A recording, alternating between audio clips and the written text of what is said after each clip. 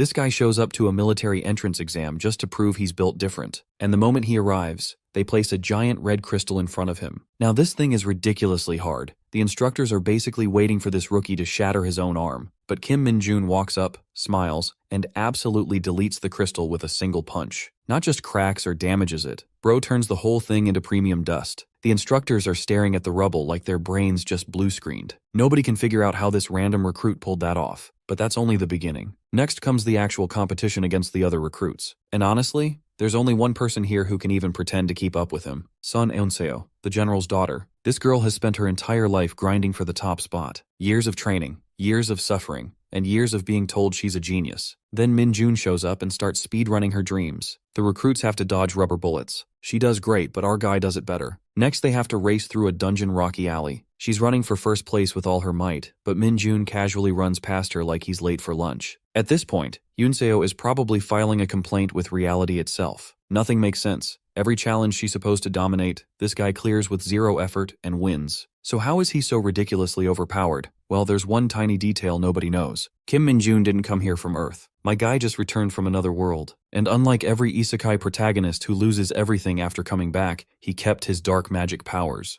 Min-joon spent years purging the land of Isgard from evil, and he finally brought the well-deserved peace to this world. But he doesn't get any credit for the favor he did. After all, he's a cursed mage, one who dabbles in the powers of darkness. With the mission complete, he finally meets the goddess who is responsible for summoning him in this world. He kept his end of the bargain by eradicating the menace. Now it's the goddess's turn to return the favor and give him the ticket back to his planet, Earth. The goddess insists he stay a little longer, but Min-joon's done doing her dirty work. It's finally time to embrace the Korean fried chicken he's been missing so much. Since the goddess knows next to nothing about crispy fried chicken, or something called the internet, she can't offer him any of that, so she eventually decides to send him back. With the teleportation circle activated, she removes the saint's protection that always stopped Min-joon from using his powers on her. Once that's gone, the final step is stripping Min-joon of his dark powers before sending him back. But Min-joon was already prepared to see this day, and he did exactly what he had to. He betrayed the goddess to keep his dark powers all to himself. Before vanishing into the multi-dimensional portal he created with his own dark magic, he flipped her the middle finger. And with that, he disappeared, leaving the helpless, angry blondie gritting her teeth behind.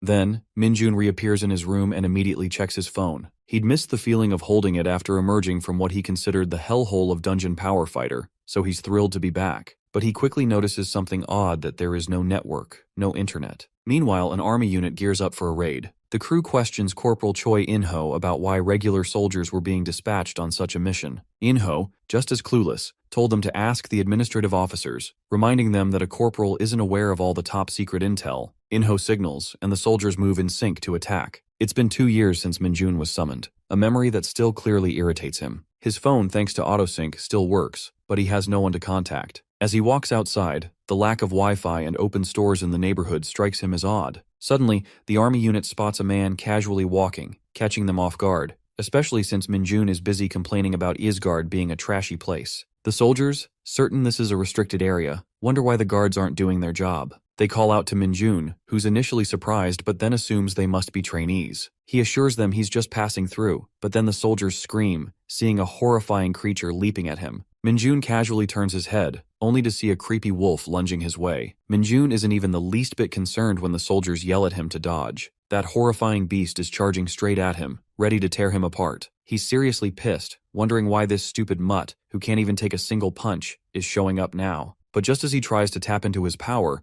that devil-may-care attitude vanishes fast. He can't summon his demonic energy, not even a flicker. Then he goes for the only option left and stops the wolf with his bare hands, slamming it into the ground with brute force like he doesn't give a damn. The soldiers' jaws hit the floor in shock when they see the impact of Min-joon's smack leave a dent in the ground. Their faces go pale at the sight of such raw strength. Min-joon stares the wolf dead in the eyes and says he's no loser, even without his dark powers. Even if he's grown weaker, there's no way he's letting some measly scum of a monster get the best of him. He suddenly recalls that warrior putting him through a deadly workout routine, lifting boulders like his life depended on it. The memory makes him weirdly nostalgic for Isgard's brutal training. Still, he doesn't get why a monster like this is even in this world. Just as he's about to question the soldiers, he notices they're already scared out of their wits. Later in the jeep, the soldiers have no idea why this weirdo went so hard on the wolf, slamming it like it owed him money. One of them even says that what he did could land him in prison, but their commander had already told them to stop making a scene out of this, and he let that slide. That's when one of them turns to Minjun and asks if he's really clueless about what's been going on lately. The so-called World Walker says he's unfamiliar with the land, keeping the whole otherworlder thing under wraps. Deep down, he's not even sure this is the Korea he remembers. He has no clue what's happened in the past 2 years. He recalls that around the age of 7, the phenomenon of dungeons first appeared, and with them came waves of vicious monsters. He remembers the soldiers fighting desperately against them, but alongside all that horror, something else rose too: superhumans, known as the Awakened. Their powers weren't just human, they were something far beyond. The Awakened had teamed up with the Hunter Corps, a newly formed military unit, and together they wiped out the monster swarm in no time. So, before Minjun got summoned by that skank of a goddess, Korea hadn't faced anything too dangerous that could threaten civilian zones. Out of nowhere, he senses something off about Dungeon Power Fighter and checks his signal again. That's when it hits him: the server isn't completely gone yet. The realization pisses him off. All that hell he went through, only to return to this mess. On top of that, Sparky is itching to play the game, or at least see if the server's still running, but he ends up cursing the network in frustration. Meanwhile, one of the soldiers doesn't buy this loser's act about knowing nothing, while the whole world is clearly upside down. Still, after witnessing Minjun's raw strength, he starts getting really nervous, thinking maybe this dude's got a story behind him that explains way more than he's letting on. Right then, Sparky grabs the soldier's attention and asks if game developers still even exist in the world. Then, out of nowhere, he follows up by asking if people still safely evacuate and manage to get jobs at game companies or something. Also, this deadbeat demands to know if all the buildings were destroyed, including the server storage systems. He's digging for details, wondering why everything's such a mess. The soldier says he'll explain, proudly mentioning he scored an A+ in monster theory and dungeonology at university. Minjun's stunned that a university even teaches stuff like that now, but the soldier confirms it's pretty rare to find decent teachers on the topic. He starts explaining that the real problem started about 2 years ago with the weird dungeon phenomenon. One day, dungeons just started popping up more frequently for no clear reason and began expanding. The worst part is that the sheer number of giant monsters started rising non-stop, forcing their way into the human world. Eventually, the military couldn't keep the situation under control, and some civilian zones had to be locked down. Since then, the army's been throwing everything they've got at the problem with all sorts of methods, but they're seriously short on people. Throughout the entire story, Minjun couldn't care less. He's only bothered by one thing. The soldier still hasn't answered whether game companies are up and running or not. This dude just wants to play Dungeon Power Fighter really badly. When asked his age, Minjun casually says he's 21. That instantly reminds the soldier that Minjun should be enlisting soon, warning him that half of his 20s are about to vanish into thin air. That shocks Sparky, who blurts out that the Hunter Corps serve 5 years and the regular troops do 3. The soldier corrects this boy, saying that under the current mess, all troops serve for 5 years, no exceptions. If Minjun is really 21, he's pretty sure the guy should have already received his enlistment letter by now. This manaless loser is losing his mind just thinking he'd get to chill and play Dungeon Power Fighter for a bit. But life clearly had other plans and threw him straight into the mud. It's honestly hard for the guy to even process this mess. And now the thought of giving up 5 years of his life, when he hasn't even managed to connect to the server yet, is practically boiling his brain. Out of nowhere, Minjun gets a ping from military manpower, assigning him, Kim Minjun, to enlist at the recruit training center. Sparky's totally whacked to see how serious they are about this, especially since his enlistment date is literally tomorrow. He wonders if the military just spams people now, because the timing feels way too on point. That cracks up the soldier boy, who says Gang 1's known for pulling that kind of crap. In a flash, Minjun's at his wit's end, yelling at the guy like, how the hell is this even possible without a physical exam? In his defense, Soldier Boy already mentioned they're running low on manpower, so now the physicals are handled directly at the training center. As for the notice, he figures Minjun probably just saw it late, but still suggests checking out the PC room near the evacuation center, just in case. Suddenly something clicks in his mind. Long ago, when Minjun's parents went missing, he filled the void in his life with games. Then, as a lonely 12th grader, he was summoned to Isgard, the forgotten paradise of humanity. Now, back in the present, sitting in a PC room, Minjun is crying tears of joy while playing Dungeon Power Fighter again. He's soaking in the comfort of these little gaming booths, loving how the game still runs just the way he remembers. Sparky's practically ready to bow down and thank the owner of this place for keeping it alive even during a full-blown crisis. Out of nowhere, he orders a hot dog, and the waitress looks completely baffled, wondering just how much this dude can eat. After enjoying the game to his heart's content, Minjun slips back into reality, now wondering if all of this is even real. He pulls up the internet to check news articles and tries to get a grip on the situation. That's when he reads that this year's monster-related damages are 48% higher than last year. On top of that, the Hunter Corps is reportedly prioritizing citizen safety as the number of attacks keeps climbing, with the government scrambling to find solutions. Min Jun starts believing every word that the soldier guy said, including the part about being enlisted by the Military Manpower Administration. Now, the message had clearly mentioned that his enlistment was set for tomorrow. Min Jun can't help but think that if he still had his powers from Isgard, he could have cleared all the dungeons by himself without breaking a sweat. But for some reason, his body is completely depleted of demonic energy. It feels drained of his main source of dark magic. Still, with the raw strength he's got left, he figures he might be able to take down those dungeons on his own anyway. His intense aura creeps through the room, throwing everyone off guard as they stare at this crackhead. With a wicked laugh, Min Jun decides to take it all into his own hands. The next day, this Worldwalker casually strolls into the training center, snack in hand. He's oddly excited to see so many people enlisting today, even though everyone else looks gloomy, hugging their loved ones goodbye. Then, suddenly, an announcement calls all the new soldiers to gather in the auditorium. Min Jun raises an eyebrow, wondering if this is actually going to be harder than life in Isgard. Inside the auditorium, the soldiers are straight up nasty, barking at the new recruits to stand up and yelling at them for moving like snails. One's shouting to keep their posture straight and not look behind, while another demands they push the person in front like their lives depend on it. Min Jun can't help but find these instructors oddly polite compared to that absolute jerk he trained under back in Isgard. After a while, the battalion commander steps up and grabs everyone's attention, asking anyone who applied for the Hunter Corps but didn't get selected to raise their hand. He explains that treatment differs massively between the Hunter Corps and regular troops. The Hunters start out with a base pay of 3 million won,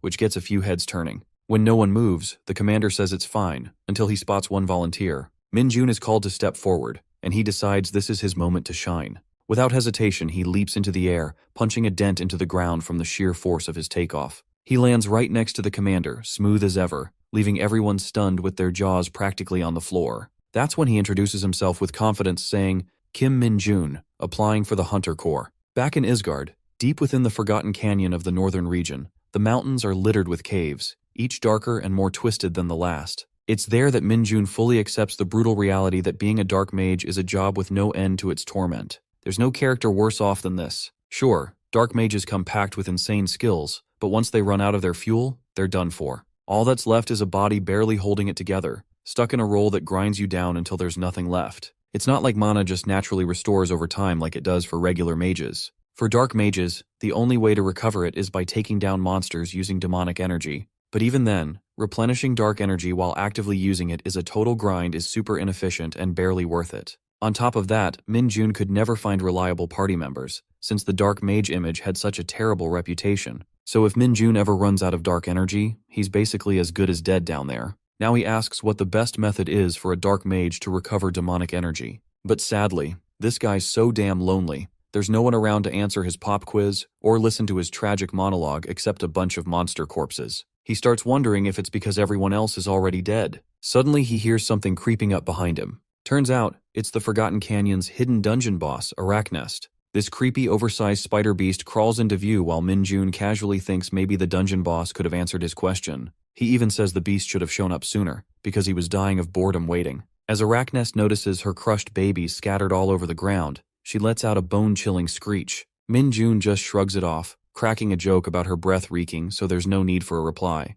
Then, without a shred of hesitation, he slams a punch right into her face and says the answer's wrong. With his demonic energy pouring out of him, Min Jun says the answer's real simple. That is just to beat the monster with a maxed out strength. That day, Meanold, who's actually Kim Min Jun, stood at the peak of dark magic in Isgard, and that was 645 days before he returned to Earth. Back in the present, the commander confirms his name, Kim Min Jun, and tells him to wait there until the Hunter Corps unit arrives. Min Jun's just vibing, low-key thrilled to see a whole commander casually making him coffee. Then the commander asks if there's any special reason he wants to join the Hunter Corps. He's clearly weirded out by this kid, especially since so many Hunter Corps members are bailing and returning to the regular army, even with their powers, now that things are getting worse out there. With a hint of a smirk, Min Jun simply says he's got some business in the dungeons, leaving the commander completely speechless. A second later, the commander bursts out laughing, thinking Min Jun's dungeon comment was just a joke. He even reassures him that he won't be charged for smashing the auditorium floor. Little did he know, this Worldwalker wasn't joking at all. In Korea, all dungeons are managed by the military, and the Hunter Corps, a highly skilled elite unit, is given top priority to investigate those dungeons and handle monster subjugation. Members of this unit can rank up based on ability, meaning there's no limit to how fast someone can climb the ladder if they've got the power. By enlisting in the Hunter Corps, Min Jun gets his license to enter dungeons and wipe out the trash lurking inside using his demonic energy. From there, he starts daydreaming about racing through the ranks, recovering his lost powers along the way. The thought alone makes this scheming maniac chuckle, imagining himself hitting 10 stars within 5 years, clearing out every dungeon in sight. That'd buy just enough time for Dungeon Power Fighter to finally roll out its 4th awakening while he soaks up the glory and the big paycheck of a public hero. Just then, Sergeant Lee Sung-ho of the Hunter Corps reports to the commander. The commander greets him warmly and introduces Min Jun as the new recruit. Min Jun's straight up stunned to see a battalion commander speaking so formally to a sergeant. Sung-ho turns to Min Jun and bluntly asks if he really has special powers. If he's a born hunter, he should have access to a status window. So the sergeant insists that Sparky read out all his stats. Min Jun can't help but wonder if all the Hunter Corps members are this pushy, but whatever. He gives in and does what they ask. Come to think of it, he remembers having a status window back in Isgard too, but he barely used the thing that only showed number values and stats. Now the lad's actually curious to see how the status window works in this world, but the second it appears, he's completely thrown off. Sung-ho immediately presses him, asking what he's seeing, but Min Jun just gives him a nervous smile. With an awkward chuckle, he says the window's showing an error. Sung-ho's expression goes stiff, as if his brain just hit a glitch trying to process what he heard. Somewhere in Gyeonggi-do, at the Hunter Corps Training Center, the commander starts with some small talk, saying he last saw her in Hwachun. It's been 10 years. He admits he never imagined running into Son Yoon-seo here, of all places. She quickly corrects him, saying she's not a hunter yet, just a new recruit who enlisted today. Still, she wants to know if she's only being called in because of her father's status, making it clear she has no interest in getting special treatment during training. The commander laughs it off, assuring her it has nothing to do with General Sun and that she won't be getting any kind of special pass either. He also reminds her that the Hunter Corps isn't some easy organization, something her father must have mentioned already. With such a renowned rookie enlisting, the commander figures he'd exchange a few words of encouragement before the girl gets super busy. He knows it couldn't have been easy for her to enlist as a regular soldier, instead of walking in as an executive, saying they're always short on people like her. So he thanks her both as a citizen and as a soldier of the nation. Meanwhile, Yoon-seo's clearly embarrassed but politely thanks the commander. Just then, a van rolls in, and the commander lets her know she might be meeting an interesting comrade on board. He asks if she'd like to go greet him together, which catches her completely off guard. Meanwhile, Min Jun is hyped to finally step into the Hunter Corps Training Center. The building's massive, and he's not even sure how much taxpayer money went into it, so the first thing he asks is whether there's a PC room. Sung-ho throws shade at this weirdo, telling him not to get too excited since he's not officially in the Hunter Corps yet. Just because he's a special case, Seung-ho's been given the job of testing him out. That arrogant tone ticks Sparky off, and he's ready to curse this jerk out. According to Sung-ho, he would have already dumped Min Jun back in the Yongchang if the head office hadn't specifically requested to test him. Moreover, Sung-ho adds that once he proves Min Jun's nothing but a fraud, he'll be handed over to the military police without wasting a second. Min Jun's not loving this guy's attitude. He's way too stingy and full of himself, but the dude keeps it together and demands to know the details of the test. That's when Sung-ho shows a giant red crystal and tells him that if he can move it even an inch within 10 minutes, he'll pass. The soldier guy says he's ready to see if this so-called talent is worth the hype for signing up with the Hunter Corps. The red stone is no ordinary rock. It's a byproduct formed inside dungeons, known for being insanely dense, hard, and heavy, making it pretty much impossible for any average recruit to even budge. Min Jun strolls past Sung-ho, casually saying he's glad the test is this simple, which definitely bruises Sung-ho's ego. Sung-ho knows the whole thing is a dumb way to measure someone's status window, but he gets it. There's probably been plenty of frauds with mediocre abilities trying to sneak their way into the Hunter Corps, so this kind of test weeds out the fakes. Meanwhile, Sung-ho had heard rumors about this guy jumping 5 meters straight onto the podium, but the whole status window error thing still doesn't add up. There are a few others watching Min Jun's test now, including Commander Choi and Yoon-seo. Choi figures this guy probably showed off some crazy physical abilities to the battalion commander at the training center just to get here this fast. He also tells Yoon-seo that Min Jun's status window came up with an error. The old man's never heard of anything like that before, but he's got high hopes for this new recruit. Min Jun stares at the red stone and instantly remembers it from his time in Isgard. That ridiculously heavy rock was scattered all over the dungeons there, but a chunk this size, he could move it without breaking a sweat. He hyped up, packs a punch, wondering if maybe this thing stores some demonic energy too. So, the brute winds up and smashes the entire stone into pieces in one shot. Too bad though, it turns out it's got nothing.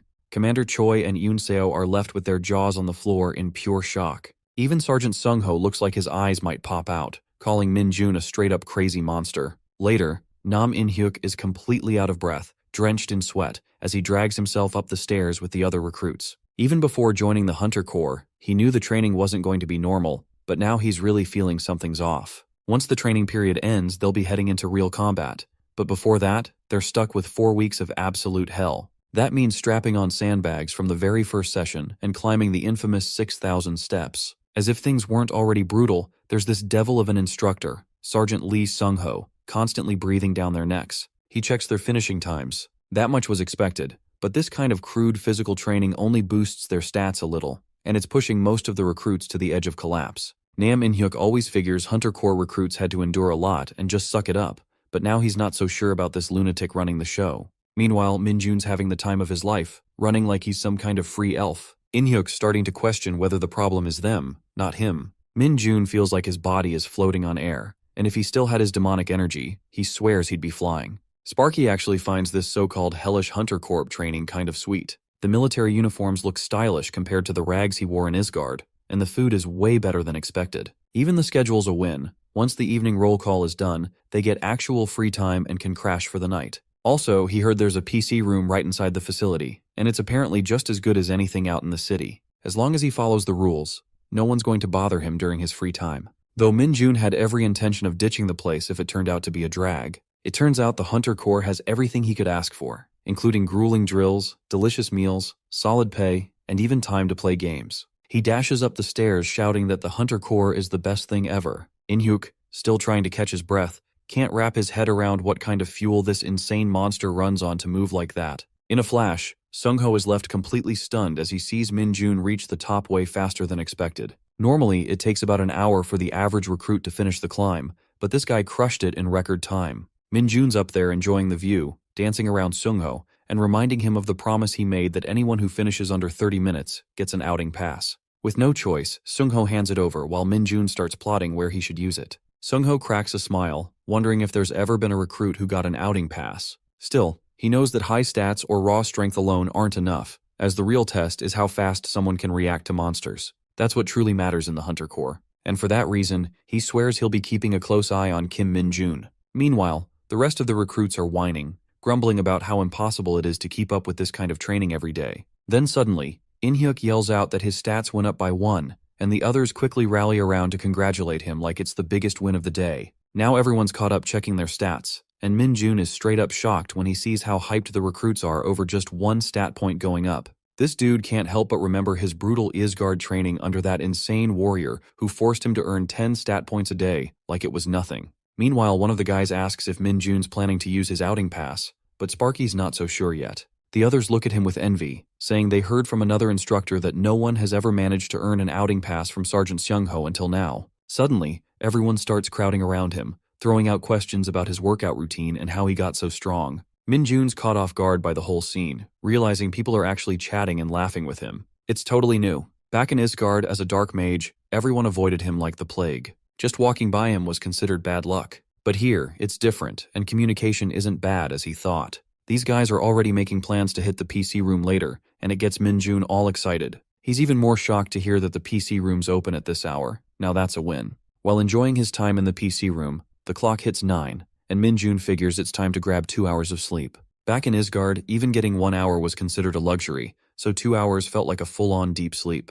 With that kind of rest, he's confident he can recover just enough energy to keep grinding games every day. The others in the room are stunned, watching this absolute maniac still playing that game. Next up, the recruits are hit with another brutal drill with no extra distance this time, but they have to maintain a consistent speed. Anyone who fails to complete 40 kilometers within 2 hours doesn't get breakfast. Later on, Min-jun casually gloats about hitting 10 max levels yesterday, which ticks off In-hyuk, who's struggling to catch his breath after the drill. He's annoyed that Min-jun isn't even sweating. What gets him even more is knowing the guy played games all night and only slept 2 hours in the last 4 weeks. When someone asks him how he's still standing, Min-jun just grins and grabs everyone's attention, saying he brought enough water to share with all his comrades. The guy loses it, praising his insane stamina and calling him his dear comrade. They're practically dying to get a sip of what now feels like some kind of mythical elixir. Boys line up like baby chicks ready for Min-jun pouring a sip of water in their mouth. In the middle of their chatter, someone suddenly calls for their attention, and it's Lee,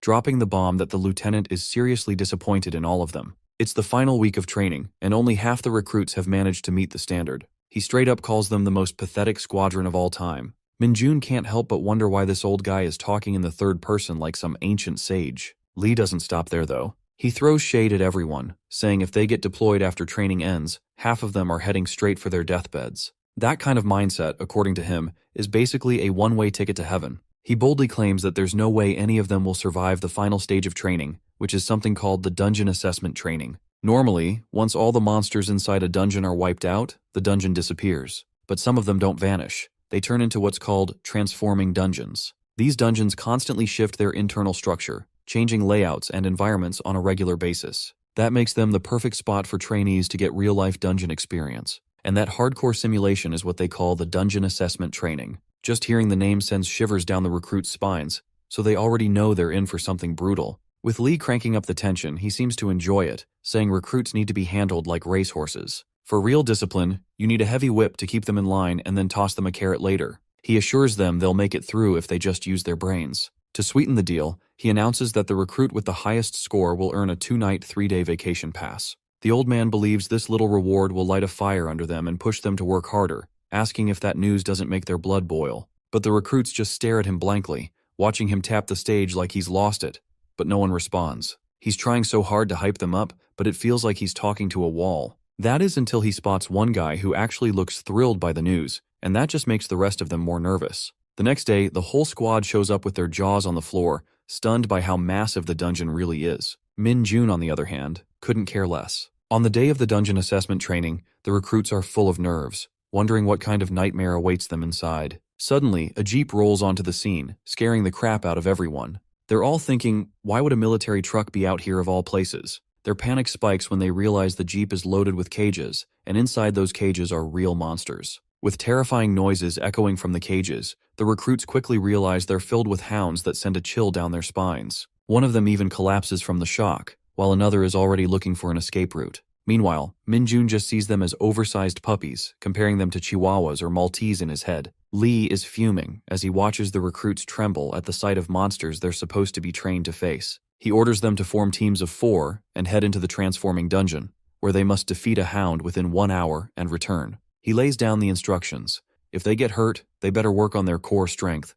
If they're scared, they should use their brains and fight with their spirit. Sungho steps up to announce that they'll be going in one by one, so it's time to gear up and get moving. Next up is the Hunter Corps' exclusive safety suit, the Mid-2, designed to protect the physical body during battle. Once everyone slips into the gear, they start trembling like scared chickens, wondering if anything in the world could be tougher than this armor. Meanwhile, Minjun is silently judging the suit, thinking it's insanely uncomfortable and clearly built for defense only. He can't believe something this stiff and clunky costs around 50 million. From the smell alone, he figures these suits have been used to hell and back, soaked in everyone's passion and sweat. That's when Sparky throws out a bold question, asking if they managed to take down the hounds, which means they can ditch these suits. At first, Lieutenant Lee looks thrown off by the idea, but when he sees it's Minjun, the #1 ranking recruit, he gives in and grants permission. Still, Lee doesn't let him off that easily. He reminds Minjun that he's not allowed to steal the spotlight. He's expected to show real teamwork, and now everyone's going to be watching how the top-ranked recruit handles things when it comes to taking care of others.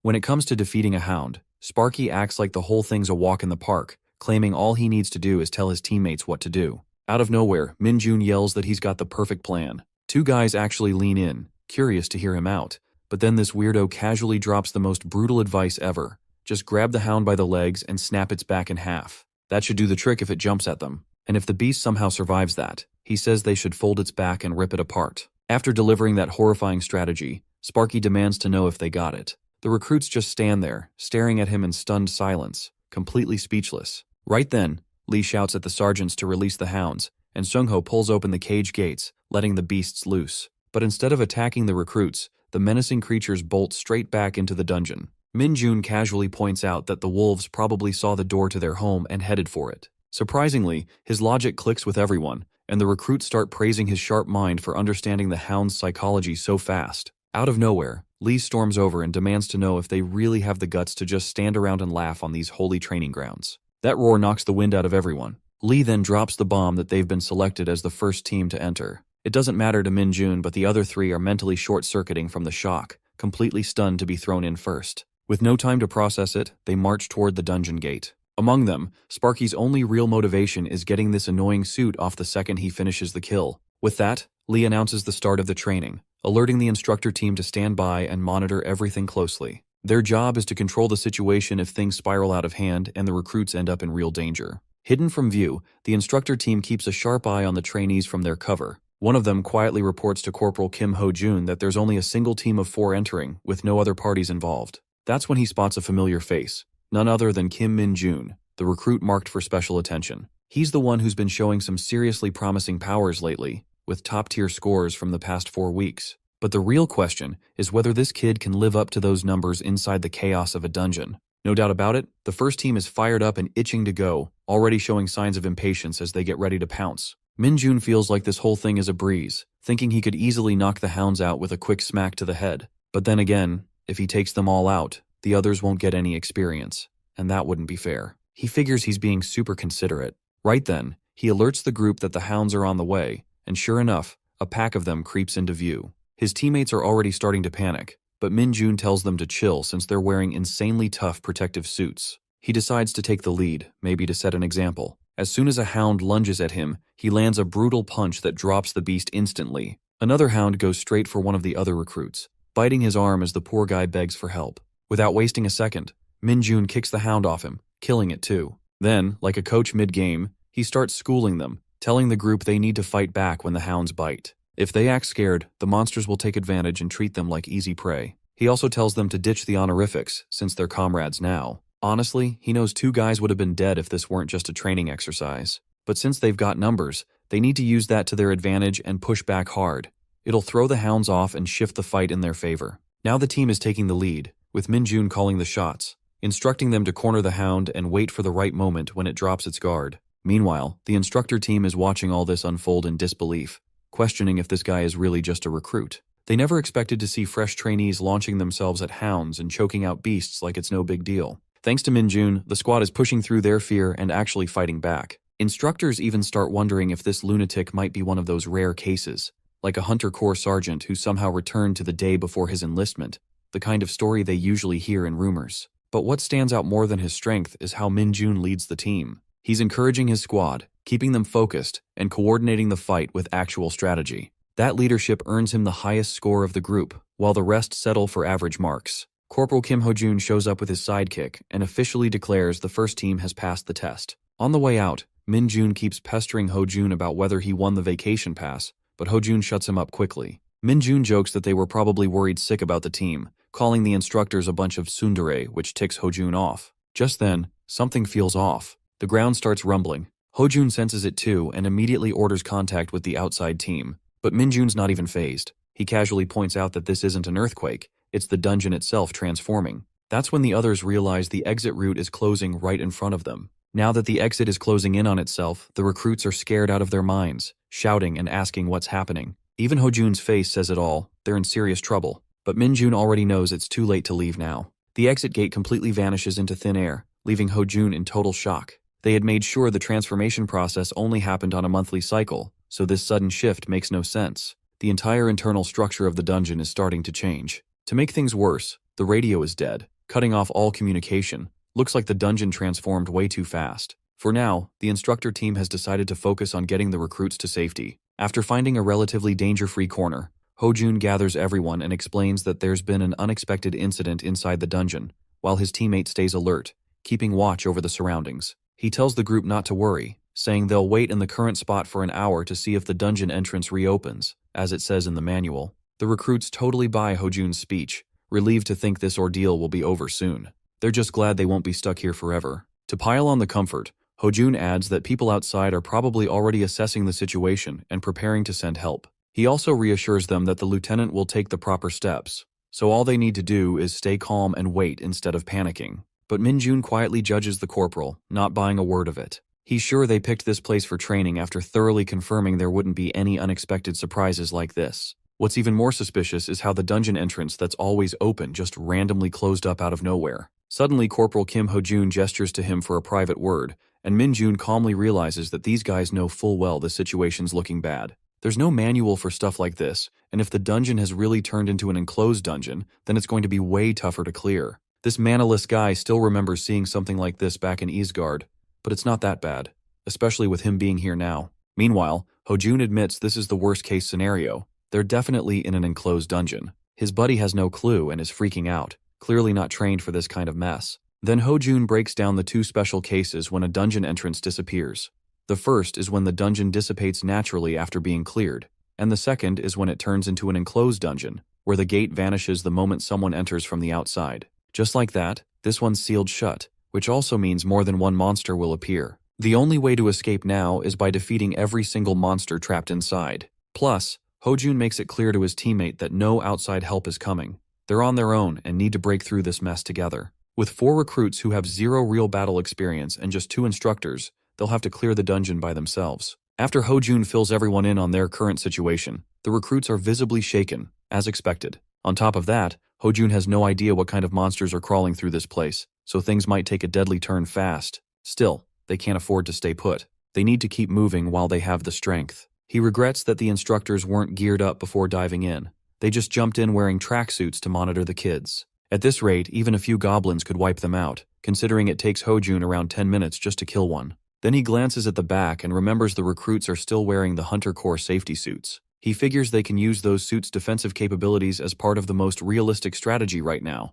Place the recruits up front to absorb the hits while the instructors strike from behind. It's a sound plan, but the thought of using these kids as meat shields makes Hojun sick to his stomach. They've endured so much brutal training and trusted the instructors to protect them, and now his pride and self-respect won't let him turn those same kids into bait. While Minjun casually acts like he doesn't care, his teammates are panicking like crazy, especially since this whole disaster hits right when they're in the final week of their training. Out of nowhere, the manaless weirdo senses that something's off, and the instructor asks him what's going on. That's when Hojun suddenly starts screaming like something's choking him from the inside. His partner rushes over, ignoring Minjun's warning not to go near him, saying there's nothing he can do right now. But the guy rolls in anyway to check on Hojun, only to feel the exact same thing happening to him, and he collapses to the ground. From that point, Minjun steps up and takes control, telling the rest of the team to stay back or they'll end up just like the instructors. As he checks on the two, he figures out they've only fainted and aren't in any serious danger, for now. Well, Sparky had a hunch he smelled something familiar earlier. Right then, Minjun tosses the instructors toward the recruits,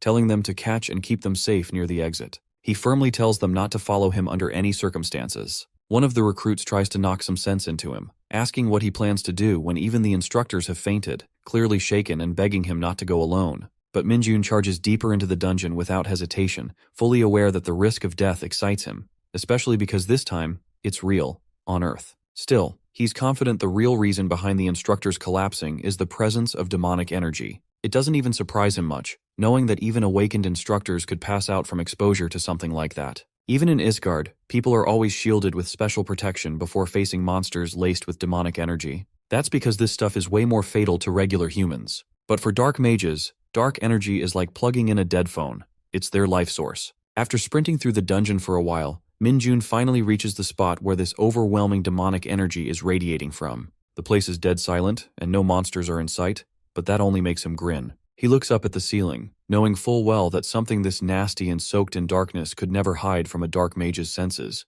And there it is, he can feel it. He never thought he'd run into a beast like the Dark Hound here of all places. But make no mistake, this isn't just another version of the regular hounds. Despite the similar names, the Dark Hound is a completely different breed and leagues more dangerous. The first time Minjun came across one in Isgard was about a year after he got summoned. Back then, he barely made it out alive. Even the monster guides on Earth wouldn't dare go near this thing. It's that brutal. The Dark Hound lunges straight from the ceiling, but Minjun doesn't even flinch. He just stands there, almost relieved to see a familiar face. With a smirk, he thanks the beast for the meal, and the next second, he plants a mouth-shattering punch right into its face, launching the monster backward like a rag doll. The Dark Hound hits the ground hard, its face bleeding and teeth shattered, while Minjun's eyes glint with hunger for its demonic energy. Even with the satisfying blow, the scent of blood in the air is thick and sickening, but he doesn't mind. It only means the recharge is about to begin. Though the scent of blood is still sickening, the insane amount of demonic energy spilling out after the Dark Hound's death is the real deal.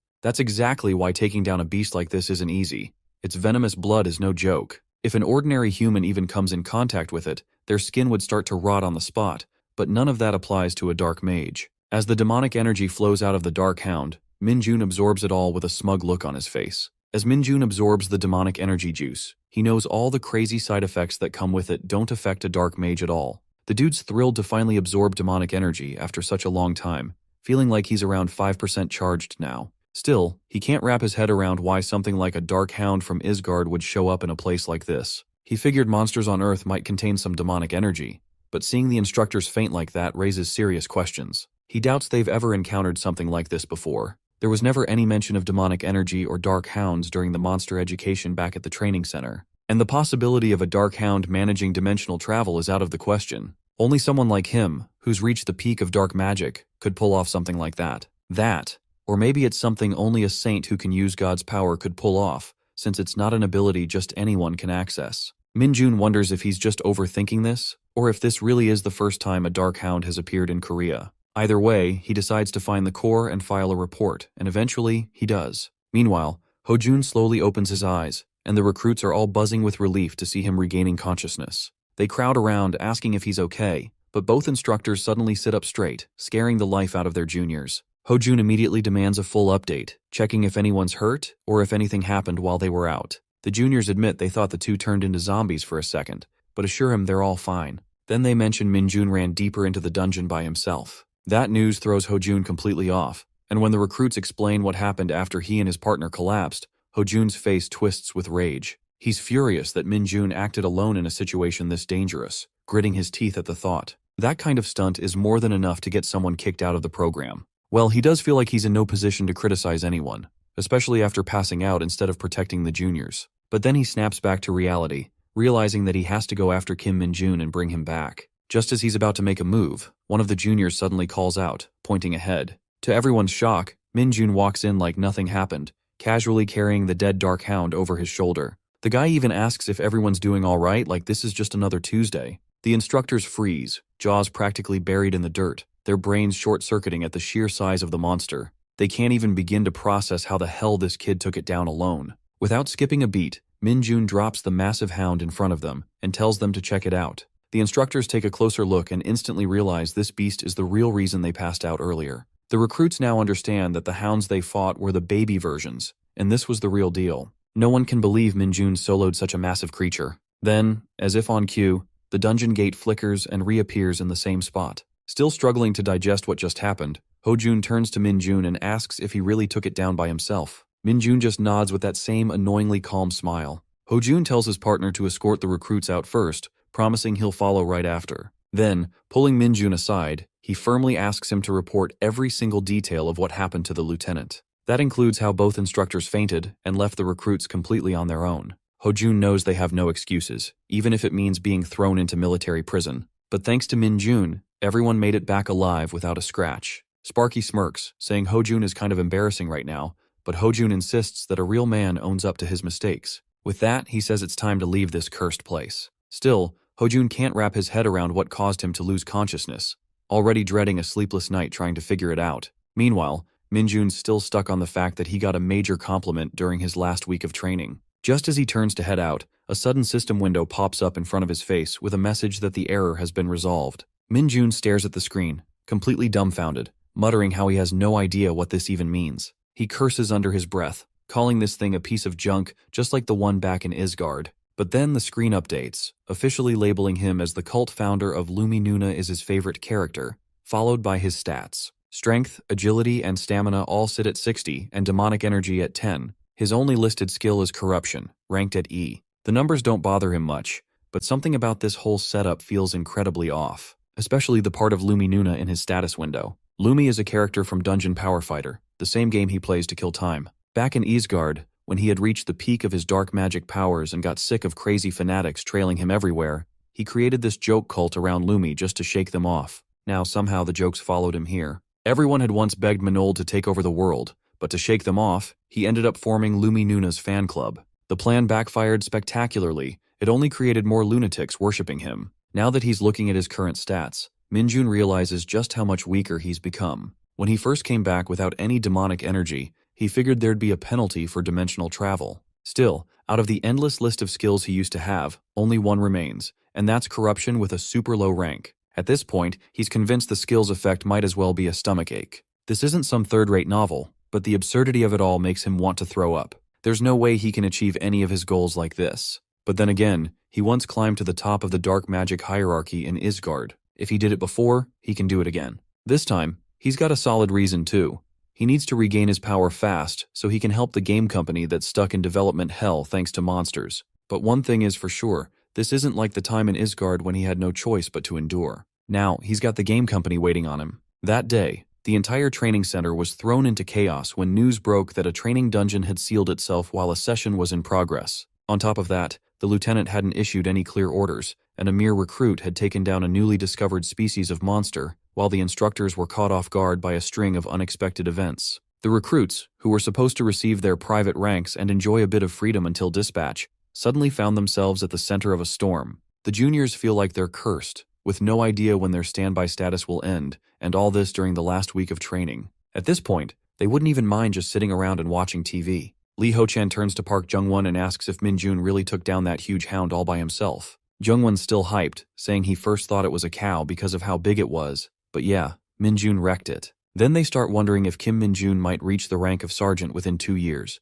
but someone points out that the Hunter Corps' advanced exams are no joke. Most guys apparently get discharged as corporals even after serving the full 5 years. Heck, there are even some who leave at the rank of private first class. Afterward, Kim Min-jun salutes as he meets Commander Choi and notices Lieutenant Lee Myongch standing in an awkward position. Choi casually asks Lee to step out, and as soon as he leaves, Choi bursts out laughing, saying the lieutenant got punished for not properly inspecting the dungeons. But cutting to the chase, Choi says there's something important they need to talk about. Since Min-jun received the highest score, he's got a special proposal lined up, and asks if he's interested in hearing it. A crane in the flock of chickens is an idiom used to describe someone who stands out above the rest. Commander Choi firmly believes that Kim Min-jun is anything but ordinary, and he's honestly grateful to have witnessed someone like him in his lifetime. He never imagined he'd come across a crane so exceptional that it makes even the above average look like chickens in comparison. Choi says it would be a national loss to assign this kind of talent to the regular ranks, when they're in desperate need of skilled personnel.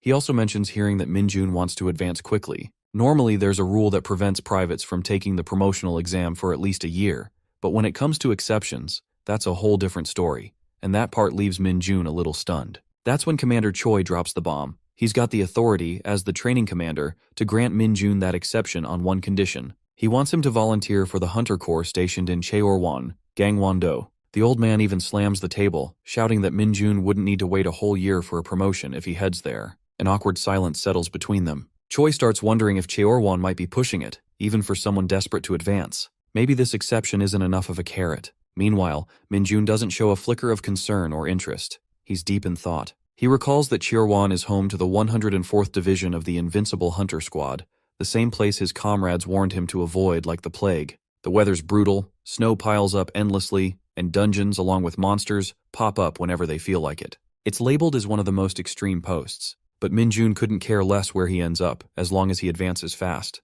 That promotion exception is a golden opportunity. Besides, the place reeks of dungeons, which is actually perfect. For his plan to succeed, he needs to climb the ranks as quickly as possible. The higher the rank, the broader his range of action. Also, there's no better way to earn a promotion than by proving oneself inside the dungeons. With that, Kim Min-jun gives a flat, unwavering yes, he's in. Commander Choi is shocked to his core that this guy just agreed to head straight into Cheorwan, the land of brutal cold, and did it with that kind of bold spirit. Afterward, in the parking lot, a bunch of people are gathered near the vans. Commander Choi is bawling like a baby while seeing off Kim Min-jun, begging him to get in touch as soon as he reaches his base. Min-jun figures this old man's being dramatic, thinking he'll be the one ghosting him. Choi swears he won't, but Min-jun clearly doesn't care. Still, the commander asks if he's seriously going to Cheorwan, wanting to know why he picked the one place everyone avoids. Min-jun says it's too big of a plan for the old man to wrap his head around, adding that he's got an insane goal to reach. Choi jokes if it's hitting max level 100 times, but Min-jun casually tells him he just hit his 13th max level yesterday,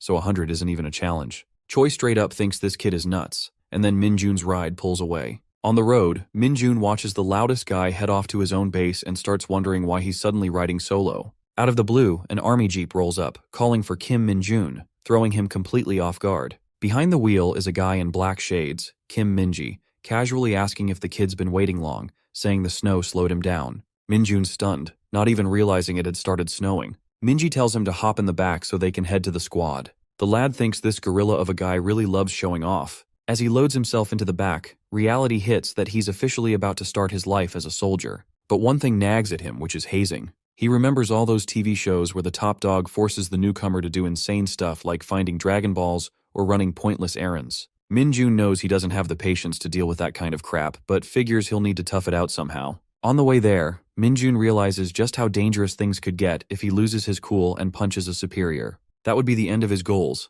and he'd be shipped off to military prison as a regular soldier. As they approach their destination, snow starts falling lightly on the van of the Invincible Hunter Corps. Arriving at Gangwon-do, Cheorwan, at the Hunter Corps 104th Division's 2nd Battalion, Minji and Minjun step inside. Minji swings open a door and shoves the newbie inside, ordering the guys there to feed him and teach him how things work. The soldiers inside are stunned since they got zero heads up. But when they see the newcomer, they burst into laughter and cheer, thrilled to have fresh meat around. As Minjun introduces himself, the squad realizes this is the very guy from the rumors, the psycho who soloed the giant hound. One dude chucks Minjun's bag at Baldy, making him responsible for unpacking his stuff. Minjun quickly takes the two loud idiots as the alphas of the dorm, standing there with big goofy grins. It's like they just discovered a new toy or something, and they're dying to know why he chose this place when his top scores could have easily landed him a rear-line post. Minjun simply thinks the front lines offer better real experience and the fastest path to advancement. The guys stare at him like he's nuts, calling him crazy.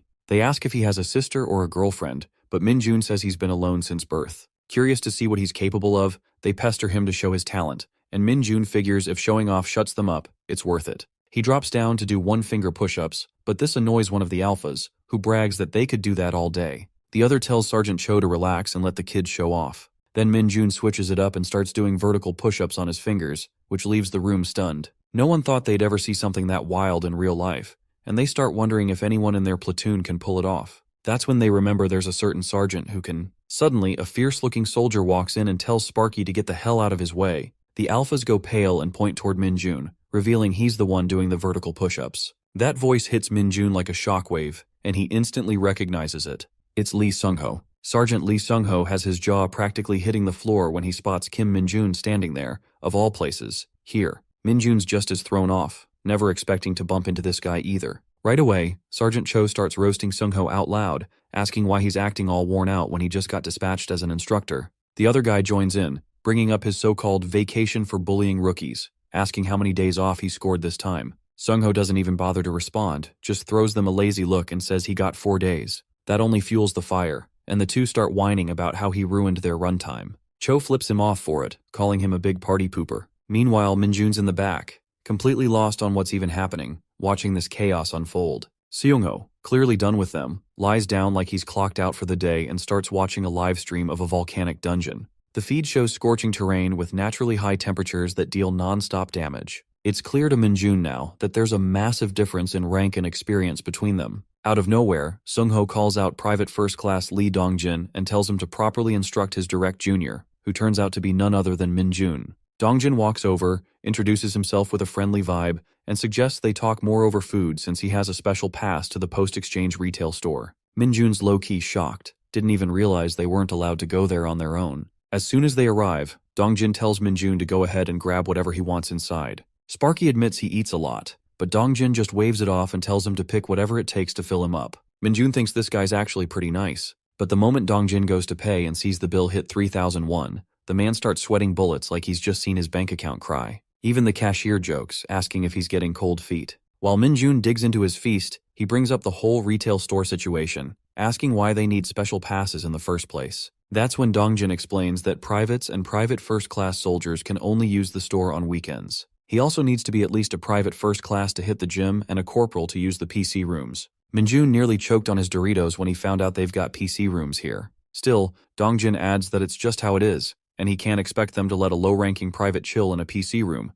so better get used to it. Minjun gets all fired up about changing that system, but Dongjin tells him flat out that to even think about that, he needs to reach corporal. Then he adds his own take, saying in his opinion, a guy should be at least a sergeant before even trying for corporal. And honestly, that path's no joke. Minjun figures out real quick that he can't just bend the rules here to suit himself. He's pretty bummed about the whole PC room restriction, and it gets him wondering if there's any shortcut to ranking up. Dongjin, speaking from his own rough experience, admits he's failed the advancement exams so many times that he's been stuck as a private first class for the last 3 years. He calls himself pathetic, but Minjun tells him he'll make it next time. Truth is, Minjun actually likes Dongjin's vibe and wants him to rise through the ranks with him so they can hit the PC room together. Right then, a big guy walks in, Sergeant Kim Kwang-shik, who spots the two of them eating and eyes the snacks. He casually asks if they're having something good. Dongjin invites him to join, and of course the guy doesn't pass up free food. He plops down with them, grabs a handful of chips, cracks open a soda, and between bites,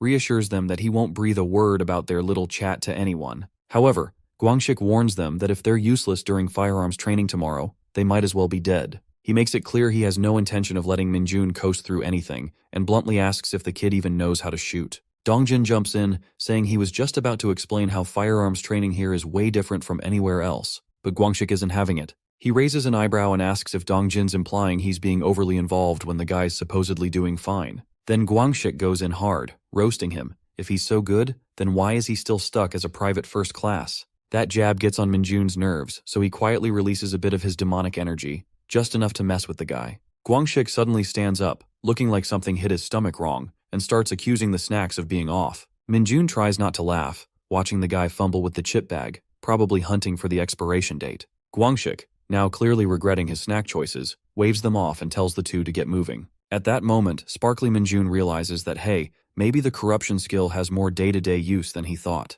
Meanwhile, Kwang-shik's still clueless, thinking his stomach just gave up on him out of nowhere. Next, Minjun pulls Dongjin's attention and asks him to break down the details of firearms training. Nice guy, always ready to help, asks if Minjun has ever used the KX-2 with ICM bullets before. He explains that here, they use bullets even more powerful than ICMs. Those are just like ponies in comparison. The ones the Hunter Corps uses are on a whole different level, more like wild stallions, with a recoil and sound that hit like a cannon. Because of how often monsters show up, firepower is everything in this unit. Dongjin warns that at first it might feel strange and even painful, and yeah, he's going to get yelled at during training, but he assures Minjun that he'll get used to it in no time. The lad nods, kind of liking the whole pony to stallion metaphor. It fits perfectly. Though he remembers seeing long-range weapons in Isgard that were on the level of an elephant, the thought of a wild stallion still gets him hyped. That elephant weapon couldn't even be called a firearm, it was practically a siege weapon. So now, with the stallion comparison in mind, Minjun's all fired up for tomorrow's training.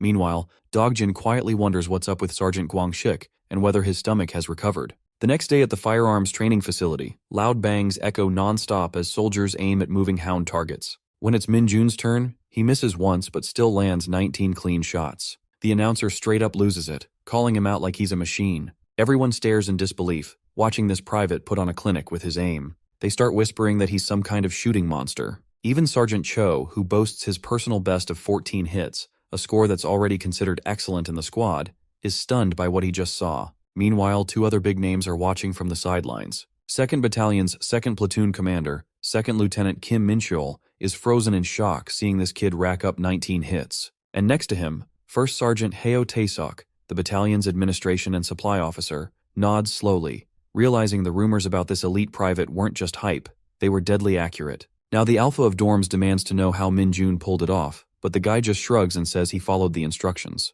That nonchalant answer only ticks them off more. Out of nowhere, Kim Minji steps in, praising Minjun and telling him to keep showing his best. Minji even mentions he's looking forward to seeing Minjun's performance this afternoon in the special firearms training. Sergeant Cho can't handle it, fuming at the idea of this newbie even trying the special training, while his buddy throws shade at Minji, accusing him of favoritism. The other guys start whispering that Minjun's so good, he probably would have landed another vacation if he had hit all 20. Meanwhile, the heavy shooter of the group turns to Dongjin, demanding to know what's so special about this elite training. Dongjin is still reeling from how this so-called newbie turned out to be a straight-up first-class marksman. He explains that rookies usually aren't allowed in that training, since it uses improved conventional munitions bullets, basically the big guns. Nice guy assures them he'll explain it more later, and that Minjun will get a proper briefing anyway. The program runs with two-person teams entering a facility filled with monsters they have to eliminate on the way to the endpoint. While the monsters aren't high-level threats, the catch is that they're fast-moving targets, and they'll fight back. On top of that, civilian plates pop up unexpectedly, and hitting even one of those counts as a massive failure. Dongjin adds that the whole thing is monitored and controlled by the executives, so there's no real danger, but it does simulate an actual combat scenario. The mention of real monster targets makes Minjun's heart race. This is exactly the kind of action he signed up for. At the mess hall, the feast kicks off, and all the soldiers dive in like they haven't eaten in days. While digging into his plate, Minjun compliments Dongjin for landing 13 shots in a row, but Dongjin's still in disbelief over the newbie nailing 19. Nice guy turns a bit red, brushing it off by saying he's not that great, just had some experience. He then points out that Sergeant Lee Seung-ho is the real monster around here, consistently hitting 17 shots on average, making him the top shooter in the squad. That little detail hits Minjun. If the numbers are right, then he's now officially the #1 shooter in the unit. Dongjin has no doubt in his mind that Minjun's going to crush it in the special firearms training too. Curious about the upcoming 2-person team setup, Minjun asks if Dongjin's going to be his partner. But Dongjin explains that the teams are picked by the executives, so there's no telling who'll be paired up with whom. When asked, the criteria for assigning team members are handled through a thorough ladder lottery. At the special firearms shooting range, the squad is given 5 minutes to gear up before training kicks off. Out of nowhere, Guangxik bellows that he's been paired up with the newbie, claiming it's going to be a massive mismatch because a sergeant and a private are worlds apart. Minjun sees this loudmouth as his partner now, and by the looks of it, the guy hasn't learned a thing, still stuck in hazing mode. This loafer smugly tells Minjun that the average finish time in their squad is 3 minutes. Then this creeper throws in a warning, saying if Minjun doesn't finish under that time, he'll regret it. Minjun doesn't say a word, which makes Guangxik assume the rookie's confidence is shot. He even mocks him, calling the 19 hits from earlier just dumb luck. Minjun pegs him as a lost cause but still calmly says he'll do his best. Guangxik doesn't let up, saying if the newbie finishes slower than him, he's dead meat. After that, he tells Minjun to keep an eye on the team ahead of them and learn how the whole thing works. Kim Minji locks in the first round of shooters. That includes Lane 1's Sergeant Kim Moongi and Lane 2's Sergeant Jong Han-young. Both are ready to roll, stepping into their individual elevators and descending into the underground facility, officially starting the training. The setup is supposed to be tactical monster elimination while protecting civilian plates inside an enclosed area.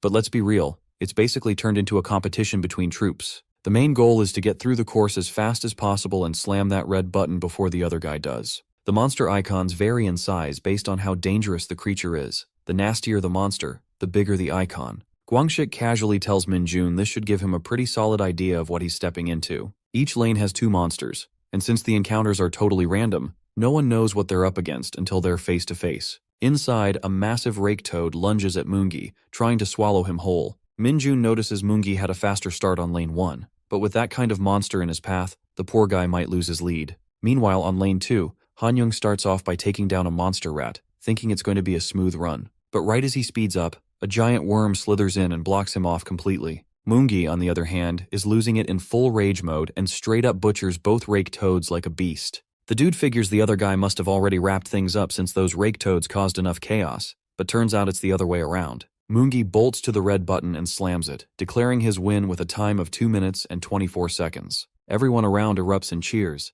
while they start talking about Han-young's awful luck for pulling a desert worm. Moongi doesn't waste a second before teasing Han-young, saying that at that pace, he's better off not defending the nation at all. He also reminds him it's his treat at the store now. Han-young grits his teeth and mutters that Moongi just got lucky. But Moongi saw everything and points out that Han-young even shot a civilian plate, so he would have been disqualified anyway. While those two keep bickering, Guangxik notices the bet they had going on, which sparks an idea in Minjun's head. He suggests making a bet too, where the loser has to grant the winner's wish like a real man. Guangxik laughs in his face, thinking this newbie got cocky just because the seniors have been a little soft on him. Still, the big gorilla agrees but says he's got no real wish that a private like Minjun could actually grant. Instead, he jokes he'd rather just get his salary for the next 3 months. Minjun pegs him for a simple money-hungry guy, but locks in the bet anyway. Dongjin, on the side, is getting more nervous by the second. Kim Minji calls the next group in, and Minjun steps up to face off against Guangxik as they descend into the facility. Minjun's already kicking himself for falling for that cheap provocation,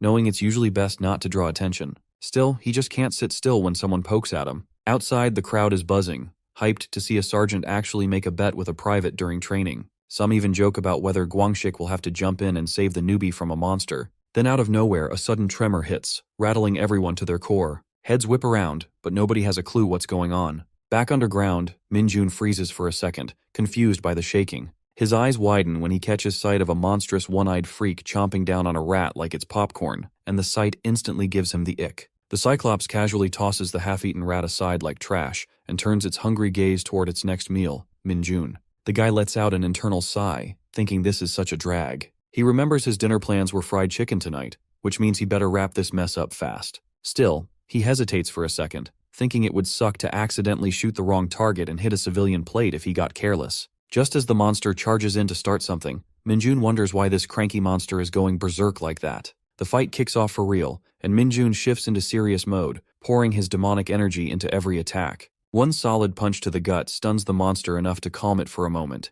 and Minjun figures all that's left is to finish the job with a shot. But then, right before his eyes, he sees something wild. The monster's torn-up hand regenerates in seconds. Meanwhile, the others nearby are losing it, asking if the newbie's actually out there fighting something. They're trying to figure out if there was an accident. Kim Minji's brain is on the verge of meltdown as he realizes exactly what's going on. The newbie is battling a Cyclops that managed to break free from the second lane. Not just any Cyclops either. That thing is the Devouring Demon. After absorbing energy, the Cyclops' regeneration and attack power ramp up insanely fast until the digestion phase ends. But something feels totally off. This kind of monster usually won't lash out unless it's backed into a corner. What's weirder is how it went berserk after eating another monster. The whole thing makes zero sense. This meathead shouldn't be losing it like this. Meanwhile, Minjun is deep in the brawl, trading blows with the beast like it's just another Tuesday. The dude knows full well this should have just been standard firearms training, not a live boss battle. Still, he doesn't hold back. He unloads a barrage of bullets right into the monster's skull, relentless with his aim. A few well-placed shots tear through its eye, and Minjun notices something. The eye regenerates way slower than the rest. That's his opening. He keeps moving like a ghost, dodging every swing with sharp reflexes. But even blind, the Cyclops' attack speed doesn't drop. That's the real freaky part. Minjun's dodging like a pro, but the monster still tracks him, not by sight. He starts thinking maybe it's picking up on sound or scent, or worse, maybe it's reacting to his demonic energy. That could be the trigger. Back on the sidelines, Kim Minji, fully loaded and suited up, watches the chaos unfold with a growing sense of guilt. He can't figure out how things escalated like this, but he blames himself for the screw-up. No regular private should be facing off against an energy-fueled Cyclops. Even armed, that's a suicide mission. Deep down, all Minji can do is hope Minjun survives long enough. Praying that the rookie can just hang in there, Minji takes off, rushing in with everything he's got to back him up. Meanwhile, Corporal Kim Gwangshik is sprinting toward the button, confident he'd clock in at 2 minutes and 30 seconds. He is full of himself, thinking Minjun could never keep up with his speed and had probably already failed, just like he expected. He even joked to himself about spending the brat's salary during vacation. This prick is having a laugh here. But when Corporal Kim Gwangshik arrives at the destination, his face goes really pale to see the brat casually standing beside the button. Minjun gives a look to Sergeant Gwangshik and laughs at his face with a mug, calmly pressing the red button. That stunt took the light out of Gwangshik's face, who is sweating like crazy to lose a bet from a brat. Minji has no words when he finally arrives at the scene. The Cyclops is dead, and he can't figure out how Minjun possibly managed to shoot to make it end like this. Back there, everyone's going bonkers to hear that the so-called newbie finished in less than 2 minutes. They can't believe Minjun just took down a fully fed Cyclops all by himself, especially since everyone thought it had to be some kind of fluke. Dongjin eyes him with concern, asking if he's hurt or feeling off in any way, but Minjun answers calmly, saying he's totally fine. With that, Dongjin's tension eases a bit, and he asks Minjun how he managed to take down the Cyclops. Minjun flashes a grin and says it's all thanks to his training. Meanwhile, Corporal Kim Gwangshik watches the whole scene unfold with burning frustration. One of the guys suddenly brings up the bet they had made, pointing out that the newbie actually won. Gwangshik smacks the guy from behind and snaps, asking if he's got a death wish. He yells that the situation wasn't fair, so the bet doesn't count. There's no way the rookie could have finished faster than him. Gwangshik insists that during special firearms training, each soldier is supposed to defeat 2 monsters before reaching the endpoint, and he did just that. According to him, the newbie only defeated 1, so the win doesn't count. Gwangshik keeps going on about how unfair it all is, claiming that if he had only faced 1 monster like Minjun, he would have finished way faster. He starts yelling at Dongjin, demanding to know if this isn't obviously biased. He pushes harder, even going as far as threatening him to speak up. Dongjin pauses, clearly annoyed, while Minjun watches the whole mess unfold. To him, Gwangshik seems like the absolute worst to Minjun. Sure, the whole situation was unpredictable, and even though Minjun took the monster down with his bare hands, he hadn't been planning to hold on to the win or rub it in anyone's face. He was ready to let the bet slide, but seeing how Gwangshik's acting now, he's stunned and completely disgusted. The lad had plans to even forget about the bet too, but he couldn't understand why this punk was taking it out on the private first-class Dongjin instead of him. As the tension builds, Sergeant Lee Sungho steps in and shuts it all down. He tells Corporal Gwangshik to be ashamed of himself, pointing out that the newbie took the biggest risk of anyone there. Sungho explains that Cyclops monsters are usually passive, but once they go berserk, they're on a whole different level of danger. He makes it clear that everyone saw Minjun deal with something way more intense than what Gwangshik faced. Then, he calls him out for rubbing it in when everyone knows the truth. That catches the whole crowd off guard. No one expected Sungho to step into this mess. Gwangshik fires back, asking if Sungho's just trying to show off in front of his juniors, but Sungho shuts him down again, saying Guangxik's the one looking desperate right now. Guangxik tries to brush it off, telling Sungho to stop embarrassing him in front of the juniors and saying he was only joking. But Sergeant Sungho shoots back, asking if everything that doesn't go Guangxik's way is always just a joke. He adds with a smug look that it's funny how getting a higher rank suddenly makes all the stubborn mules who used to boss you around start acting really obedient. That line hits hard. Guangxik looks visibly ashamed, unable to come up with a comeback, which satisfies Minjun for sure. While Corporal Kim Guangxik stands there in shame, Sergeant Sungho asks if he's got anything else to say. Like a nervous wreck, Guangxik mumbles that it's nothing. Sungho just nods, saying it's better that way. Later, during their evening stroll, Kim Minjun and Dongjin talk about how Sergeant Lee Seungho had once received a rare 2-rank promotion, a special case awarded to someone who scored the highest in the advancement exams. It used to be a legitimate path, but the system was scrapped after a staff sergeant, who'd received the same kind of fast-track promotion, caused a major accident in a dungeon. Sergeant Sungho ended up being one of the last people ever granted that kind of jump. Minjun asks if there's really no way to get a special advancement anymore, and Dongjin replies that while there are still exceptions, like rescuing a civilian during an emergency or pulling off something remarkable during a monster hunt, those situations are extremely subjective. He explains it's better to assume the rule doesn't actually exist, since barely any hunters have advanced through it. Minjun takes that as a hint that, in the end, the commander probably has the final say. The guy's clearly desperate for advancement, though it's not like he's wishing for civilians to end up in danger. Still, what puzzles him more is how strangely quiet this place is, considering it's supposed to be overrun with monsters wreaking havoc every day, the kind that wiped out the entire North Korean army. Minjun keeps thinking that 2 days is more than enough. He's already itching to advance, even as a private. Dongjin tells him he's doing great and will be promoted soon, then asks if he's even paying attention. Right then, Minjun wishes a gate would just appear out of nowhere. A sudden announcement blares from the command and control center's speaker system. It's an emergency alert that a swarm of middle bats is creeping at the oil reserve, and all available hunters are ordered to respond immediately and install the protective shield without delay. The announcement keeps repeating, grabbing both Dongjin and Minjun's attention. Minjun's eyes light up in excitement as Dongjin tells him to hurry up. Middle bats are bat-type monsters about the size of children, known to live in colonies. While they're not especially threatening one-on-one, they're fast as hell and have the ability to spit fireballs. That makes them especially dangerous around something like an oil reserve.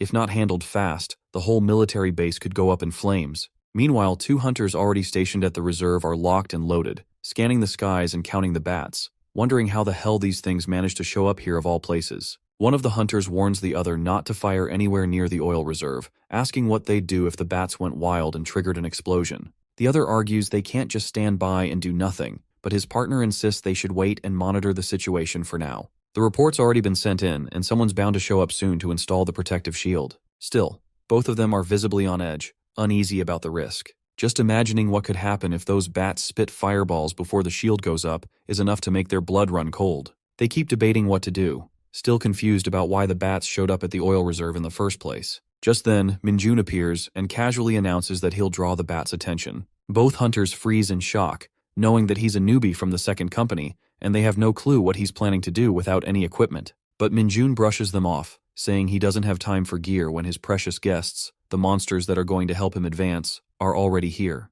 He's fully ready to earn the title of the private who single-handedly stops an emergency that could have taken out the entire military camp. And best of all, he gets to hog every last bit of experience for himself. As expected, this cocky brat realizes the bats are reacting to his demonic energy, and now they're all his. On the other hand, the hunters nearby are scrambling to set up the equipment and make sure nothing gets damaged. But as soon as they catch sight of Minjun out in the open, they stop in shock. Sergeant Seungho sees them spacing out and yells at them to get moving and finish installing the shield. The hunters stammer, pointing at Minjun who's already out there fighting. That only makes Seungho angrier. He snaps that Minjun is doing all the heavy lifting while they're just standing there gawking. The hunters quickly apologize and jump back into action. Minjun thinks it's taking way too long since he has to rip the bats apart one by one. Sergeant Seungho comes running over, shouting at him to lower his stance and fall back, demanding to know what he's doing out there without even a bulletproof vest. But Minjun isn't backing down. He's convinced this fight is all his, and he's not about to hand it over. Then his eyes land on the electric fly swatter in Seungho's hand, and he lights up with excitement. Right then, Seungho suddenly drops to his knees, clutching his stomach as it acts up. Minjun asks if he's okay, and the sergeant barely manages a reply that he is. Minjun takes that moment to ask for the electric fly swatter, but Seungho refuses, telling him again to fall back. Minjun just grins and tells him not to worry, promising he'll be back in a jiffy after taking care of the bats. The moment he grabs the swatter, his face lights up like a kid on Christmas morning, and he dives straight back into the fight. Sung-ho watches in disbelief as Min-jun begins overpowering the middle bats with ease, swinging the swatter like it's a legendary weapon. Suddenly, one of the bats spits out a fireball and everyone nearby freezes in fear. Without hesitation, Sergeant Sung-ho commands everyone to open fire, saying he'll take full responsibility for whatever happens. But Min-jun stares the bat down and roasts it, saying, if the bat has no idea what happens when it plays with fire, then it's about to get burned. Everyone is stunned by how high Min-jun just jumped, wondering how on earth he managed something like that. A few hunters announce that the protective shield has been activated and remind everyone to secure all the cables. They're still asking how much longer it'll take to gather all the middle bat corpses.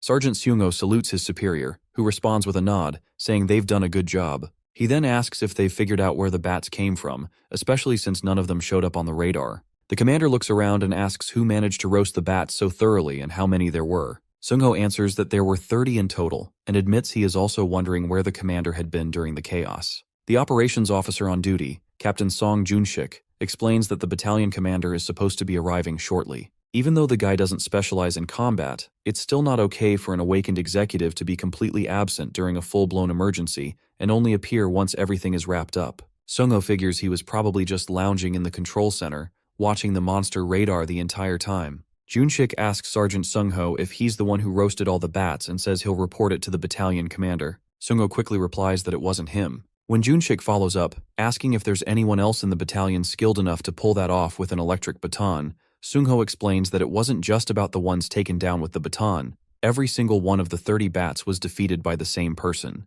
He tells Junshik to make sure that's what gets reported. Junshik is stunned, asking again for clarification, since all the other executives were off duty. If it wasn't Seung-ho, then who could it possibly be? Just then, Min-jun strolls over, salutes Seung-ho, and casually hands back the electric baton he had borrowed. He then asks with a grin if that thing happens to be expensive. The next day in the battalion commander's office, Sergeant Seung-ho is questioning Min-jun, asking if he's someone who has re-enlisted. Min-jun shakes his head and says no. Then Seung-ho asks if he's a regressor or something, and again, Min-jun denies it. Seung-ho sighs and tells him not to pull any reckless stunts like he did yesterday ever again. He warns that while he might have gotten lucky this time, a hunter can never predict what might happen next. Min-jun, thinking to himself that it wasn't luck at all, decides it's best to keep his mouth shut. Seung-ho explains that, as he probably knows, the Hunter Corps is a special unit, and everything about it is different, starting with the size of the divisions, which only consist of 4 battalions. Even those battalions have way fewer troops than regular military units. Min-jun thinks to himself that obviously that's the case, since not all awakened keep re-enlisting, but he still doesn't understand why Seung-ho is bringing it up. That's when Seung-ho asks if he knows how all of this is possible. Min-jun stares back, completely clueless. Sergeant Seung-ho says that every single person in the Hunter Corps is awakened. While not everyone is out there fighting, quite a few officers specialize in areas like administration, monster theory, tactics, and weapons research, but they're all awakened too. The dude explains that in the Hunter Corps, advancement is based purely on accomplishments and talent. Meanwhile, Min-jun is thinking that they called him into the battalion commander's office first thing in the morning, so he figured there'd be some good news. But now he just feels annoyed. It's more like an info session, and he should have known better than to get his hopes up. Seung-ho looks at him and asks if he was expecting something just because he got called in. Then he tells the lad to stay focused, adding that today, the hunter who has defeated the most monsters in the 104th Division will be visiting their battalion. A car full of tough-looking men pulls up at the Hunter Corps base, and Colonel Lee Junbyom, the 2nd Battalion commander, steps forward to salute the arriving guests. Standing beside him are Captain Seo Jung-woon, the 2nd Battalion's 2nd commander, Captain Song Junshik, the operations officer, 2nd Lieutenant Kim Cholman, the 2nd platoon commander, and Sergeant Lee Sung-ho, the 2nd squad leader. All of them stand tall, sharp, and fully focused. Serdoo walks up and shakes hands with Sergeant Sung-ho, saying he's heard about how calmly he handled yesterday's incident. He praises Seung-ho's work, and Seung-ho respectfully thanks him for the acknowledgement. Meanwhile, Kim Min-jun is sizing up Serdoo, thinking he definitely gives off a commanding presence. And now he's really curious just how strong a 2-star officer from the Hunter Corps must be. Serdoo then turns his attention to Min-jun and asks if he's the one. Min-jun confirms, and as Serdoo shakes his hand, Min-jun instantly feels the insane strength in his grip, leaving him stunned. Then the big guy casually starts patting Min-jun's back like he's his favorite puppy, telling everyone to relax and ease up. Serdoo tells everyone to stand at ease and asks if they've pinpointed the location of the gate the middle bats came from. Sergeant Seung-ho reports that it's on a hill about 1.2 kilometers north of the battalion. The dude explains that the area is currently off limits and they're working on identifying the gate's rank. Sir Du instructs him to report directly to the division commander's office once they have confirmation. Next, this guy asks if there was an issue with the radar. Captain Junshik responds that the alarm didn't trigger until the bats were practically on top of the battalion. He adds that it doesn't look like a mechanical failure, but they're checking for possible blind spots. Sir Du says that if it isn't a malfunction, then the problem might have been the sheer number of monsters slipping through, and orders them to inform the Divisional Ordnance Office and install 2 additional radars. The officer gives a sharp yes, while the atmosphere stays tensed up and quiet. From there on, Sir Du turns to Minjun, acknowledging his courage and fast reaction during the incident, but reminds him to be more careful next time, and at the very least, not to forget his equipment. Minjun apologizes politely, though in his head, he's thinking that if he had brought gear with him, the entire battalion might have gone up in flames. But Sir Du tells him not to apologize, saying he's just joking, then asks if it's true that Minjun took out 30 middle bats all on his own. Minjun nods and confirms he did. Sir Du praises him, saying that if he hadn't acted so quickly, the oil reserve could have gone up in flames. Everyone standing there stays tense, unsure of what's coming next. Then Sir Du announces that Minjun has a gift from the division commander and congratulates him on his advancement. He explains that normally, there would be a lot of red tape to get through, but when a soldier achieves something outstanding, they deserve to be rewarded right away. Sparky thanks him sincerely. Sir Du then orders Sungho to immediately grant Minjun a 3-day, 2-night vacation. Sungho agrees without hesitation. The brat lights up. He expected to advance eventually, but he never imagined it would happen this fast. And now a vacation too. Suddenly, military life doesn't seem so bad. As they walk together, Kim compliments Minjun for doing a great job and mentions that he hasn't even had a proper conversation with him since his recent transfer, yet Minjun has already made such a big impact. He adds that thanks to Minjun's actions, even he ended up receiving a commendation. Minjun thanks him, and Kim asks if it's his first time going home since enlisting and what he plans to do outside. Minjun lights up with excitement and says he's obviously going to play Dungeon Power Fighter at the PC room. He figures that even if he goes home, he'll just end up in a restricted area with no internet, so he might as well spend the next 3 days and 2 nights gaming instead of wasting time on travel. He arrives at the PC room where 2 guys nearby are deep in conversation. The big guy asks the cranky dude if he went there again, and the cranky guy groans, telling him not to even bring it up. He complains that the soldiers are so stingy. It's not like he was planning to go inside the cave. He just wanted to pick some pine mushrooms in the area. He says he already got permission from the mountain's owner and even deposited the money, so he doesn't get why they're stopping him. The big guy replies that Chang Xian went there before the area was completely restricted and came back saying the whole mountain reeked of something toxic. He adds that he had a headache for days afterward, so if this lad plans on heading back, he's definitely asking for trouble. The dimwit in the green cap says he'll just go there with a mask or something. Suddenly, Minjun asks where that place is, which surprises both of them. They end up giving him a ride to Huaqian, and Minjun thanks them for it. They tell him they can't go any further, or the soldiers will stop them, and ask if he can handle whatever's going on up on that mountain. Minjun tells them not to worry. The restriction will be lifted by tomorrow, so they'll be able to head back to the mountain soon. The guys tell him to be careful, and not to mention their names if anyone asks. Minjun assures them he won't. As he walks, he thinks about how he ended up coming to Huaqian instead of spending his vacation at a PC room. That's when he catches a familiar scent. It's demonic energy. Minjun notices the security near the entrance to the mountain is pretty tight, but surprisingly loose closer to the dungeon itself. In that case, he figures it's better to avoid drawing attention to himself, especially since he's still just a private. The soldiers at the cave entrance suddenly get stomachaches from all the purple smoke Minjun is leaking, which is enough to corrupt them. One of them says he'll try to hold it in, but quickly gives up, apologizing and admitting he just can't control it. He tells the other soldier that no one's going to show up here anyway, so they can take care of their business and be back in a few minutes.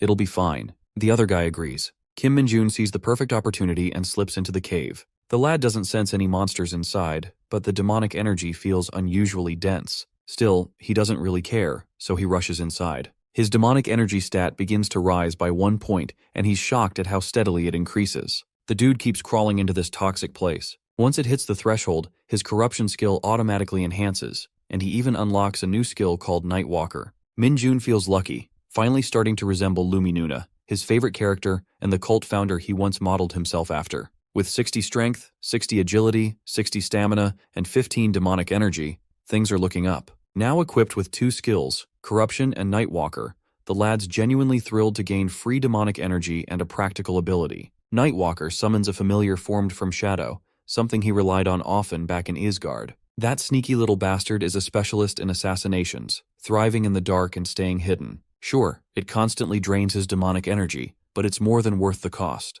But when he activates it with a simple emerge, disappointment hits. The familiar looks pitiful, like it might fall apart if the sun so much as glances its way. Minjun wonders if it's the side effect of dimensional travel, or just his low demonic energy stat dragging things down. Still, after a moment, he reconsiders. The tiny, withered form isn't useless. In fact, its small size makes it perfect for slipping into shadows and staying unnoticed. It may not be flashy, but in stealth, it's already earning its keep. Kim Minjun salutes and says he's back from vacation. Everyone around stares in surprise, asking if he's really the hunter who advanced faster than anyone in history. Someone else chimes in, asking if it's true that the division commander personally gave him a vacation and handed him his badge. Minjun nods, confirming it all. Then this bunch starts praising him, clearly impressed. The kid just shrugs it off, then spots Dongjin and casually hands him a bottle of moisturizer, saying he brought it for him. Dongjin smiles and replies that he didn't need to go through the trouble, but thanks him. That's when Kim Guangshik strolls over, grinning, and cracks a joke about their touchy friendship,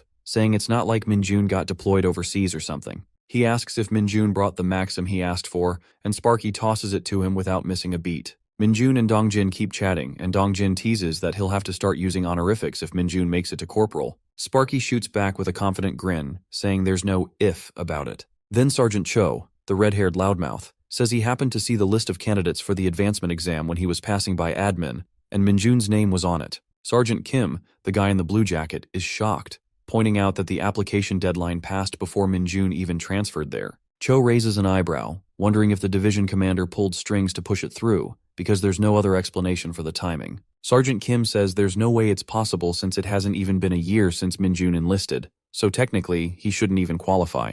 The guys around start murmuring, surprised that the so-called newbie of the unit is about to take the advancement exams. They wonder if that's even allowed, but then someone points out that since Sparky's now a private first class, he's technically not the youngest anymore. Minjun casually tells them that the training commander gave him a special offer. That stuns the whole group. Sergeant Cho squints at him and asks if he seriously came all the way to the front lines just so he could start taking advancement exams a year early, calling him a complete madman. The red-haired loudmouth isn't joking either. Sergeant Kim adds that since Minjun's already promoted to private first class, his eyes are clearly set on corporal now. He shakes his head and says if the kid actually passes, then he's 100% crazy. The room bursts into laughter. Sergeant Kim goes on to mention that the candidates taking the advancement exams this Saturday have orientation and specialty weapons training starting tomorrow, so Sparky better be ready to suffer a bit. Sergeant Cho chuckles on his way out, telling kids to have fun. He and Sergeant Kim leave together, still chatting and laughing as they go. Sergeant Cho asks Sergeant Kim if he's not taking the advancement exam himself,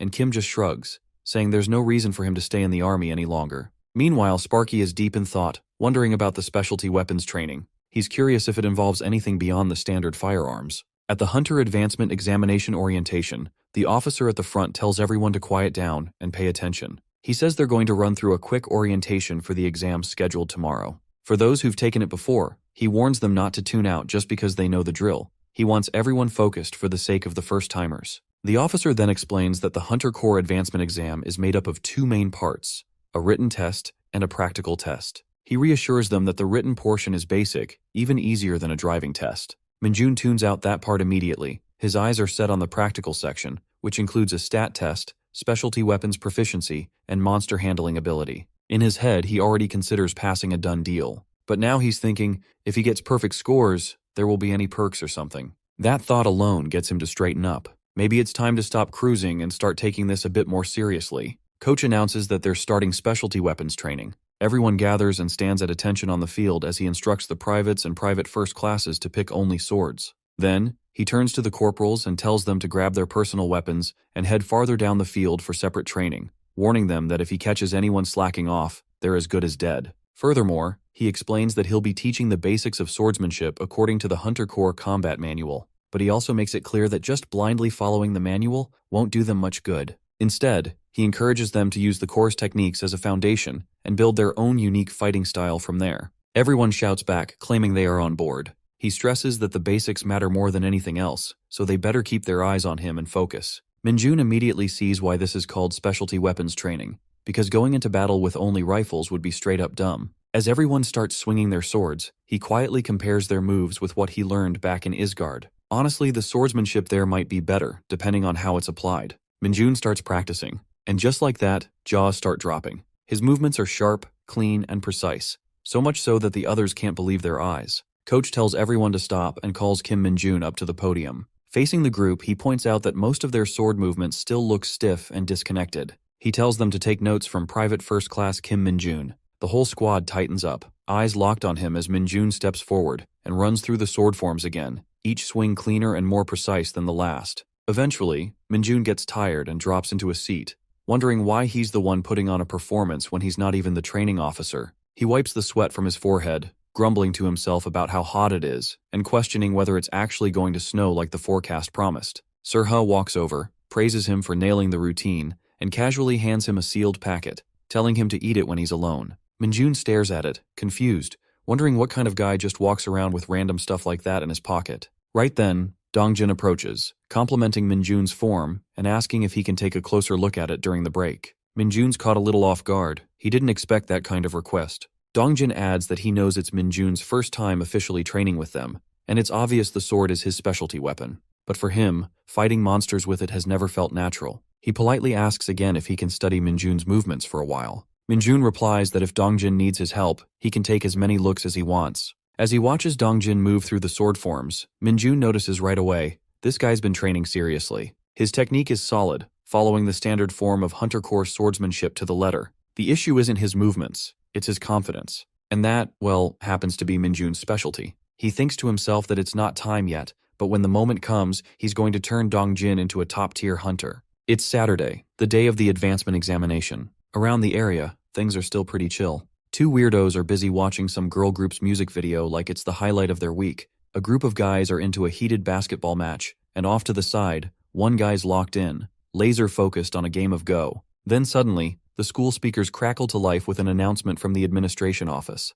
It calls for all hunters scheduled for the advancement exams to head straight to the military training ground. The message keeps looping, growing more urgent, and as it echoes through the area, everyone freezes. Eyes widen and hearts pick up pace. It's finally happening. They all know what this means. It's time to try and level up. It's time to become a corporal, and Min-jun gives a smile that the time has come. On a bright sunny day, the hunters gathered at the training grounds, and soon after, 2nd Lieutenant Kim Cheolman of the 2nd Battalion stepped forward. He introduced himself as their guide for the day and added with a dry smile that he hoped they'd actually bother to listen to him. He, wasting no time, calls for a head count and told each company to report their numbers. Just then, a bus rolled up, and Kim Cheolman instructed everyone to board in an orderly manner. Once they were all on board, he reminded them of what they already knew. The advancement exams would be held at the 105th Division, which meant they'd be heading to Gapyeong, where the division was stationed. Before taking his seat, he added one last piece of advice. Review the practice questions while on the road. On the bus, it's pure chaos, packed wall to wall with confused weirdos and jittery hunters. Some of them were chatting about how the 4th Battalion would be joining the advancement exams today, and one guy immediately perked up, asking if that meant girls would be there. His whole mood lit up as he started going on about how he was finally going to show off his years of practice and weapons proficiency just to impress them. Both of them got all hyped and fired up about scoring phone numbers. One guy came fully loaded with cheesy tricks to impress girls, even though getting their number was bound to be a struggle. Kim Min-jun's fired up and ready to go all in. After a bumpy ride full of dumb conversations and sky-high delusions, they finally rolled into the 105th Division base in Gapyeong, Gyeonggi-do. Once there, they were ushered into Written Examination Room 7, where the hunters took their seats and got ready to face the test. Invigilator Kang stepped up and announced the results, saying everyone had passed the written exam, except for Cho Jong-wook from the 2nd Battalion of the 104th Division. All the other hunters were told to head to the practical examination room right away. Cho Jong-wook stood frozen, clearly stressed out as the others filed out around him. As soon as the room emptied, Kang let loose, yelling at him for failing an exam that's supposedly easier than getting a driver's license. He called him a fool, and his voice rang loud enough to echo through the hallway. Outside, the hunters burst into laughter at the brutal scolding. Min-jun stood there with a satisfied grin while the rest cracked up, and among them, the woman named Sun Yoon-seo quietly watched the group go. Over in the practical exam room, Lieutenant Colonel Lee Cheolju, the official in charge of the entire advancement process, addressed the gathered hunters. He welcomed both the examinees and the examiners on behalf of the 105th Division and acknowledged the hard work it took for everyone to make it this far, setting a serious tone for what lay ahead. Lieutenant Colonel Lee Cheolju went on to explain that the purpose of the exam wasn't just to determine who deserved a promotion.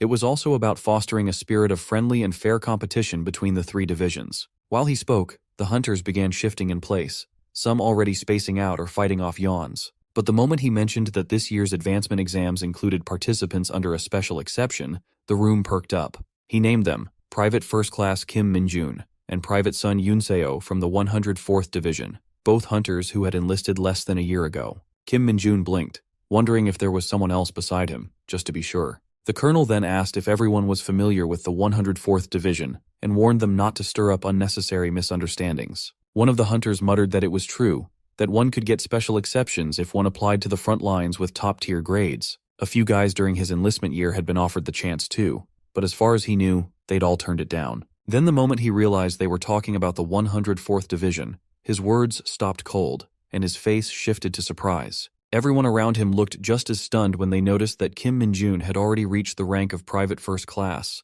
Amidst the rising whispers and side glances, one guy couldn't help but notice how Kim Min-jun didn't seem to care at all about being the center of attention. While everyone else was either curious or shocked, Min-jun looked like he just wanted to get it over with. At the same time, Yoon-seo and Min-jun briefly locked eyes, but just for a second. The air between them was tense, but no one around seemed to catch on. Then, the colonel reminded everyone to give it their all. Then Captain Jong Sang-cheol stepped forward, took charge of the group, and announced that they'd now begin the stat tests, starting with strength, agility, and stamina. Captain Jong Sang-cheol explained that the first test would be the strength test, and it was pretty straightforward. All they had to do was push back the examiner standing in front of them. Lee continued, saying they had 1 minute to complete the task, and would be graded on a scale of 100, with full marks going to anyone who could move the stone 10 meters. The stress in the room started rising as he called for the first participant, Private Kim Jin-hyuk of the 103rd Division. Jin-hyuk stepped forward and gave it his all, but the examiner didn't budge an inch. He couldn't even twitch the stone, and just like that, he was slapped with a score of 0 and instantly disqualified.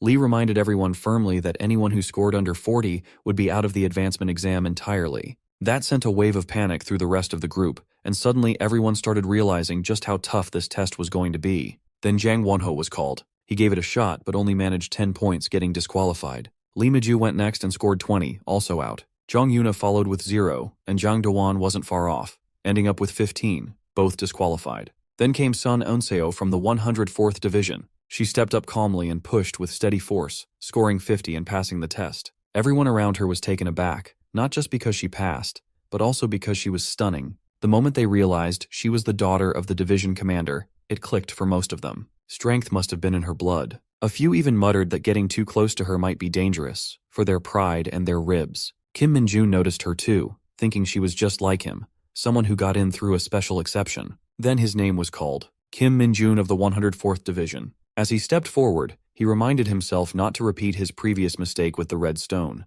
This time he had a plan. If he could push the examiner past the 10-meter mark, maybe he could even snag some bonus points. He positioned himself with quiet confidence, eyes locked on the target, and then exploded forward with pure brute force. The examiner flew back like a rag doll, crossing the full 10 meters without a chance to resist. The score came in as a perfect 100. Even the examiner looked stunned, like he'd just been hit by a truck wrapped in a military uniform. The room went dead silent. Everyone was floored. Even Sun Eun-seo, who rarely showed emotion, was visibly surprised. Private Yu Jonghwa gets disqualified with just 20 points, and she bursts into tears. The tension in the air is thick. Everyone's feeling the pressure, wondering why this test is so brutal. Sir Jong steps up and tells everyone to quiet down. He announces that the strength stat test is now over, and they'll begin the agility stat test immediately, no breaks allowed. He instructs those who've been disqualified to exit in an orderly fashion from the rear under the examiner's supervision. Meanwhile, 2 guys come in dragging a netboard.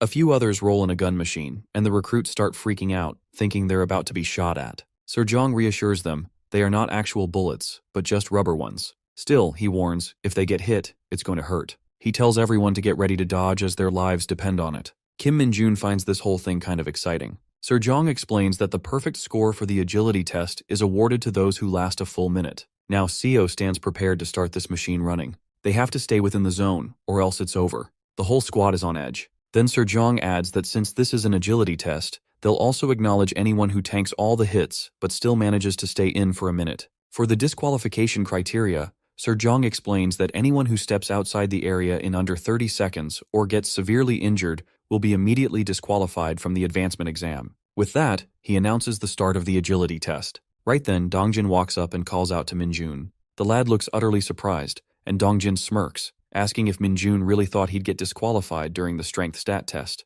Min-jun laughs awkwardly and says, "Of course not. Dongjin explains that all the private first classes, except for Minjun, have taken the advancement exam at least once before, so they're unlikely to get knocked out during the stat tests. However, he adds that the qualifications remain the same. It's just that the overall score standard has gone up compared to when they were still privates. That's why Dongjin's been failing his exams. Then he gives Minjun a tip that the rubber bullets fly just as fast as real ones, so relying on sight alone to dodge is a bad idea. Instead, he should focus on the slightest movements of the gun to predict the bullet's path. Suddenly, Sir Zhong announces that Private Yun Kitai has been disqualified and orders the examiners to escort him to the infirmary. Minjun starts thinking about how brutal the stat tests are. So many people are getting knocked out before even reaching the real combat portions. No wonder the pass rate is so low. Still, making it this difficult actually makes sense. Then Private First Class Ji Youngdo gets disqualified too, and Sir Zhong, clearly disappointed, comments on how underwhelming this batch of hunters is. He reminds them this is nothing compared to the Sergeant Advancement exam happening in the room next door,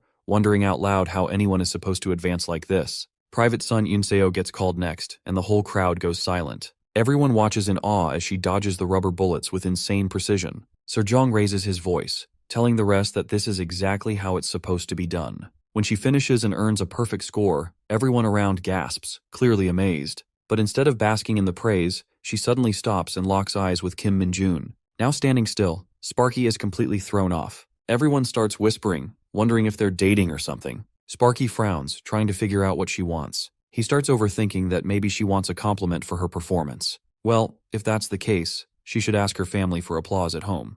When Private First Class Kim Min-jun gets called up, he steps forward confidently, still feeling Sun Yunseo's eyes stuck on him, which makes him even more irritated. But once the bullets start flying, Sparky becomes a whole different beast. Instead of just dodging in place, he charges forward, weaving through the rubber bullets like he's out on a stroll. The crowd loses it, laughing and shouting in disbelief as he keeps moving, and even makes goofy faces at Sun Yunseo while ducking and spinning through the fire. She, in turn, stands frozen, totally shocked by what she's seeing. The timer crosses the 1-minute mark, and Sir Zhong, whacked out, finally yells out, "Ceasefire." Even someone like him didn't expect such a smooth play from a junior, so he proudly announces that Kim Min-jun has achieved a perfect score on the agility test. Everyone regathers on the field, standing straight and focused, and Sir Zhong praises them for their solid performance. Later, Zhong announces the start of the stamina stat test as the final part of the stat exam. The rules are simple, as they have to enter a dungeon and march through a transforming, empty passageway with a strict 40-minute time limit. The instructions are broadcast over the speaker system. All participants need to get their hands stamped by the examiner stationed at the turning point inside the dungeon and make it back before time runs out. The only catch is that no one tells them how far the turning point is. It's just marching non-stop.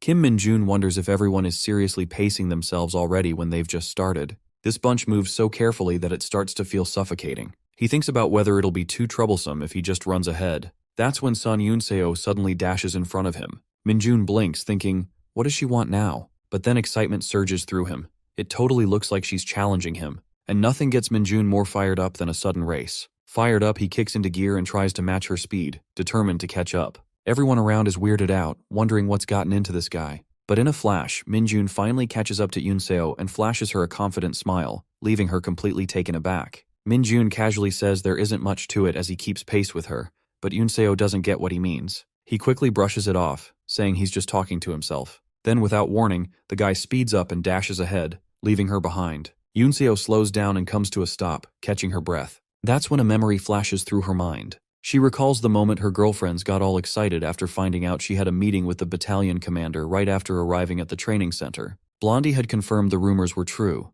Yunseo really was the daughter of a general and the rookie with sky-high stats. It was all anyone could talk about. Yunseo had blushed back then, and the girls had been surprised to see that behind her tough shell was someone actually shy. They'd assumed she'd act like a snob being a 2-star's daughter, but turns out she wasn't like that at all. Even then, all the girls can't help but feel a little jealous of Yunseo. Her military life seems to be running smoothly as silk, and it's obvious she's going to be the top recruit of their enlistment year. Off in a corner, Yunseo quietly takes off her jacket, her mind drifting back to when Min-jun shattered the entire redstone. That moment just refuses to fade from her memory. Later on, the white team comes out on top, with Yunseo raising the blue flag in victory. The announcer proudly announces that the white team wins by capturing the flag in a record time of 3 minutes and 34 seconds. As a reward, they earn a 10-minute break, while the blue team is ordered to gather in front of the coach. The white team is praised straight away for setting a new record at the training center, and is told to take it easy and rest up. Blondie then speaks up, giving full credit to their star player, Yunseo, saying the rest of them barely did anything. Later on, just when everyone's relaxing, Blondie bursts in and drops a bomb that someone broke their morning capture the flag record in the afternoon. What ticks her off the most is that the new record time is just 1 minute and 2 seconds. She's left speechless, wondering if anyone could really pull off a time like that. Blondie is seriously disturbed, while Yunseo quietly takes it all in. But the moment Kim Min-jun's name comes up, it hooks her attention completely, especially when Blondie yells that guy, Min-jun from 4th Platoon, broke the record all on his own. Yunseo stiffens, recognizing the name instantly. The other girls don't hold back either, saying that Kim Min-jun got a near-perfect score in the shooting range and even nailed the ICM training. The news spreads fast, and now all eyes are starting to shift toward this rising rookie. Yunseo doesn't say a word, but something about hearing his name again sticks with her. Next, Blondie keeps the gossip train rolling, saying Min-jun supposedly runs like a lightning bolt without even breaking a sweat. Even in her sleep, she won't shut up about how Min-jun apparently hunted down a hound the size of an elephant. Someone finally snaps at Jung-aram to go to sleep. Meanwhile, Yunseo drifts into a memory of her childhood, her father gently patting her head before leaving the house. From that moment on, she made it her goal to become strong like him. Later, Commander Cho calls her in to praise her performance over the last 4 weeks. He says he wants to have a quick word with the daughter of his former superior. Yunseo doesn't mind, so Cho asks where she plans to apply with grades that exceptional, saying any division would be lucky to have her. He wonders if she's considering the 107th Division, where General Sun, her father, currently serves.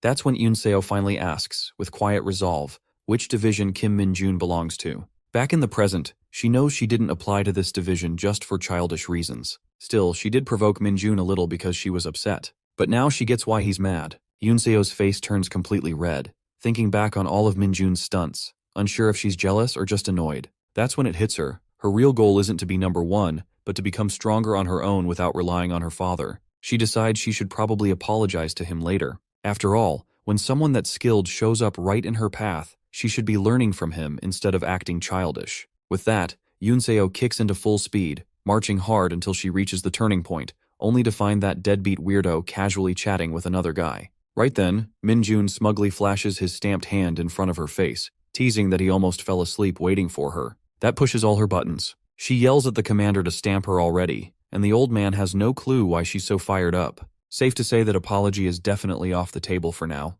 Yunseo's inner demon has officially woken up. She's all hyped up, sprinting ahead to catch up with him while the other normies are barely dragging themselves in. Later, the commander announces that Private First Class Kim Min-jun took first place with a record time of 29 minutes. For second place, he names Yunseo, with her time of 32 minutes. Jong bursts out laughing, pointing out how Min-jun nailed perfect stats again, which is just insane. After that, Jong tells the hunters who passed to go eat and then gather at the training grounds by 1 o'clock sharp. Later on, Yunseo heads over to grab her jacket, only to catch Min-jun making a goofy face at her like a total dork, and she's seriously weirded out by this dimwit. Then Sparky jogs ahead to catch up with Dongjin. Yunseo ends up smiling to herself, realizing she totally fell for the provocation and lost this round. With nothing more to say, she slips back into her uniform and walks on. At the 105th Division base, inside the 2nd Practical Examination Center, a bunch of goblins with bat-like weapons are creepily screeching at Dongjin, but he doesn't give a damn. The guy's definitely working up a sweat, but he's tearing through those goblins. Just as one of the goblins lunges at him, Dongjin whips out his sword, but there's another creeping up from behind. He dodges the first goblin's swing with ease, then spins around to kick the one behind him, sending it flying. That second goblin isn't giving up though, and swoops in again, but Dongjin ducks like a pro and slashes it across the chest mid-motion. Even so, the damn thing's still alive and definitely pissed. Now both of them are ganging up on him, giving the poor guy zero room to breathe. Upon the platform, Min-jun quietly observes the scene below. He notes that the second part of the practical exam, Specialty Weapons Proficiency, is way simpler than he thought. All they really have to do is show the examiners how well they've applied the techniques they've learned so far in the Hunter Corps. They just have to follow the manual, and that's enough to pass. Min-jun figures he can easily ace it, and as expected, most applicants picked swordsmanship for their test. Among them, Dongjin scored the highest. Even so, Min-jun can't help but notice how badly the guy's struggling now, caught in a rough spot with those two goblins out for blood. In the last part of the practical exam, known as the ability to handle monsters, privates are required to defeat 4 hounds, while private first-class soldiers have to take down 3 goblins using their chosen specialty weapon. This field definitely reflects real combat, as Dongjin manages to defeat the blue goblin with a stab to the chest, and that ends his round. Right then, the commander announces that Dongjin took 7 minutes and 52 seconds to complete the ability to handle monsters test. The guy's drenched in sweat, barely catching his breath, but he walks out with whatever strength he has left. Meanwhile, Minjun notices that Dongjin had several openings to finish off the goblins but hesitated each time, which makes him wonder if the guy doesn't fully trust his own abilities. Later, Dongjin comes out and stands beside Minjun, head low and clearly disappointed. When the commander calls in Minjun for his turn, he doesn't want Dongjin to feel discouraged. Besides, Minjun can't help but wear a smug look, knowing he's about to become a corporal today. From here on, he plans to tear Dongjin's bad habits to shreds and rebuild him from scratch. Everyone's jaws hit the floor when Minjun walks in wielding a bat. The commander doesn't understand why the guy who's been acing everything chose such a dull weapon, and he knows this one won't be easy. Minjun figures the only real requirement for this test is landing some solid impact, nothing too complicated. Right then, 3 goblins storm into the field, snarling and ready to tear him apart. Just as the goblins rush in, Minjun grips his bat tight and in a flash smacks all 3 of them at once. The blow is so clean and brutal, they drop to the ground in pieces, taken out in barely 4 seconds. Everyone watching is frozen with their jaws on the floor, brains short-circuiting at the sheer absurdity of what just happened. No one can believe that a mere private first class just pulled this off, especially one who already got a perfect score in the practical exam. Minjun casually turns to look at Yunseo, locking eyes with her before flashing that smug look of his, just to mess with her. Yunseo glares back, thinking this guy's an absolute lunatic. Afterward, the commander praises everyone for their hard work on the exam, especially Kim Minjun, now officially Corporal Kim Minjun. Commander Zhang laughs, admitting this guy's moving up the ranks so fast they keep forgetting what to call him. Zhang does mention he was a bit worried since Minjun was the only one from their battalion who advanced this time, but their battalion commander is absolutely thrilled with the report. With that, he gives Minjun a proud thumbs up, knowing full well that the battalion commander hadn't seen a private first-class score that perfectly before. Meanwhile, the entire squad erupts in cheers for Minjun, the guy who pretty much saved their skins, because without him, their squad would have been wiped out before they even made it back. They joke around, letting him know there's no way he's allowed to turn into a bully if he ever makes sergeant. But deep down, Minjun wants to see how well everyone actually does before deciding what kind of treatment they'll get from him. Aside from that, he pats Dongjin's shoulder, while this guy's already cooking up ways to level up his buddy no matter what. As soon as they return, Minjun's planning to start training with their specialty weapons right away. Then, he senses someone standing behind him and turns around to see Eunseok. He knows she did pretty well handling the monsters herself, and figures she obviously has what it takes to pass the advancement exam too. While the bus is getting loaded, Eunseok stays outside, and Minjun is a bit confused about it. She's thinking this might be her chance to finally apologize for how she acted during the stat test. But right then, Minjun presses his face against the window, mouthing a few words that totally shake her. He tells her that if she provokes him again, she's dead meat. And with that, the bus takes off, leaving Eunseok frozen with a storm of mixed thoughts, convinced that guy is one crazy jerk. On their way, the whole bus loaded with hunters keeps asking Minjun if there's something going on with him and Eunseok. The girl's been checking him out all day even during the stat test, like she is interested in him. The guys are pulling Minjun's leg for having an admirer, and they are eager for him to spill the tea. But Minjun doesn't give a damn and doesn't even look remotely interested, saying Eunseok provokes him. That's the only reason he trampled her a bit. All the lot cracks up, knowing the look in her eyes was actually provocation. But that's not it. The dudes want to know more. They are itching to hear what Minjun did to the hottest recruit in the 104th Division. Meanwhile, Han Young demands to know if he just trampled the girl of his dreams. Minjun finds this bunch super annoying, confessing that Eunseok isn't his dream girl. Han Yoon, who is totally pissed, demands to know Minjun's dream girl, and Minjun spills that it's Lumi. Everyone's thinking Fee that name even clicks in their memory, but they haven't seen her anywhere. One asks if she is an idol. Minjun calls Lumi to be the dungeon power fighter's greatest beauty. When asked if anyone knows her, the whole hunter squad is eyeing Minjun with disgust. Later that night, the squad digs into fried chicken like there's no tomorrow, and more boxes keep rolling in from the lieutenant. Sergeant Cho is convinced this is the first time Kim Minjun's ever looked this happy, and Minjun doesn't deny it. Cho thanks him out loud, saying it's all pretty much because of him. He's especially hyped that the guy's got 3 stripes already, which means he's only a step away from becoming a sergeant. Minjun agrees with a mouthful of chicken, washing it down with Pepsi like a champ. Right then, Sergeant Seung-ho rolls in with the bottle cart, calling all second squad members to gather in the lounge right away. Everyone knows something's up, and Seung-ho confirms it's about the report he just submitted to the admin office regarding their squad's second sinner. But what really matters is that thanks to a perfect score in the advancement exam, they've scored some beer. Sergeant Cho and Kim leap out of their seats with pure joy, refusing to let Minjun enjoy it all to himself. Seong-ho butts in, saying the beer is actually a gift from the company commander to Min-jun, so technically it has nothing to do with anyone else. That instantly riles up the whole squad, with everyone grumbling that Seong-ho is getting on their nerves. Sergeant Cho calls him out, saying Seong-ho probably knew about all this from the very beginning, which is exactly why he kept Min-jun in his squad from day one. Later that night, Min-jun is out trolling by himself and takes the chance to summon his Nightwalker. He makes small talk with the little guy, asking if he's doing okay. Honestly, he was pretty flustered the first time this thing appeared during a summon, but now Sparky's got a clear plan. He doesn't really need an assassin. He's got the perfect job in mind instead. From here on out, he assigns the little one the task of gathering intel. Specifically, Min-jun wants it to keep a close watch on the high-ranking officials, follow them around quietly, and immediately report back on anything weird, especially if it's related to demonic energy. Suddenly, the Nightwalker lifts its tiny hand, leaving Min-jun confused for a second, until he realizes the little guy is asking for a treat. With a sigh, Min-jun tosses him a ball of demonic energy. The moment it grabs it, the little shadow looks absolutely thrilled, walking away like it's got a mission from heaven. Min-jun warns it not to get caught, though deep down he's a little anxious seeing how excited the Nightwalker is. He knows if anyone from the squad spotted it right now, they'd probably trigger a full-blown emergency. Out of nowhere, Sergeant Kim appears and asks what Min-jun's doing out here. The dude nearly loses his soul from shock, but he recovers quickly, laughing it off and saying he just needed some fresh air, plus it's been ages since he had a drink. When Kim asks if his tolerance is low, Min-jun casually explains it's not like that. Apparently, Dark Mages don't get drunk the normal way.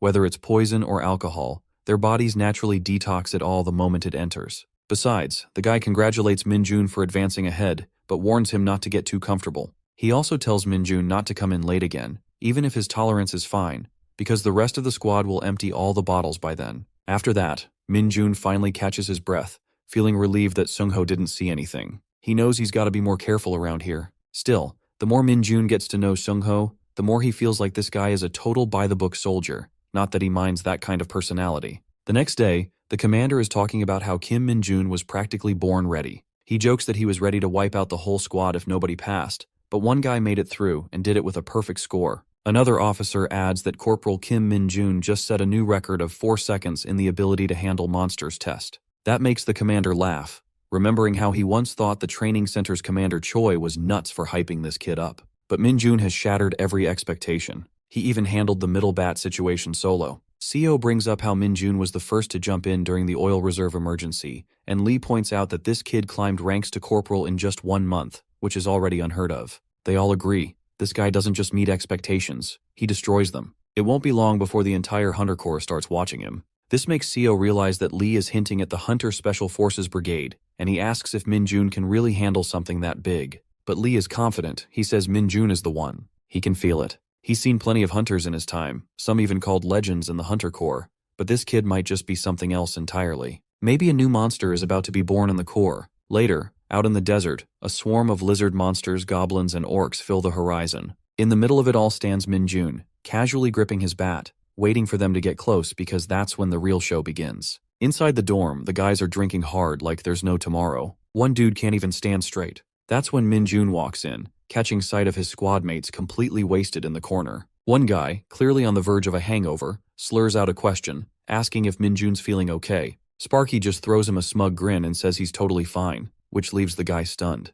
He can't believe that after drinking so much, Min-jun is still standing tall without a single wobble. He straight up calls him a real monster. Just then, Seong-ho walks in from behind, and Min-jun casually asks if he's doing all right. The drunk guy stumbles into a salute for Sergeant Lee, who says he's doing fine after sweating it all out. Min-jun flashes a smile as he looks over Seong-ho's fit build, thinking that this guy really is the definition of a true soldier. On top of that, Seong-ho asks if the kid has checked out the gym yet, and Min-jun replies that he hasn't gotten the chance. Seong-ho tells the kid to start using the gym now that he's a corporal. He adds that the virtual device in their squad is actually pretty solid, so Min-jun should give it a try. The moment he hears there's a virtual device, Min-jun gets a jolt of excitement. Finally time to check out the Hunter Corps' famous VR room. When he arrives at Gym 2, the setup looks crazy realistic, and it's got him fired up. First things first, he needs to pick a monster. He scrolls through and selects the orc monster. But when it comes to the number of orcs, Min-jun goes completely nuts. He maxes it out to around 30. To him, that still feels way too little. He's trying to get that full-on game vibe like he's in the Warrior series. Then it's time to choose his weapon, and Sparky is absolutely losing his mind seeing how awesome the options are. After locking in all his selections, he steps into the VR room,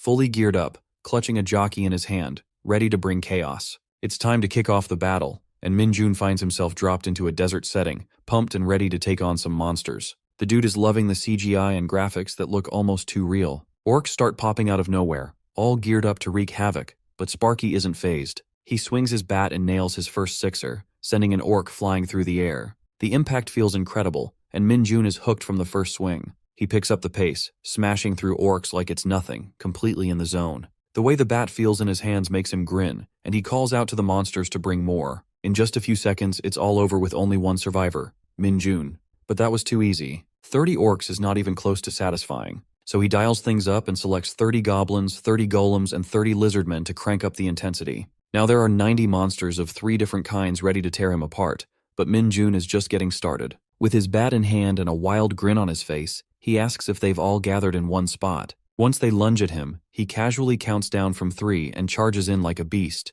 ready to smack every last one of them into the ground with pure brute force. This maniac is smacking monsters left and right without a single pause, beating them to a pulp. The battle wraps up after he eliminates all the monsters, and the simulation ends. Taking off his gear, Minjun is beyond impressed with the VR room system, calling it the next best thing after Dungeon Power Fighter. Just then, a new window pops up, revealing that he unlocked a skill called Basic Blunt Weapon Handling. At first he's stunned, but he checks the screen, which says this skill boosts proficiency with blunt weapons. Minjun is pumped to see this, especially since he didn't expect to get weapon skills just like that. This means he doesn't even need to grind in dungeons to develop new skills. He decides to mess around in the VR room more often, using different weapons to up his game. Suddenly he bumps into Dongjin, whose face looks like he just saw a ghost. When asked, Dongjin, pale as a sheet, points at the simulation battle results. He's in total disbelief that this guy soloed 30 goblins, 30 orcs, and 30 lizardmen. Minjun is annoyed to see the VR room broadcasting his results so openly. Dongjin demands to know if he really wiped them all out.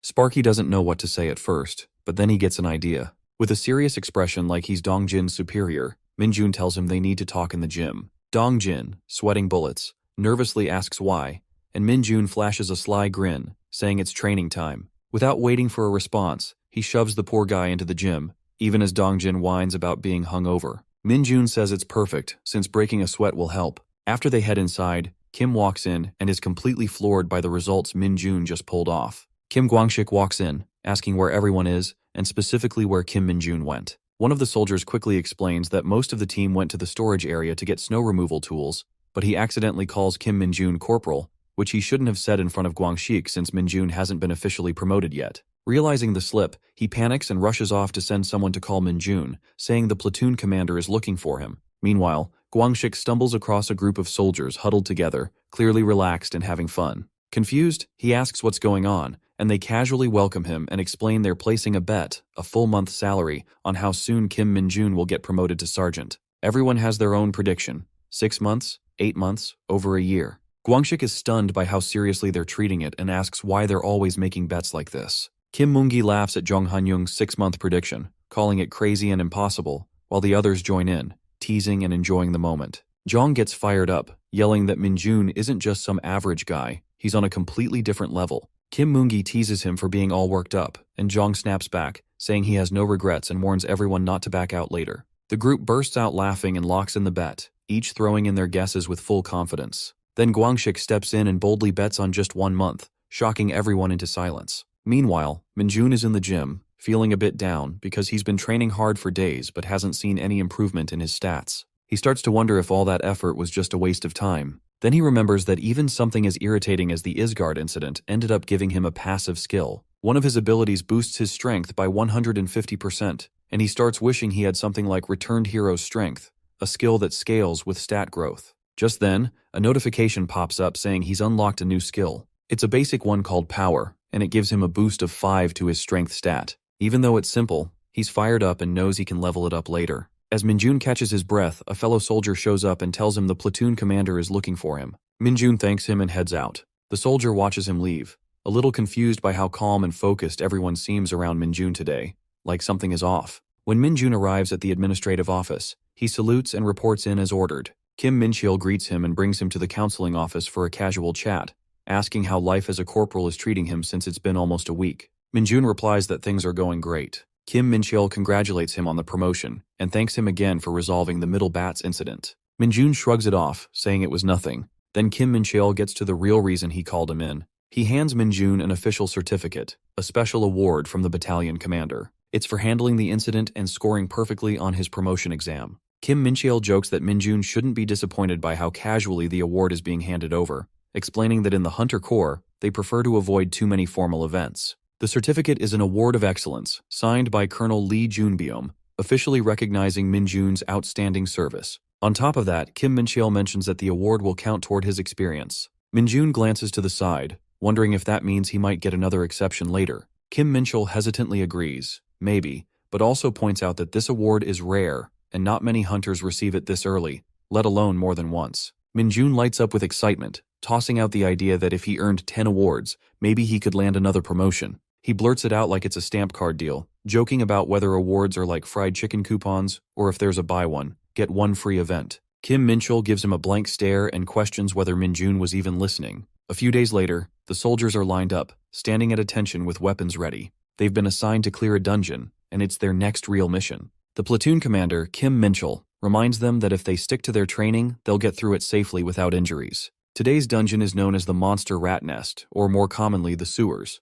Minjun stands with his squad, Jung Han-young and Lee Dong-jin, along with other squad members like Jin Cheol-ho. Their commanding officers are also present, including First Lieutenant Kim Cheolman, Sergeant Lee Sung-ho, and Sergeant First Class Kim Min-ji. The Monster Rat Dungeon isn't considered extremely dangerous, but it's still serious because more than 200 monster rats usually spawn inside. On top of that, the narrow tunnels make it tough to use guns effectively. So even though it's not a high-ranking dungeon, it still demands full focus and tight teamwork to clear it safely. What makes this one trickier is that there's only one exit besides the way the team came in, so the plan is to trap the rats by funneling them all through that single route. Kim Min-cheol tells everyone to get into position and prepare the bait. They place it near the second entrance to lure the rats in. The dungeon stinks horribly, so all the soldiers wear the special gas masks issued by the Hunter Corps. One of the soldiers, Ju Seonggi, grumbles about the smell and the rats, saying the monsters feed on gross stuff like rotten bananas, which only makes the stench worse. Even though it's hard to breathe and move around properly, the team pushes through and spreads out as much bait as possible to kick off the plan.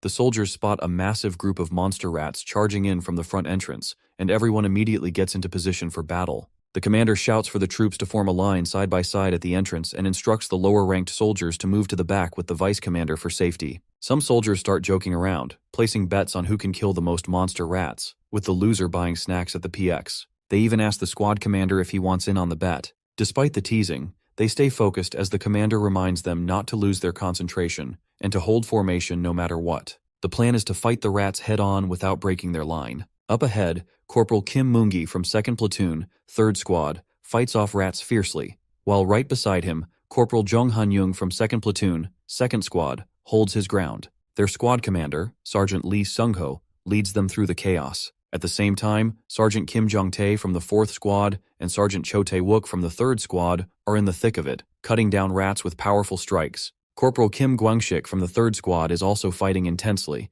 making sure no rats get past him. As the fight goes on, the officers begin to take note. Sergeant First Class Kim Min-ji, the vice commander of 2nd Platoon, and First Lieutenant Kim Cheolman, the overall commander, both observe that the troops are doing well, especially a few soldiers who are clearly standing out by quickly taking out rats before they can break through the front line. It shows just how skilled they are, proving that their training and hard work are paying off. Even Private First Class Lee Dong-jin from 2nd Platoon, 2nd Squad, is finally showing the results of his special training and is no longer falling behind. Suddenly someone calls out for help, and another soldier immediately answers, jumping into action without a second thought. But just then, more monster rats appear from the rear. The soldiers quickly shout a warning that the back is under attack. The commander orders the 1st and 4th squads to handle the rear entrance and tells the privates to slowly back away using their shields for protection. He warns them not to overdo it or break formation because they're almost done.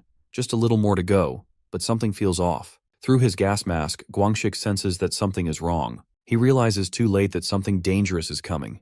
Not from the front, but from underground. An irregular monster starts to emerge, and Gwang-shik sees that it's huge, having fed on the other rats, and its size is absolutely terrifying. Frozen in fear, Gwang-shik can't move. Lee Dong-jin tries to shout but finds himself just as frozen. He finally screams at Gwang-shik to get out of the way, begging him to run, to move, to do anything, but it's already too late. Then Kim Min-jun looks closely and notices something strange in the monster's eyes. They look completely blank, empty, and there's no fear in them at all. That's when Minjun realizes the truth. It's overflowing with demonic energy. At the same time, Li Dongjin gets praised for acting quickly to save Guangxik. Right after that, soldiers from behind shout to Minjun that it's too dangerous and tell him to fall back. They also order all corporals to follow him while telling the rest of the squad to stay ready. Kim Minjun just smirks because, while all of that is happening, he's secretly absorbing the demonic purple energy through the monster's eyes, a dangerous and mysterious power. He's a bit worried someone might notice since using or gaining demonic energy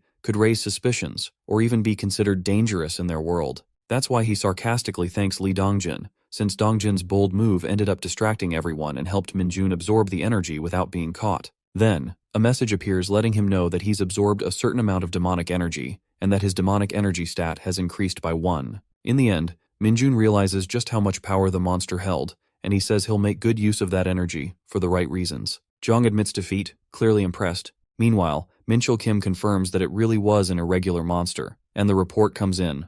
All platoon members have now pulled out of the dungeon. Only one irregular monster was confirmed, and it was taken down by a single platoon member. Even though things have calmed down, the buzzing of mosquitoes and the lingering tension serve as a reminder that nothing on the front lines is ever truly normal. Zhang walks up to Minjun, sincerely thanks him for saving them, and admits how frozen he felt when he first saw that monster. Minjun brushes it off, apologizing for acting without orders, but Zhang quickly reassures him that there's no need to be sorry. It was clearly an emergency, and Minjun's quick thinking probably saved both Guangxik and Dongjin from real danger. After that, Minchul Kim checks in with Minjun, asking if he's hurt, and Minjun confidently replies that he's fine, standing tall and proud. As Minjun lets out a breath, Kim Minchul quietly warns him that they'll need to have a private talk once they return to camp. Zhang watches this exchange and notes that the platoon commander doesn't look pleased. Meanwhile, updates come in through the comms.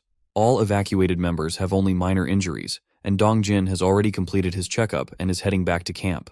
Guangxik, despite having a few bruises on his head, is expected to recover fully and return by tomorrow. The second platoon is called to attention in response to the unexpected events, and the dungeon clearance operation is officially called off. Everyone is told to check their gear and prepare for departure. Without hesitation, the squad responds in unison. Later, at the administrative office, Minjun is called in regarding the official report. He's told to write down exactly how he defeated the irregular monster and hand it in, but Minjun pauses, unsure of what to write. He jokingly thinks about saying he tried to smash it with his shield, and when that didn't work, he just punched it, though he doubts anyone would believe a story like that. Minchul Kim admits he couldn't see everything clearly because his vision was blocked, but he still asks if Minjun really beat the monster with just his fist. Minjun becomes unsure how to respond and says the monster was full of energy, and he didn't have time to think. Shifting the conversation, Minchul Kim asks about Minjun's stats, and Minjun replies that his strength is 65 and his agility is 60. Hearing this, Minchul Kim is shocked,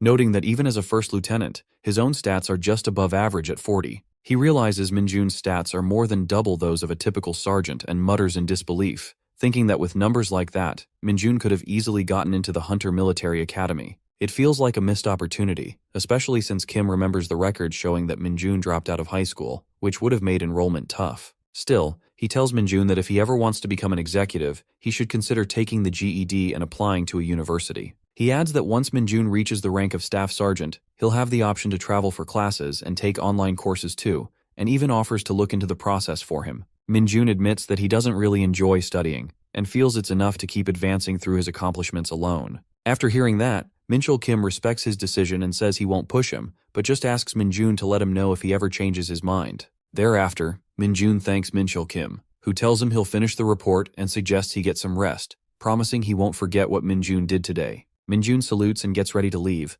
but before he walks out, Minchul Kim calls his name again and tells him that by saving the platoon, he prevented what could have been a much worse outcome. He even admits that he himself couldn't move during the crisis, and sincerely thanks Minjun. Minjun responds firmly, saying he only did what he had to, though deep down, he reminds himself that all of this was necessary to gain more demonic energy and prove his worth. Outside, Guangxik stands nervously in front of Minjun and asks if he can join the special training sessions Minjun has been doing with Dongjin. Minjun looks at him in surprise, wondering how Guangxik even found out about their secret training spot, and more importantly, why someone who hasn't fully recovered yet would want to push himself like that. Guangxik struggles to explain, then suddenly points to Dongjin and says that he's come a long way and is actually half decent now. Guangxik admits it's probably because of their training, and that's why he wants to join in and start training too. Minjun isn't impressed and asks if Guangxik really thought he could just join like that. He reminds him that there's an order and discipline to these things, especially for someone like Corporal Kim Guangshik.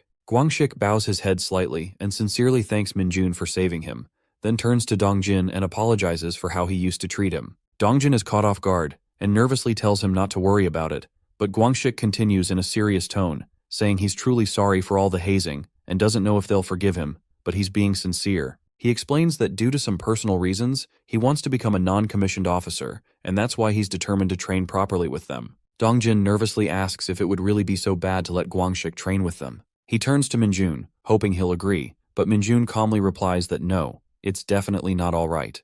Guangshik quietly accepts the answer, saying he understands if they feel uncomfortable because of the way he treated them before. He sincerely thanks both Minjun and Dongjin, admitting that he's alive today because of them. Just as the air grows still, Minjun suddenly turns to Guangshik and says he'll reconsider letting him join, if he acts like a pigeon for the next 24 hours. Guangshik is completely thrown off, shouting in disbelief, while Minjun shrugs as if to say, well, if he doesn't want to do it, that's fine too. Feeling the pressure, Guangshik hesitantly starts cooing like a pigeon. Dongjin watches, stunned into silence, while Minjun chuckles to himself as Guangshik continues awkwardly, pretending to be a bird. Saint praises the giant for his hard work and gently asks if he has anything to say, and though the giant seems unsure, he eventually asks how long the Saint plans to keep doing things like this. Saint replies that no one really knows, then offers a gift, saying it's for the one who's no longer with them. Looking ahead, Saint adds that something given from the heart can never be too much. Meanwhile, Sergeant Cho is annoyed that even after returning from a tough dungeon mission,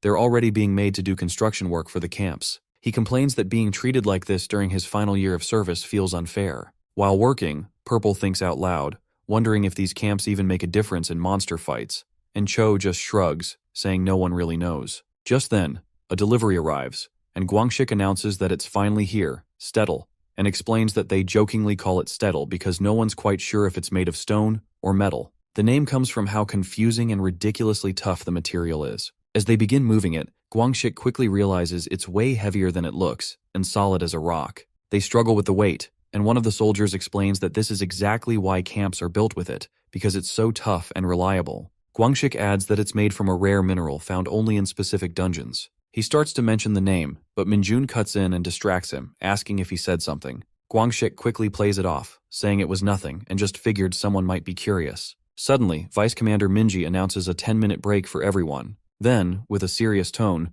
Minji approaches the platoon commander and shares something he overheard while picking up materials from headquarters.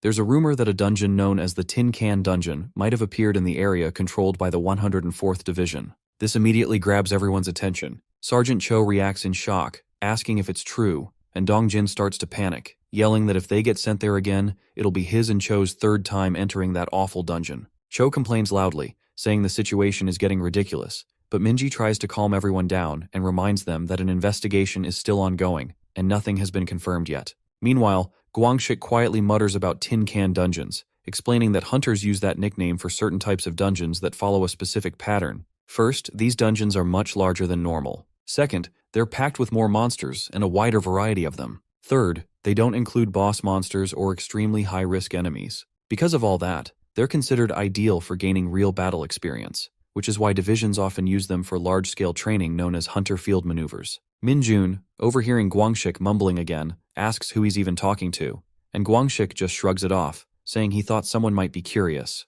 Minjun repeats the name hunter field maneuvers, confused and clearly not thrilled, thinking this doesn't sound like the kind of training he wants right now. He's not interested in long, boring drills, he just wants real fights. But Mincho Kim reminds them all that this is divisional training, it's mandatory, and it's actually a great opportunity to build up accomplishments. As soon as Minjun hears the word accomplishments, his eyes light up, suddenly reminded of his goal to gain recognition and grow stronger. Minjun gets excited, thinking how being stationed at the front lines gives him so many chances to prove himself. He feels proud of his decision to come here because it was the right choice, and everything's working out even better than he imagined. As the excitement about gaining accomplishments builds, Minjun suddenly notices a faint purple glow at his foot, but without drawing attention, he quickly slides his shoe over it and hides it before anyone notices. Dongjin and Cho, clearly exhausted, yell out in frustration and say they don't need any more accomplishments because they're already being worked to the bone in their final year. Meanwhile, Minjun quietly lets out a breath of relief, thinking how lucky he is that nobody saw the glow. He brushes it off and casually shifts focus, thinking the current issue is something about reinforcement requests. Meanwhile, Enseo Sun, the female officer, explains that reinforcements were requested due to an irregular monster, and the request came from the investigative team inside a dungeon that recently appeared in Yanggu. The commanding officer recalls that the dungeon appeared inside a military zone, not near civilians, to which Enseo confirms and adds that 2 members of the investigation team suddenly passed out with no warning or signs. She mentions that this strange occurrence has been happening more frequently and warns that it might be a sign the dungeon needs to be cleared immediately. The officer suggests handing over area control to regular soldiers and pulling back all hunters stationed in Yanggu, redirecting all forces toward a new priority, the dungeon that has opened in the civilian area of Hongcheon. Enseo accepts the order without hesitation. Meanwhile, Minjun watches this unfold and smirks to himself, thinking it looks like the perfect opportunity has just landed in his lap. Feeling like everything is aligning in his favor, Minjun decides that he's going to request a day off. Minjun double-checks his bag, wondering if he packed everything he needs. As he moves ahead, Minchul Kim spots him and casually asks if he's heading out already. He also mentions that he noticed Minjun carrying way more steetle than the others during the camp construction. And now it all makes sense. Minjun wanted to finish early so he could use his day off. Half impressed and half annoyed, Minchul tells him that he really is something else. Minjun smiles and thanks him, but Minchul quickly clarifies that it wasn't exactly meant as a compliment. Then, pointing to the form, Minchul notes that Minjun's registered home address is currently in a restricted area. Curious, he asks where Minjun stayed the last time he left, and Minjun replies honestly that he stayed in a PC room. As expected, Minchul pulls out a key and tells Minjun that if he's okay with it, there's a place he can use, an apartment that belonged to his parents, currently empty while they're away on business. It's kept clean since Minchul visits during his own breaks. Minjun tries to politely decline, saying it's not necessary, but Minchul cuts him off firmly and insists that this time, it really is. Quietly, Minjun reads the small note handed to him earlier. It says the apartment is a bit far from the camp, but still within Gangwon-do, located in Chuncheon at XX Villa. Minjun thinks to himself that it's definitely better than staying in a noisy PC room. Chuncheon isn't too far, so it's not a bad option at all. He also recalls what First Lieutenant Minchul said, "Take the key even if you don't use it. Just get some proper rest." Minjun folds the note and puts it away. As he does, Minchul glances down at Minjun's info sheet. His name is Kim Minjun. His listed address is Gyeonggi-do, Nim Daehyun. Both of his parents, Choi Yoonju and his father, are marked as missing. Meanwhile, Minjun arrives at the Yanggu County bus terminal, where nearby soldiers are talking about a dungeon that recently appeared near an old, abandoned school. They're instructed to stay at least 1 kilometer away and focus on securing the perimeter. Minjun stands quietly off to the side, listening without drawing attention. His eyes fix on a distant, silent building that must be the dungeon. As he approaches, he wonders what kind of creature he'll face this time, annoyed that the person who sent him didn't even bother to check what kind of monster it was. Typical. Minjun tells himself that if things get too risky, he'll just turn around and leave. The moment he steps forward, a faint glow flashes across his vision, and a message confirms that he's entered the dungeon. The air inside is thick and sticky, unusually humid, and the walls are cracked with the ground torn up, signs that something violent happened here. He spots a shattered object nearby and knows immediately that a battle took place. He can also feel someone or something watching him. Without missing a beat, Minjun calls it out, telling it to show itself. The monster steps forward, and Minjun studies the massive creature, unsure if it's a goblin or a kobold, but whatever it is, it's way too big. He's honestly shocked the investigative team managed to survive an encounter with something like this. Without waiting, Minjun charges in, mocking the monster for surviving its earlier fight, then activates his corruption skill. The monster doesn't even flinch, it doesn't block or react at all. Minjun compares most of his previous enemies to ants, but this one feels more like a giant beetle. Still, a bug is a bug, and with frustration bubbling up, Minjun glares at it, launching one last attack while shouting for payback for ruining his brand new clothes. After defeating the monster, Minjun suddenly receives a system message saying he has absorbed more demonic energy, and his stat increases again. Another message follows, and his demonic energy stat goes up by 3 times in a row.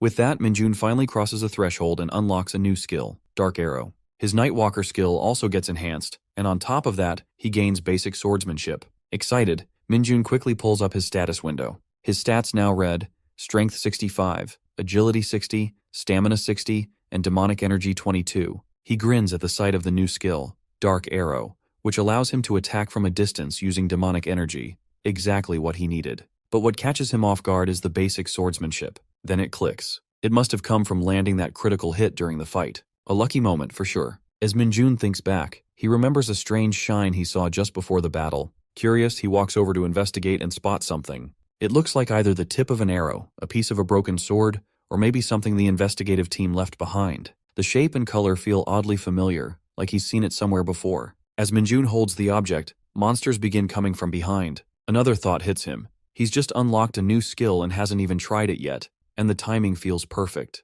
Looking around the dungeon, even though his mission is officially done, he decides to stay a bit longer because it wouldn't hurt to clean up the leftover monsters while testing out what his new power can do. After clearing the dungeon, he feels proud and relaxed. Plus, he's excited to finally have some free time, so he decides to play his favorite game, DPE. It seems like the perfect way to wrap up a productive day. His day off feels satisfying and well spent, but that peaceful mood doesn't last long. As soon as Minjun returns to camp, he senses something is off. Everyone looks serious, and the energy around the platoon is heavy. Jong quickly informs Minjun that it really is a tin can dungeon, and next week they'll be doing a large-scale real-life training session called the Hunter Field Maneuvers. Every platoon will start from different random points and work their way to the center of the dungeon. The goal is to respond to sudden emergencies, fight monsters, and survive the pressure of real combat, and no one gets to relax. Everyone has to stay alert and battle ready. As the exercise begins, Minchul Kim shouts commands to take positions on a hill. Suddenly, dark balls appear, monsters that float and have thick, durable skin.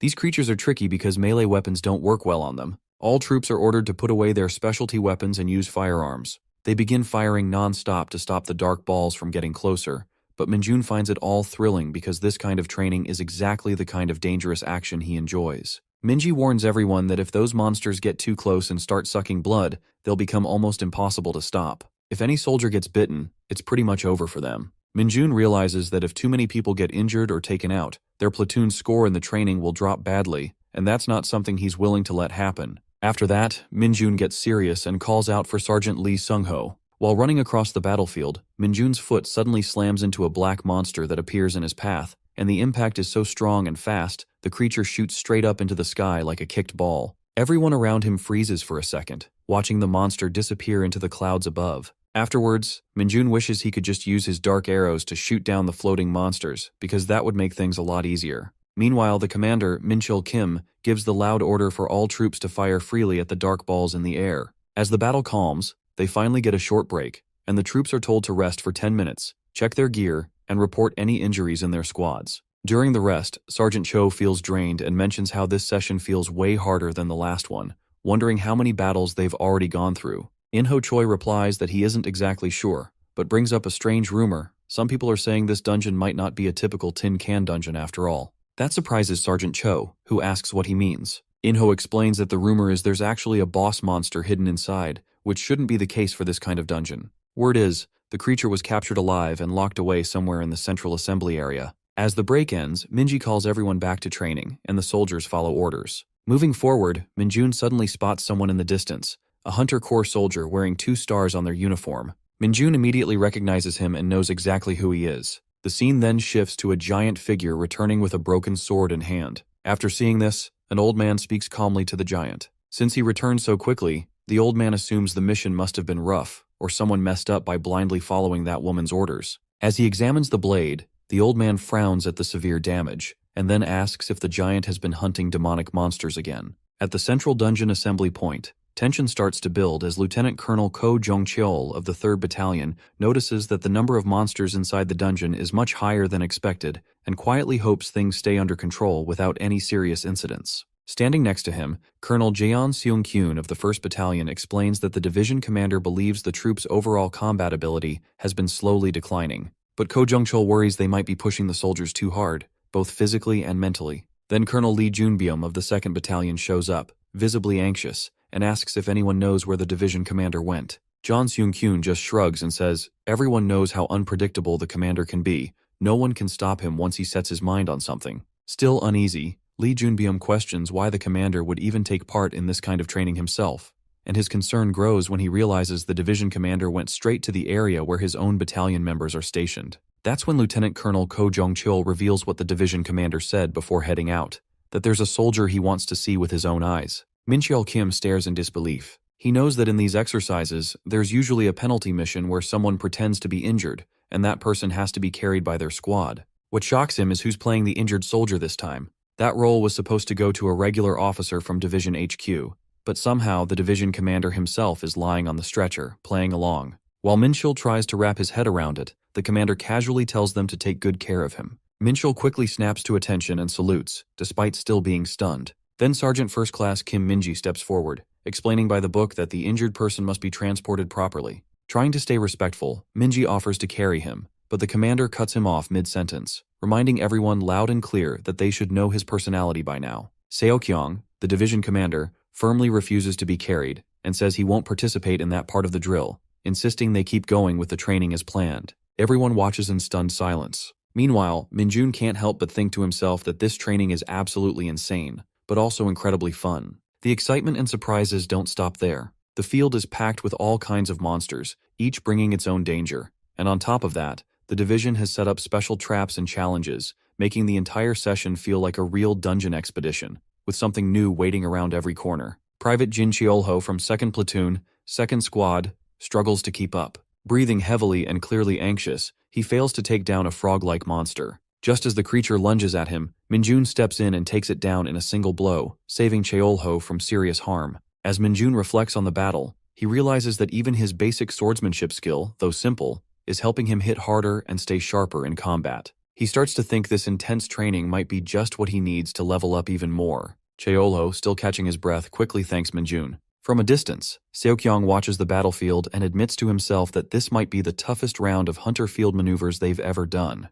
Meanwhile, Minchul Kim calls out to the troops, urging them to hang on until the break, and everyone pushes forward with what strength they have left, though it's clear Kim Minjun is standing out more than ever. At the same time, in the northern section of the dungeon, Private First Class Sun Yunseo shows off her skills by taking down multiple monsters on her own. She breathes hard, wiped out from the effort, but just as another girl soldier is about to be attacked, Yunseo charges in and saves her, keeping her safe without hesitation. All the platoon members have managed to reach this point of the training without suffering any serious injuries. Seokyong watches with pride, while Minchul Kim, standing nearby, acknowledges how capable the platoon truly is. When Minchul humbly gives credit to the members, Seokyong reminds him that recognizing and managing good soldiers is also part of a leader's strength. He encourages Minchul to give it his all for the final phase of training, and Minchul replies with gratitude. Suddenly, Seokyong loses his balance. Sergeant First Class Kim Minji quickly snaps at him, scolding him for relying only on his left hand and not supporting himself properly.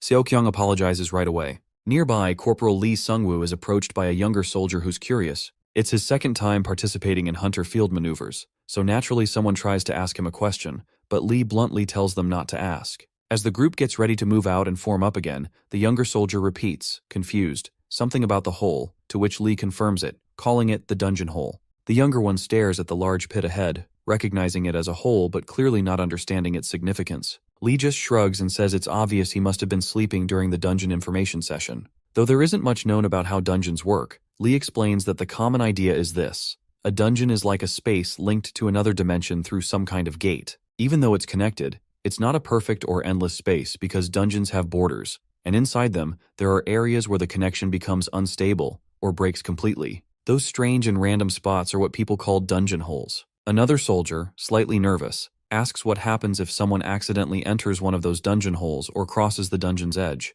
to which Lee admits he isn't exactly sure, but says people believe they'll suddenly be teleported to some random place inside the dungeon, like a sudden pop. Right then, something unexpected happens, and a strange noise and reaction spread across the group because someone appears in front of them. A girl soldier is lying on the ground, helpless. Mincheol Kim quickly steps up and reassures her, saying he already reported the situation to the 4th Battalion and tells her to rest and not worry. The girl, still anxious, asks if her battalion members are all safe, and Minchul gently confirms that yes, they're all safe, and in fact, deeply worried about her too. He adds that the training has been paused to focus on recovering Private First Class Sun Yunseo. Minchul explains that the situation has been officially reported, so training will likely resume soon. Yunseo quietly thanks him, clearly relieved that things are under control. Minji reminds her that with a fractured foot, it's better to rest because hunters must protect their health just as much as they sharpen their combat skills. Minchul adds that headquarters has been contacted and the transfer crew are already on their way.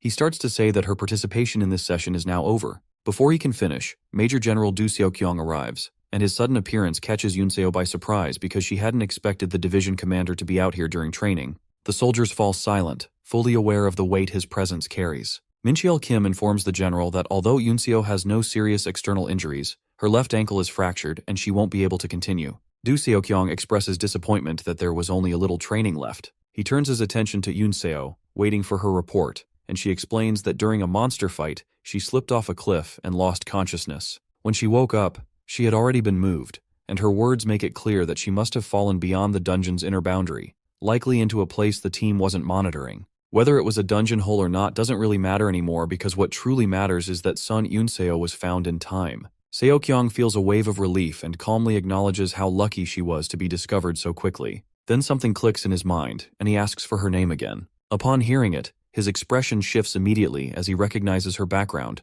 Yunseo is from the 4th Company of the 4th Battalion, and, more importantly, the daughter of Sun Taiho. With that revelation, Du Seokyung calls out to Corporal Kim Minjun. Minjun responds quickly, confused about why he's being singled out, but before he can process anything further, the order is given. He must carry the injured Yunseo. Minjun is caught off guard and hesitates for a second, questioning it internally. But Seokyung's sharp voice cuts through any doubt and leaves no room for debate. Despite Yunseo's protests and confusion, the decision is already made. To the commander, this is not just an order, it's a task that could be counted as a valuable accomplishment. The situation is now under control, and the mission is simple.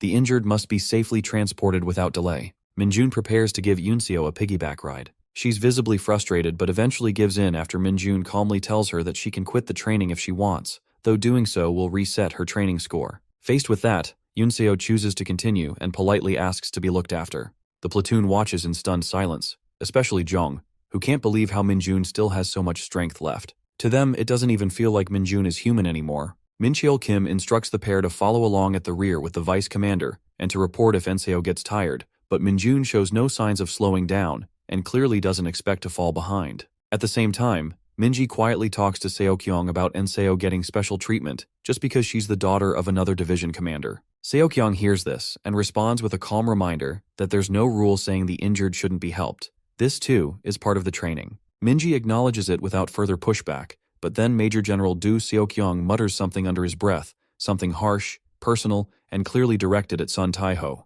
There's no doubt now that a deeper story lies beneath the surface. Minjun keeps walking with Enseo on his back, each step steady despite the awkward weight. The position isn't comfortable, but he doesn't complain. After a while, Enseo offers to give up the training, telling him he can put her down if he's tired. Without hesitation, Minjun says it's fine, and casually adds that she's lighter than Stettel, the heavy material they use during camp construction. Hearing that, Enseo repeats the word with confusion, so Minjun explains it like it's nothing, comparing her to the dense mineral. He even guesses she weighs around 50 kilos, but before he can finish, Enseo cuts him off, clearly embarrassed, and tells him to stop talking. There's a brief silence before she speaks again, calmer this time, saying she'll repay him for helping her. Minjun smiles at that, but in his mind, he thinks a reward from her father would be even better. Trying to lighten the mood, he brings up the weight comparison again, repeating that she's lighter than Statel, and Enseo immediately shouts at him to shut up, her voice echoing down the path. Meanwhile, Sergeant Cho groans to himself, complaining that this training feels like it was switched from normal mode to hell mode,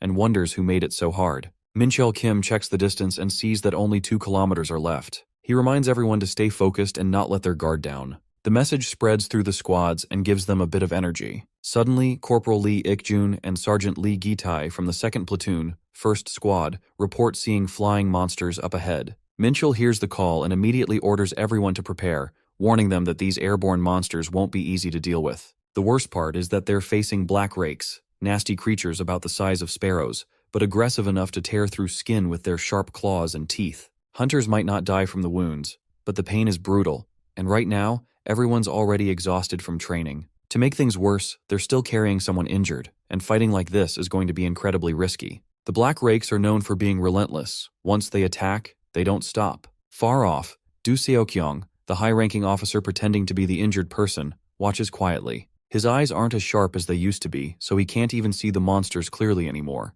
But he understands how hard this moment is for the troops. He's not just observing the fight, he's watching how they react. If they panic or mess up, their training score could take a hit. Visibility is low, everyone's worn out, but none of that can be used as an excuse. They're hunters. Leaving formation to help might feel like the right thing, but doing so could throw the entire squad into chaos. It's better to stay in line and trust the platoon commander's judgment, no matter how hard it gets. Just then, Kim Min-jun notices something and suddenly moves forward, catching everyone off guard. The others try to stop him, confused about why he's stepping up while still carrying an injured soldier, but Min-jun speaks up and asks for a chance. He knows things can't go on like this. Everyone is reaching their breaking point. Minchul Kim, the platoon commander, is stunned, but listens and questions how Minjun expects to pull anything off with someone still on his back. Even so, Minjun insists. Minchul reminds him that if the plan fails, they'll retreat immediately, and Minjun is only getting one shot at this.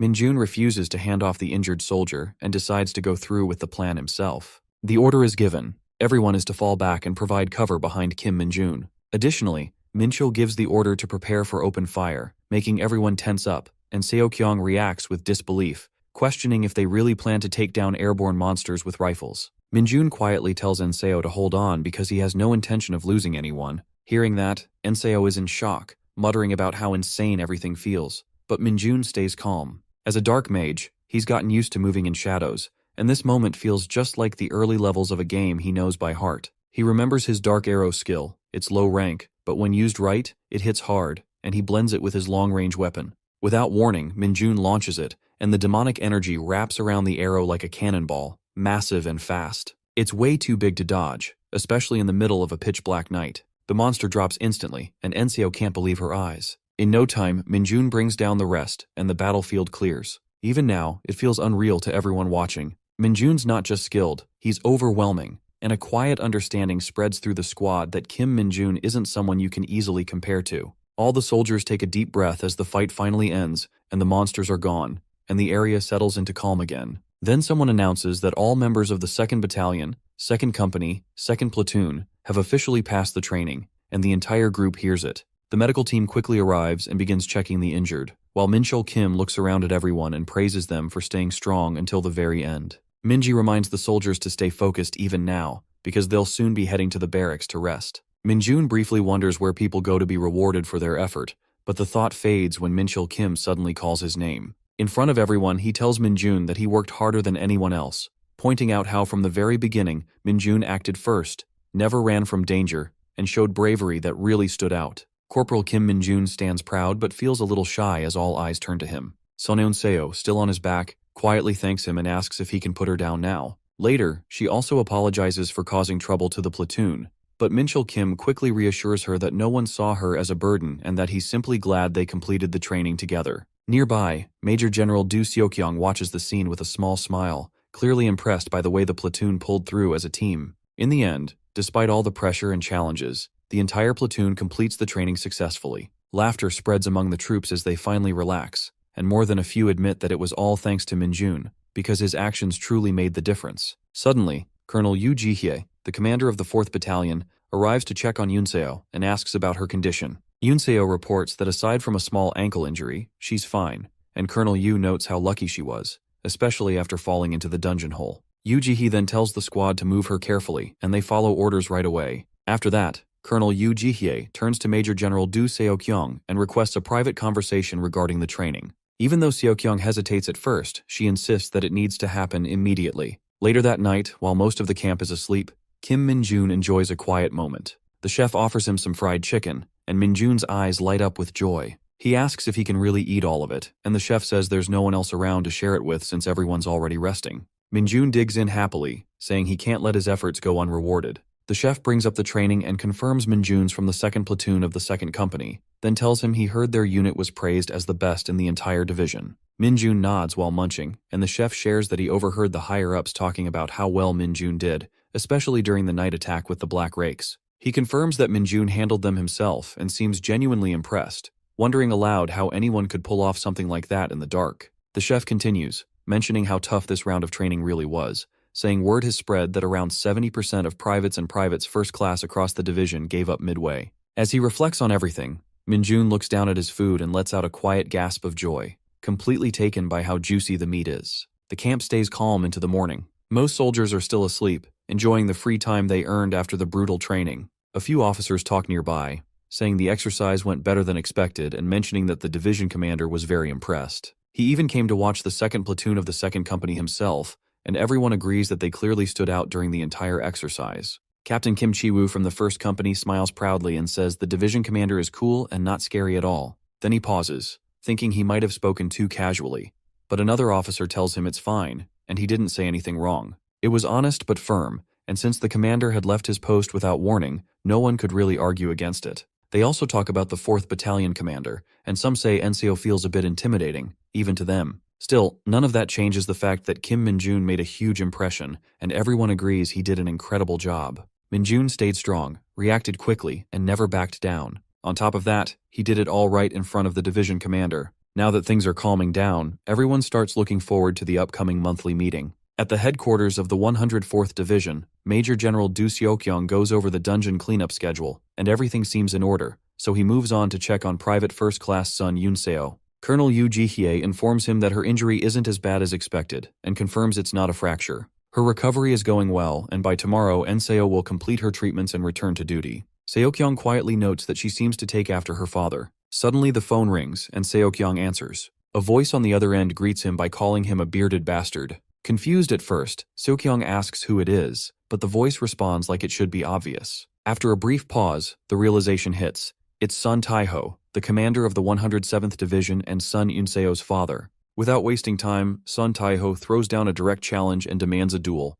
Instead of answering right away, Seokyung explodes, demanding why this guy would call him out of nowhere like this. Taiho, completely unfazed, repeats his challenge and even lets Seokyung choose the location. Trying to keep it together, Seokyung asks if Taiho is acting this way just because his daughter got injured, questioning how a man like him even has the nerve to call himself a general. But Taiho remains cool, saying that yes, he is a general, and all he really wants is a little workout using the Du Seokyung punching bag, which he claims is much more durable than the usual ones. That line pushes Seokyung to the edge, making him curse under his breath. Still, he admits he feels bad about what happened to Yunseo but insists it was part of the training, nothing to get this worked up about. Just when it seems like things might calm down, Taiho goes in for the kill, casually mocking Seokyung for not even being able to get married, asking how someone like that could possibly understand. That's it? Seokyung's face turns crimson with rage and he snaps. He demands Taiho's location, shouting at him to stay right where he is, because once Seokyung gets there, he won't be laughing anymore.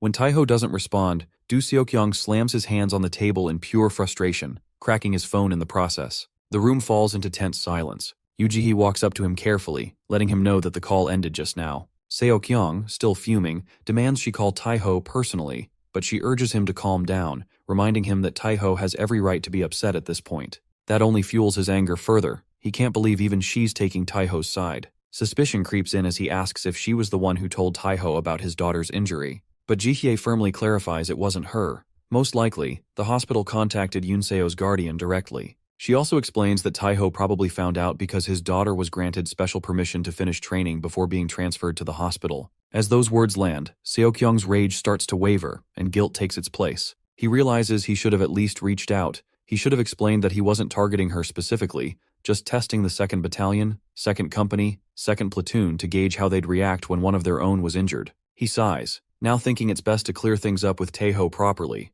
knowing this mess came from a serious misunderstanding. Since Du Seokyung's phone is in no shape to call anyone, Yu Jihye dials Taiho herself and puts the call on speaker. The moment Taiho picks up, his voice is sharp and annoyed, already guessing Seokyung is with her. Jihye quickly apologizes for calling him out of the blue, explaining that the division commander's phone is broken, so she made the call instead. With that, Seokyung steps in, owning up to everything. He calmly explains the misunderstanding and sincerely apologizes for his actions, but Taiho isn't ready to let it go. He mocks Seokyung, accusing him of backing out of their duel, then demands to know the identity of the man who carried his daughter on his back. The fact that someone who wasn't even a medic got that close to her clearly doesn't sit well with him, and he warns Seokyung to be ready the next time they meet. Realizing this conversation's going nowhere fast, Yu Jihye ends the call without waiting for more drama. Furious, Seokyung grips the edge of the sofa with white knuckles and shoots her a deadly glare, clearly blaming her for pushing him to make the call. Without another word, he demands she prepare a vehicle immediately. They're going to Daejeon to meet Taiho face to face. Jihye, knowing there's no winning here, stays silent, thinking to herself how ridiculous both these hot-headed men are acting. In another corner of the base, Minjun Kim strolls down the hallway, completely focused on one thing, his free chicken from the cafeteria. But just as he's lost in that thought, he senses something. Turning around, he catches his Nightwalker bouncing around in pure joy at seeing him. As cute as the little guy is, Minjun's had enough of him popping up in public without warning. Without wasting time, he grabs the tiny creature and shoves him into his pocket, heading straight out of the building for a private talk. Out behind the building, Minjun double-checks to make sure no one's around before letting the Nightwalker out. The moment the little guy's free, Minjun gives him a firm scolding, warning him not to show up unless it's absolutely safe. The Nightwalker, hurt but trying to explain himself, says he made sure no one was around and only came because he missed his master. Minjun, realizing he might have been a bit too harsh, softens and summons some demonic energy to feed him. After getting his fill, the tiny creature suddenly points at Minjun. Curious, Minjun touches the little finger, and instantly, a connection forms between them. Through the link, Minjun sees what his minion had witnessed earlier, Huachin, completely wrecked, radiating clear signs of demonic energy. He's stunned the Nightwalker traveled that far and actually gathered solid intel. Praising him for the incredible job, Minjun watches his little guy light up with pride. But while the Nightwalker soaks in the compliments, Minjun's already brainstorming an excuse to sneak out of base again. As Minjun approaches the dormitory, his mind spins with thoughts. He figures it might look suspicious if he leaves right away, but it also feels like a waste to sit on his vacation days if it's just a false alarm. He's still thankful for the day off he earned last time during the Yangu operation. Just as he opens the dorm door, he's hit with a burst of noise. Everyone inside is celebrating. The moment he steps in, they all start congratulating him for being selected as the division's best soldier during the Hunter Field maneuvers. They mention an upcoming award ceremony, and, even better, that the whole platoon is getting a day off because of his achievement. Minjun's eyes light up, and he wastes no time asking if he can use his break tomorrow. The platoon commander, not having much room to argue, says he'll check the schedule, and just like that, Minjun scores a day off. The next day, Minjun heads to Huaqian, but everything feels off. The chaos seems to be over, with some hunters cleaning up, but he can't figure out why so many of them are still around. He's especially annoyed that he fed his minion a boost of demonic energy earlier as a reward, only to arrive after the action ended. Suddenly a voice calls his name. He turns to see a girl pulling down her mask, and it's none other than Son Yunseo. A few minutes earlier, out on the outskirts of Huaqian's civilian zone, before Minjun even arrived, the girls were already hard at work sanitizing the entire area. Corporal Cha-Marie was getting tired and irritated, still not able to wrap her head around why they had to clean up after their Hunter Field maneuvers. Corporal Yoon Hyeju, more level-headed, figured it was a punishment from the battalion commander since their training results were pretty bad, and judging from the company commander's expression, it wasn't something to take lightly. She told the others to quit grumbling and just get the job done. But Mari was absolutely exhausted, complaining that a monster had to pop out of a gate the moment they wrapped up their training. Still, she admitted they were lucky not to be assigned to the attack team, especially since some people had even lost their homes in the mess. Their attention soon shifted to Yunseo, who was at the end of the road, quietly scrubbing away without a single complaint. Mari walked over to check on her, asking if she was okay and gently telling her not to push herself too hard. True to form, Private First Class Son Yunseo stood at attention and assured her that she was completely fine. Mari couldn't help but be impressed by how quickly Yunseo seemed to be recovering, but still told her to take it easy just in case. That's when they overheard a few murmurs from the other girls, wondering what a male hunter was doing in their area. The corporal girl might not know what's going on, but Yunseo recognizes the guy instantly. It's none other than Minjun. While a few of the girls can tell he's from the same division, none of them seem to know much beyond that. Back to the present moment, Yunseo pulls down her mask, and Minjun is visibly stunned. He never imagined he'd run into her here. Yunseo asks what he's doing in the area, pointing out that, as far as she knows, only his battalion was called in for support. Meanwhile, the other female troops are completely thrown off by the appearance of a male hunter in their zone. With an annoyed look, Minjun replies that he's on vacation. Yunseo gets irritated at that, demanding who in their right mind comes to a recently attacked site while on leave. Her suspicions rise fast and she starts grilling him, asking if he just made that up. She presses harder, questioning why someone on vacation would show up in military uniform. Without answering, Minjun casually hands over a leave form signed by his platoon commander. Yunseo reads it, and, though her suspicion fades a little, she still isn't fully convinced. She hands it back and asks why he would choose to come to a restricted zone like Huaqian. That question catches Minjun off guard. Knowing full well he can't spill the real reason, he brushes it off with an excuse, saying he had business in Huaqian, and, when he heard there was an emergency, he decided to check it out. Suddenly, everyone's attention snaps to an unexpected gate that appears behind the troops. It stretches wide in all directions, instantly raising anxiety across the field. They had just finished clearing the area, and now it looks like they're in for another round. One of the corporals quickly orders everyone to retreat to the platoon commander's position. Chaos breaks out as the troops begin falling back, but in the middle of the mess, Minjun does the opposite. He walks straight toward the gate. Yunseo spots him and immediately urges him to evacuate, but he clearly has other plans. Calmly, he gives her an excuse, saying he'll buy them some time while the others escape. Yunseo is frustrated and thinks he's being reckless, especially since they have no clue what might come out of that thing. But Minjun points out that the attack team has already pulled out, and if a monster shows up now, everyone could be in serious danger. In that case, he'll do what he can to stall it, and if things get bad, he'll run. Then he asks if she has any spare gear and tells her to lend it to him. Still clearly worried, Yunseo hesitates, but when he brings up her injured foot, she clenches her jaw and reluctantly hands him her weapon. Before turning to leave, she tells him again, if things go south, he better run. Now that everyone is gone, Minjun finally has the gate to himself and gets ready for some real action. As he walks closer, he reminds himself that some monsters are the type to stay behind in dungeons rather than leaving. Drawing his weapon from its sheath, he hopes this isn't one of those gates that leads to monsters like that.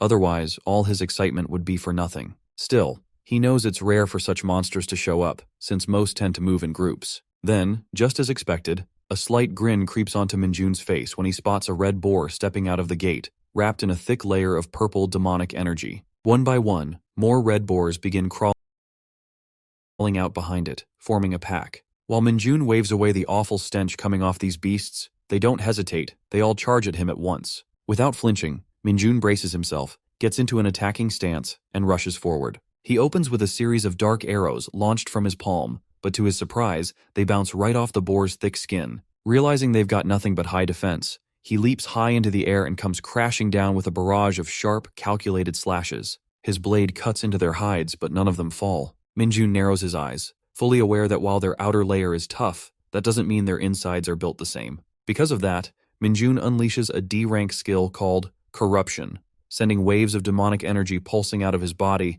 and into the monsters through the cuts on their thick skin. The red boars begin bleeding from within, but still try to charge forward one last time, only to collapse miserably. Without missing a beat, Minjun absorbs the demonic energy from their broken bodies. Just to make sure they're down for good, he slashes across their bodies one final time. As a result, he gains a boost in demonic energy and sees noticeable growth in both his Nightwalker and basic swordsmanship skills. Now that the red boars are done, he waits to see if any more monsters come out. But just then, his face drops as a familiar voice calls out from behind. It's none other than the platoon commander, Ji-yoon, arriving with the other corporals. She grabs Minjun to check if he's okay, while the rest of the female troops can't help but blush after witnessing him take down those monsters on his own. Ji-yoon immediately starts scolding him for acting reckless and fighting instead of reporting the gate's appearance. She demands to know which unit he belongs to and why he's even here. Without going into detail, Minjun hands over his signed leave application and explains that he had some business in the area, but rushed to help when he heard about the emergency.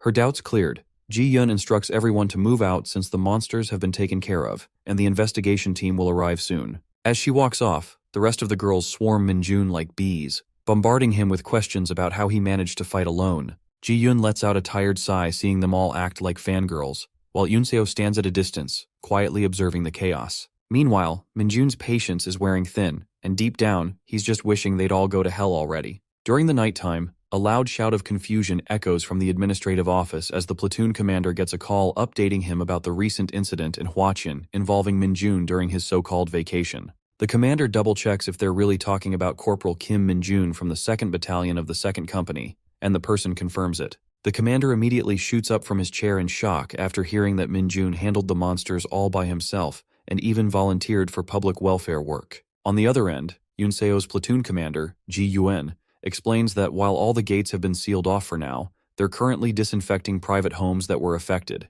and surprisingly, Minjun is still there helping them. She admits it's the first time she's seen someone act like this. Meanwhile, Corporal Yoon Hyeju and Corporal Chamari are busy watching Minjun from a distance. Hyeju is still struggling to believe he defeated the Red Boars so effortlessly, considering she heard getting hit by one is like being rammed by a truck. On the flip side, Chamari is totally simping over Minjun and his brutal monster-slaying skills. At the same time, Minjun himself is annoyed that he didn't get the full benefit from killing those monsters. Determined to salvage something out of this mess, he decides to help with cleanup duties to boost his image before heading out. That's when Yunseo quietly walks up behind him, catching him off guard since his head is already spinning with thoughts. Instead of greeting her properly, he immediately says something ridiculous about almost hitting her in the face and tells her to move out of the way, brushing off the fact that she clearly wants to talk. Still, Yunseo stays firm and gets straight to the point, saying there's something she really wants to talk about. After wrapping up the cleanup, Minjun and Yunseo stand face to face, the air between them tense but calm.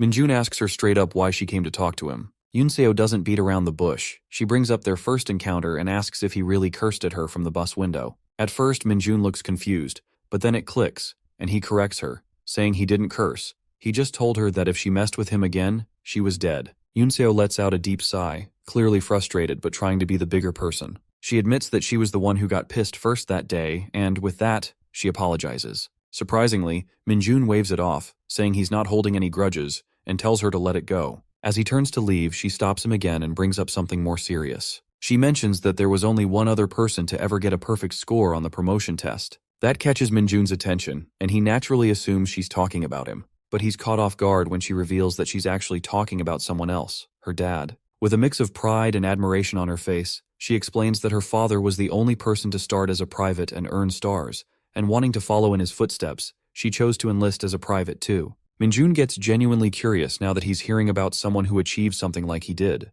but he stumbles back a bit, mentally calculating timelines, realizing that the Hunter army only came into existence when the gates started appearing. He was only 7 at the time. That leads him to assume that Yunseo's father must have re-enlisted as a private after becoming an awakener. Yunseo quickly clears up the misunderstanding. She explains that her dad wasn't strong back in the day. In fact, he was considered unfit for military service because of poor eyesight and some other physical issues. But after awakening and seeing his body change for the better, he enlisted voluntarily. The pride in her eyes when she speaks about him makes Minjun think that he'd like to meet this man someday. Yunseo assures him that her father would be thrilled to meet someone like him. He has a lot of respect for strong warriors. Meanwhile, over at the Daejeon 107th Division headquarters, things are getting chaotic inside the Hunter-exclusive gym. The entire building is trembling, and Colonel Lee Sang-jin, the 3rd Battalion commander, looks like he's about to pass out from stress. Yu Jihye is also there, completely overwhelmed, unable to get the situation under control. Turns out, it's not an earthquake, it's a full-on fistfight between Taiho and Du Seokyong.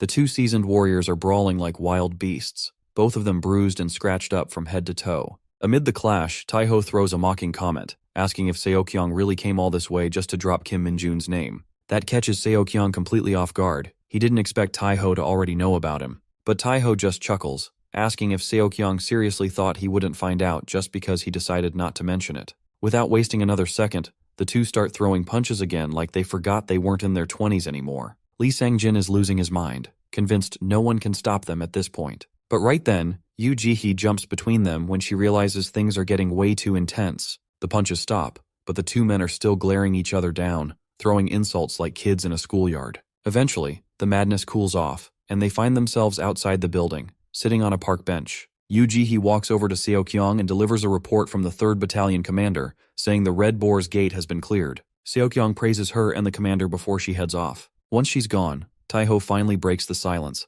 asking straight up what Seokyong's real reason is for showing up. He's convinced there's something more. Seokyong doesn't hold back. He admits he came to promote Minjun to the rank of sergeant. Taiho's calm expression twists into pure rage, clearly furious that Seokyong wants to support the guy who dared to mess with his daughter. But Seokyong fires back, just as angry, making it clear that no one messed with Yunseo. He tells Taiho to stop acting like a raging bull and start being grateful that Minjun was the one who helped her out in the first place. Taiho reminds Seokyong that Minjun was only recently promoted to corporal, and before that, he got a special promotion to private first class. Seokyong nods and admits he already has plans to raise Minjun to a commissioned officer. Hearing that, Taiho lets out a deep sigh, saying that Gu Hakcheol won't sit quietly and will definitely take an interest in anyone Seokyong values that much. But that's exactly why Seokyong spilled everything. He wants Taiho on his side. A small smirk creeps across Taiho's face, but he says he'll decide after meeting the guy himself. Meanwhile, over in Huaqian County, a dark figure wrapped in demonic energy appears right in front of Minjun.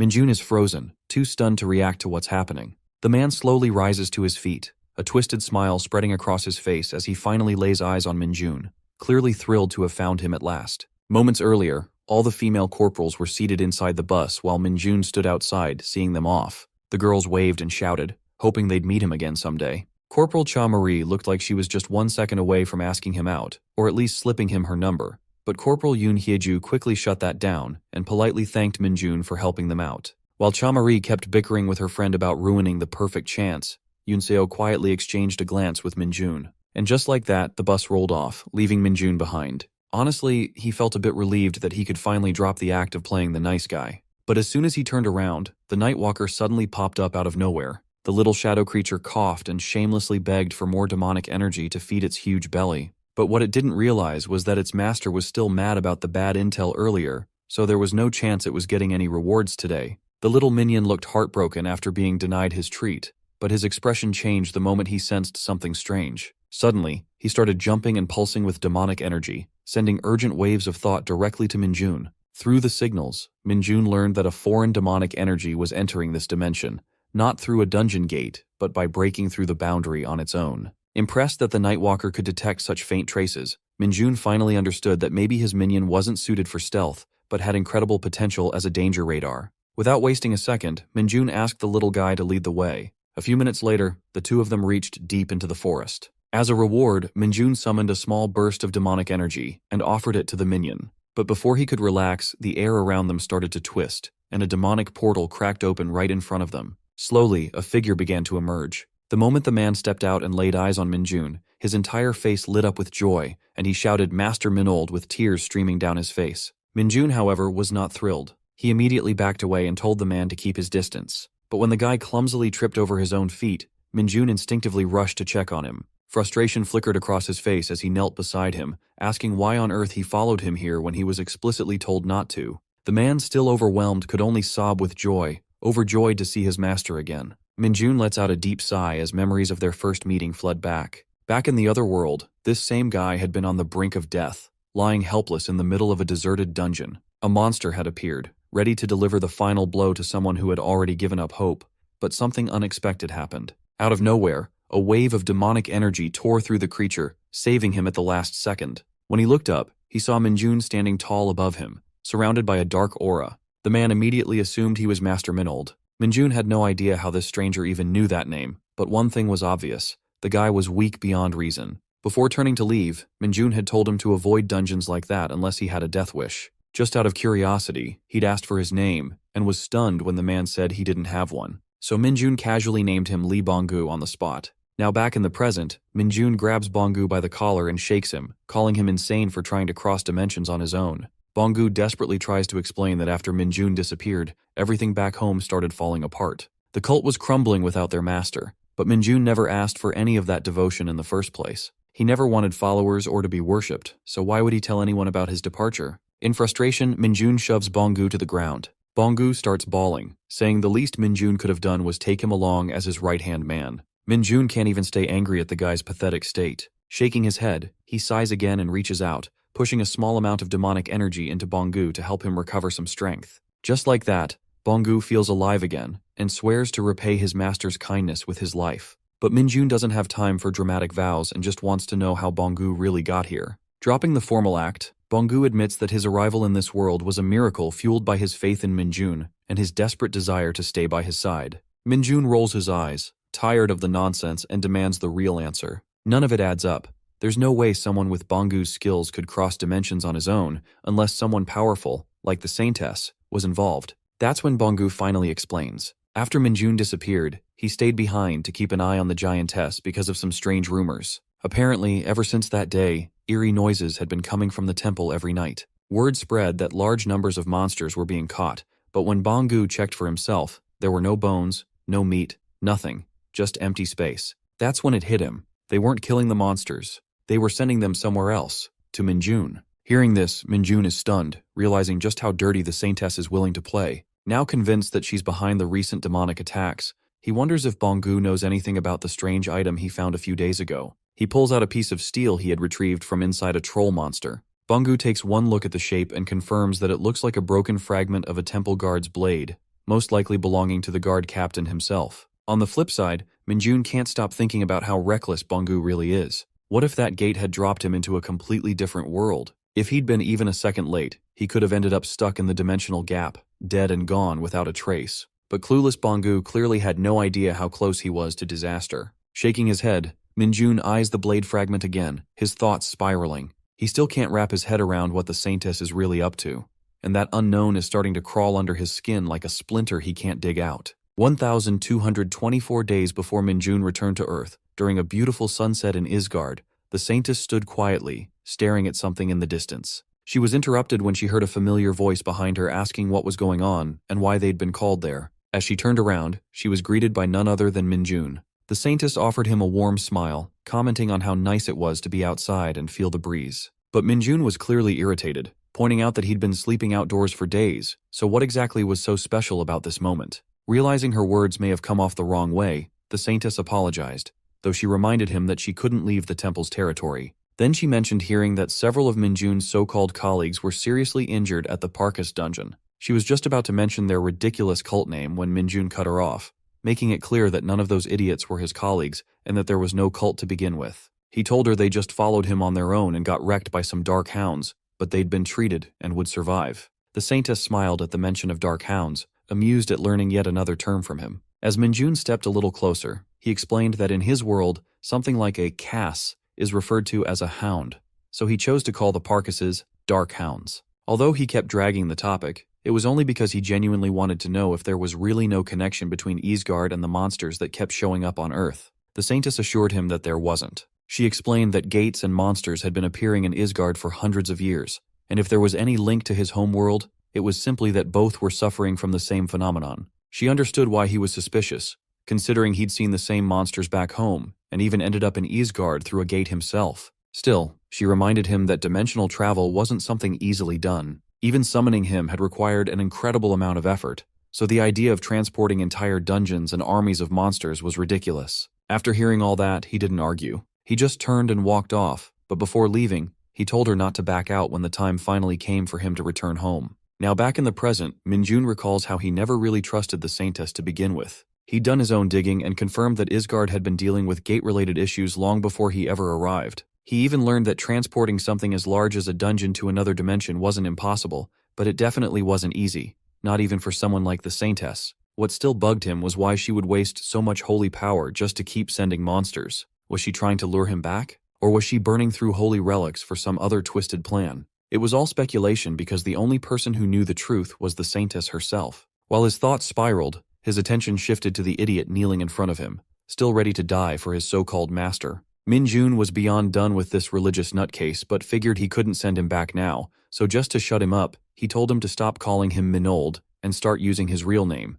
Minjun. With a face full of excitement, the fanatic tries to call his master by his proper name, but completely butchers the pronunciation. Minjun tries correcting him a few times but ends up giving up, realizing there's definitely something off in this guy's head. Pushing that aside, he asks Bongu if he can use the imitation skill. The man eagerly confirms that he can, though Minjun's a little skeptical since he barely gave him any demonic energy. Still, the fanatic thanks him over and over again for the small amount, and assures him that he can still transform into a small animal. Hearing that, Minjun points at a nearby crow and tells him to mimic the bird. Without wasting a second, the Dark Mage wraps himself in demonic energy and transforms into a crow. Proud of his new form, Bongu flaps around excitedly, but Minjun tells him to calm down and move alongside the Nightwalker for now. The Nightwalker looks clearly annoyed by Bongu's presence, and the two are just about ready to throw hands until Minjun steps in and tells them both to shut up and get along. Left with no choice, they quietly do as told. Minjun then tells Bongu to get his instructions from the Nightwalker, while the Nightwalker keeps an eye on him and makes sure he doesn't try anything reckless. With that, both of them take off, and as Minjun watches them fly away, he lets out a sigh of relief, though his rumbling stomach quickly reminds him that he's way overdue for food. A few days later at the camp, Kim Guangshik bursts into the locker room, practically bouncing with excitement. The guys inside look at him like he's lost his mind, but he drops the big news that the platoon's quarterly performance chart has finally been posted in front of the administrative office. That gets everyone's attention real fast. While Sergeant Lee is buttoning up his uniform, someone jokes that he probably snagged first place again, but then Guangshik lowers his voice and reveals that Lee Sung-ho actually came in second this time. The room goes silent as jaws hit the floor, and curiosity takes over. Everyone's dying to know who managed to score over 75 points in their platoon. Before they can keep guessing, Minjun walks into the room, casually announcing that he's back from vacation. As he greets everyone, some of the corporals begin whispering about whether he could be the one who topped the list. Guangshik confirms it right away, and adds that Minjun's performance practically shook the entire division.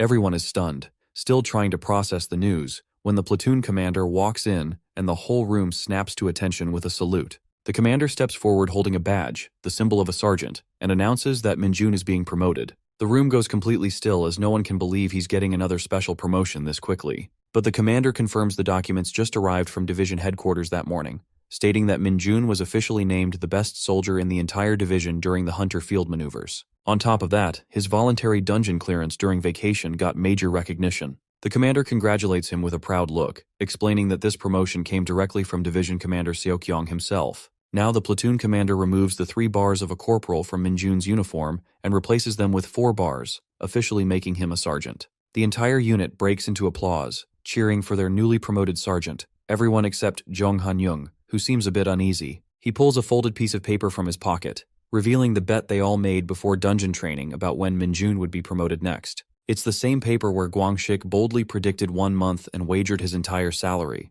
Guangxik is practically glowing with pride over his win, while Jung Han-young reluctantly accepts his loss. Suddenly, Minjun snatches the paper from their hands, making both guys freeze, unsure of what he's going to do. As Minjun reads through it, his expression slowly changes, and when he realizes Guangxik actually won the bet, his face stretches into a wicked grin, making the two even more nervous as they brace for whatever chaos the new sergeant might unleash. At this point, Minjun is smiling like an idiot who's clearly having the time of his life. The reason for his happiness might just be the misery of the guys who bet on him, as Kim Moongi and Jung Han-young are already standing at attention, sweating bullets. Meanwhile, Guangxik looks like his face is about to crack, nervously offering 30% of his winnings to Minjun. Minjun, fully enjoying himself, says people might think he's doing this for the money, but that's not it at all. He's doing it for their own good.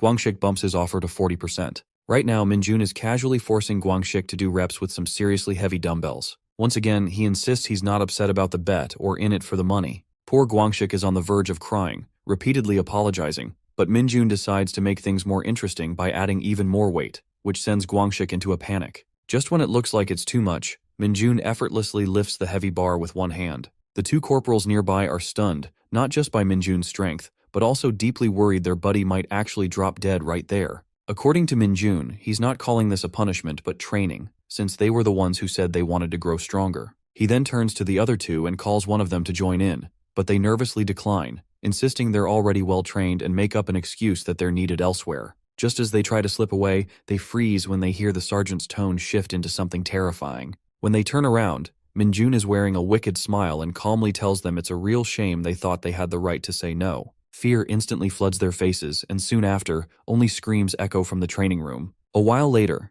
Guangxik is completely passed out, and the other two are left panting, clearly wrecked from the workout. That's when Minjun casually brings up a favor he wants to ask the corporals. Desperate for a break, the guys immediately agree to anything, as long as it doesn't involve more physical training. That's when Minjun starts listing a few facts, like how soldiers ranked lower than private first class aren't allowed to use the training room or the PC room for games. At first the guys are a bit confused, but Minjun just keeps going, saying they're also not allowed to use the gym, and the list keeps growing. Being informed about this, both guys take their stand and declare how unreasonable and unjustified these rules are. They look at each other and decide to work together to eliminate them. That's exactly what Minjun wanted from the start, though he still warns them not to go overboard. He assures them that he'll handle convincing the sergeants and leaves the rest to the two of them. As soon as he dismisses them, they run as fast as they can out of the training room. Meanwhile, Guangxik finally regains consciousness and tries to follow them with his trembling body, only to be stopped by Minjun once again. Guangxik turns around, expecting more torture, and Minjun does not disappoint. He casually drops the bomb about a personnel reshuffle and informs him that Guangxik has been officially placed under his squad from now on. That means poor Guangxik has to train with Minjun every day from this point forward. Elsewhere, in a completely different environment, a dungeon holds the dangerous snake mine, a snake-like monster that lives mostly underground. Unlike snakes on Earth, these creatures aren't venomous but explode when they die. That's why their tails must be removed before killing them, since the tail acts like a detonator. Otherwise, they'll blow up. It turns out Minjun's platoon is the one handling this mess. To prevent an explosion, the platoon commander and his squad are carefully cutting off tails so they can clear the dungeon safely. Normally, a small team of experienced hunters is assigned to creatures like these, but this time it's different. While Sergeant Lee is about to be attacked by one of these monsters, the tail is suddenly severed, and the creature taken out by none other than Minjun, who has already dealt with tons of these in Isgard all on his own. While Minjun is as refreshed as ever, the others are completely exhausted, so they decide to take a 10-minute break. The soldiers rest beneath the shade of trees, Sergeant Lee inspects his weapon, and Minjun is all smiles because he just unlocked a new skill called Agility Boost, which increases his agility stat by 5. He wishes a class-specific skill would pop up, but even this one feels pretty great. As he's checking out his stats, a familiar voice suddenly speaks to him through telepathy. It's obviously the clueless Bongu, letting Minjun know that he has detected a strong wave of demonic energy. That immediately puts Minjun on alert, and he's eager to know where this fool is. But he gets hit with a shock when Bongu says he's in Incheon right now. A few days later, on the weekend in Incheon Metropolitan City, Minjun finally arrives at the location. Bongu lands on his shoulder and explains that he didn't do anything reckless, and only kept watch the entire time. Since there are no monsters around, he suspects this could be the byproduct of a dungeon. He also reveals that there was no human presence in the house until yesterday, but someone is definitely inside now, and the demonic energy is still coming from that place. Bonggu wishes his master had arrived yesterday, but Minjun barely made it out for an overnight stay. Still, he puts on his mask, ready to move in. He knows this might technically look like trespassing, but in his eyes, they're just getting rid of something dangerous hidden inside that house. Upon entering the house through the window, Minjun scans the room and spots a purple crystal resting on top of the TV cabinet. As he carefully approaches, he senses the demonic energy radiating from it, though it doesn't feel harmful. Just as he reaches out to grab the crystal, he freezes when a voice warns him not to move. Minjun knows he's been caught red-handed, but doesn't dare turn around. To his surprise, the voice belongs to none other than Unseo. A little while ago, Yunso was in her bedroom, completely unaware that a familiar guy had just intruded into her house. She was casually chatting with her mom on the phone, who sounded pretty excited to tell her about going on a movie date with her dad. Yunseo couldn't help but smile, thinking how her dad can be cute sometimes. While she was typing a message, a strange rattling sound echoed through the house, immediately putting her on alert. Wasting no time, she opened the door and peeked outside. When she realized the noise was coming from downstairs, she quietly snuck down to check it out, and that's when she spotted a hooded man approaching the crystal. Without hesitation, she told the intruder not to move, and, convinced that no one these days would be dumb enough to be a thief, she demanded he reveal his identity and what he was doing there. Minjun slowly turned around, eyes wide with shock. He never imagined he'd run into Unseo again, especially like this. The whole situation felt ridiculous. He had come looking for a dungeon byproduct giving off demonic energy, and the house just happened to be Unseo's. To top it off, Bonggu quickly pointed out that it was the dumb Nightwalker who detected it first, not him. Well, it's no surprise to find this item at the division commander's house, considering his role in the Hunter Corps, but the real coincidence is that this girl just happens to be home today. It's like fate keeps throwing them together no matter what, just like it did back in Huachin, and that thought alone makes Minjun frustrated. But his attention quickly shifts to the alert girl behind him, who is now commanding him to put his hands behind his back and freeze. Of course, Minjun, being greedy as always, decides he's not leaving after coming all this way. When he ignores her warning, Yunseo launches a high kick, but Minjun dodges it with ease while digging through his pocket for a pen and a folded piece of paper he had been randomly carrying around. Still focused on getting this so-called robber to leave, Yunseo throws a flurry of punches using her boxing skills, but Minjun, staying true to himself, keeps dodging every single one while casually scribbling on the paper. When she jumps into the air for a kick, Minjun's gaze shifts to her movements, and he admits to himself that she's really good and will probably get promoted to sergeant soon. Eventually, after dodging enough and clearly getting bored, he blocks one of her attacks, grabs her wrist, and shoves the paper into her hand. Yunseo starts sensing that this guy isn't just some thief, but someone who's clearly trained. She tries to hit him one more time with a kick, but as expected, he dodges it again and uses the chance to create some distance while keeping his eyes on the crystal. Then, with a clever dash, Minjun rushes forward, but instead of attacking, he grabs the crystal and leaps out the balcony window like it's nothing. Yunseo stands there on the balcony, frustrated that she didn't land a single hit, and then notices the paper he forced into her hand. Out of curiosity, she opens it, and her face turns crimson red as she becomes absolutely livid, because all he wrote on it was the word burb, just to piss her off, like always. Minjun manages to escape the house and finds a safe spot near the woods. Without wasting time, he pulls out the crystal and starts inspecting it, immediately noticing that it holds more demonic energy than most monsters he's encountered. The fact that a 2-star from the Hunter Corps had this just lying around at home tells him it's clearly harmless to humans, but that doesn't explain the weird energy coming from it. He's certain now that it's a monster crystal, but it's unlike any he's ever seen, even back in Isgard. Monster crystals are rare minerals found in monsters, and they vary based on the age and danger level of the creature. Each one contains a certain amount of mana proportional to its size, which is why they're considered valuable loot for any hunter. But a crystal packed with demonic energy? That's something completely new to Minjun. He's never seen or even heard of such a thing. Dropping it on the ground, the crystal splits open, and without missing the chance, Minjun immediately absorbs all the demonic energy into his body. Right away, a system notification pops up, telling him that his demonic energy stat has shot up by a ridiculous amount. Getting such a major power boost without even lifting a finger makes the whole trip more than worth it. Whatever the Saintess might be planning behind the scenes, Minjun knows he can't waste time worrying about it. Just then, another update appears from the system, informing him that he has unlocked 2 new skills, Demonic Energy's Singularity and Demonic Energy Grasp.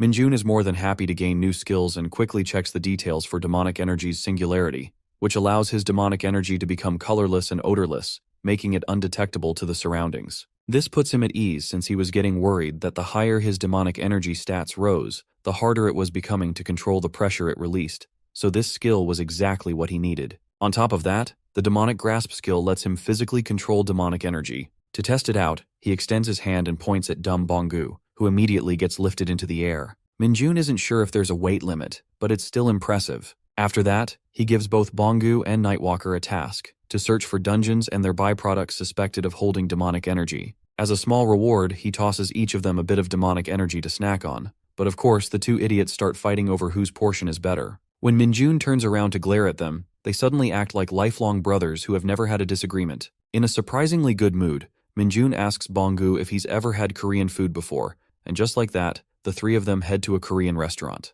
The table is filled with all kinds of dishes, and the moment Bonggu takes his first bite, he bursts into tears, overwhelmed by how delicious the food is. His dramatic reaction makes Minjun question just how dumb this guy is, while the waiter stands there completely stunned by the performance. Still, as Minjun watches him eat, a small smile creeps onto his face. He remembers what they used to eat in Isgard, dry, flavorless biscuits, and realizes this might be Bonggu's very first real meal. Instantly, Minjun's phone starts vibrating in his pocket. When he checks it, he sees a flood of messages from Guangxik, practically begging him to respond. Guangxik sounds like he's on the verge of a breakdown, urgently reminding the sergeant that their guerrilla training starts next week and that the schedule looks absolutely insane. Fast forward a bit, and the guerrilla warfare training has officially kicked off for the awakened soldiers who have surpassed the limits of normal humans. At first, the training looks pretty standard: squats, burpees, the usual. But while most of the soldiers are struggling to keep up, looking half dead already, Minjun is the only one actually enjoying himself. By the time they get to the third course with 3 rope bridges,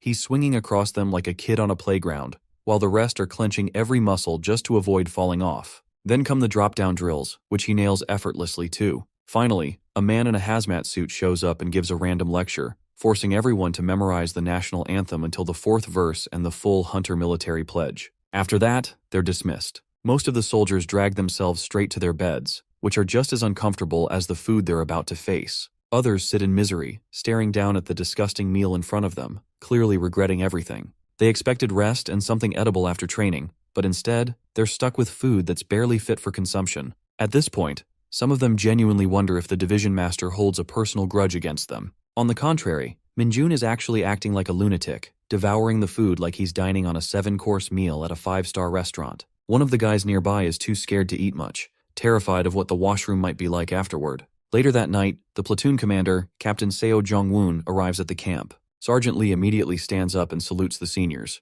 The commander tells everyone to be at ease and informs them that since everyone is clearly exhausted, the instructors will be standing watch at the camp instead. He also congratulates them for doing well in the training so far, but his tone shifts as he brings up something more serious. With full determination, he suddenly shouts, commanding everyone to give their absolute best in tomorrow's trench combat. The next morning, each platoon is hyped up, cheering on their own squads. The trench combat itself is pretty straightforward, in a square arena meant to simulate a trench. The objective is to either push your opponent out or defeat them within the bounds. 2 heavy soldiers are currently dominating, throwing people around like rag dolls and slamming them into the ground. The losing soldiers pile up one after another as the referee calls an end to the match. It's the 16th round, 3rd fight, and the 1st Battalion, 2nd Company, 1st Platoon, 1st Squad takes the win. No weapons are allowed, and no one is allowed to bring in outsiders. It's all about raw physical strength. Despite how it looks, trench combat holds special meaning for the 4 battalions of the 104th Division during this hunter guerrilla training.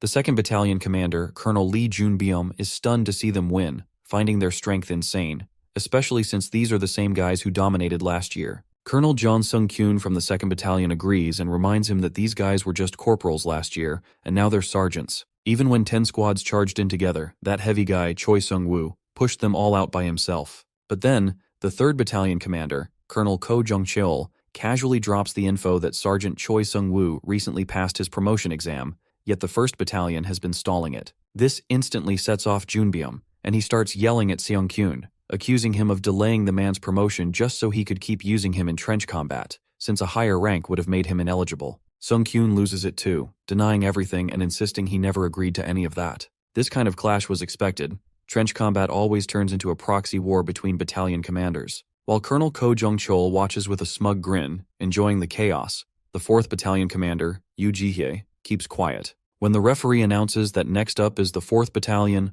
4th Company, 4th Squad, Yu Ji-hye looks a bit nervous since only one squad from her entire battalion made it this far. Everyone knows that the training gets tougher for battalions that underperform. Choi Sung-woo and his team step away from the stage while Minjun and his team are sitting at the corner watching the match.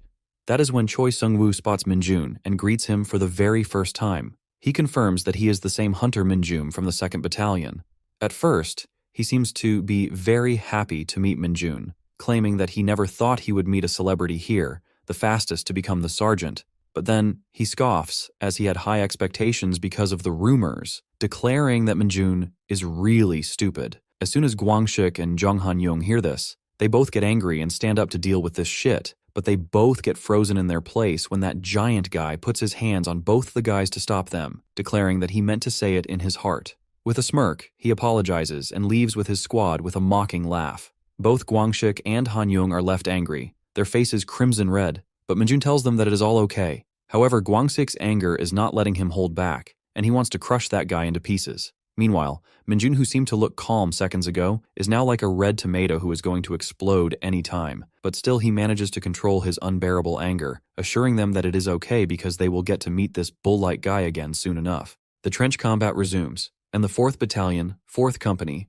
4th Platoon, 4th Squad is now on standby. Corporal Cha Marie sits quietly, clearly annoyed. She's irritated because she doesn't see the point of these fights. They're exhausting, and worst of all, they involve physical contact, which she finds absolutely disgusting. Corporal Yoon Hyeju agrees, saying the whole thing feels unfair, and they always get trashed if they don't perform well. She doesn't understand why they even need to do all this just to crown some so-called guerrilla king. But while Hyeju vents, Mari is more concerned about their battalion commander being pissed, especially since they're the only squad from their battalion that made it this far. As Mari glances toward their commander, she gets uneasy seeing her stern expression.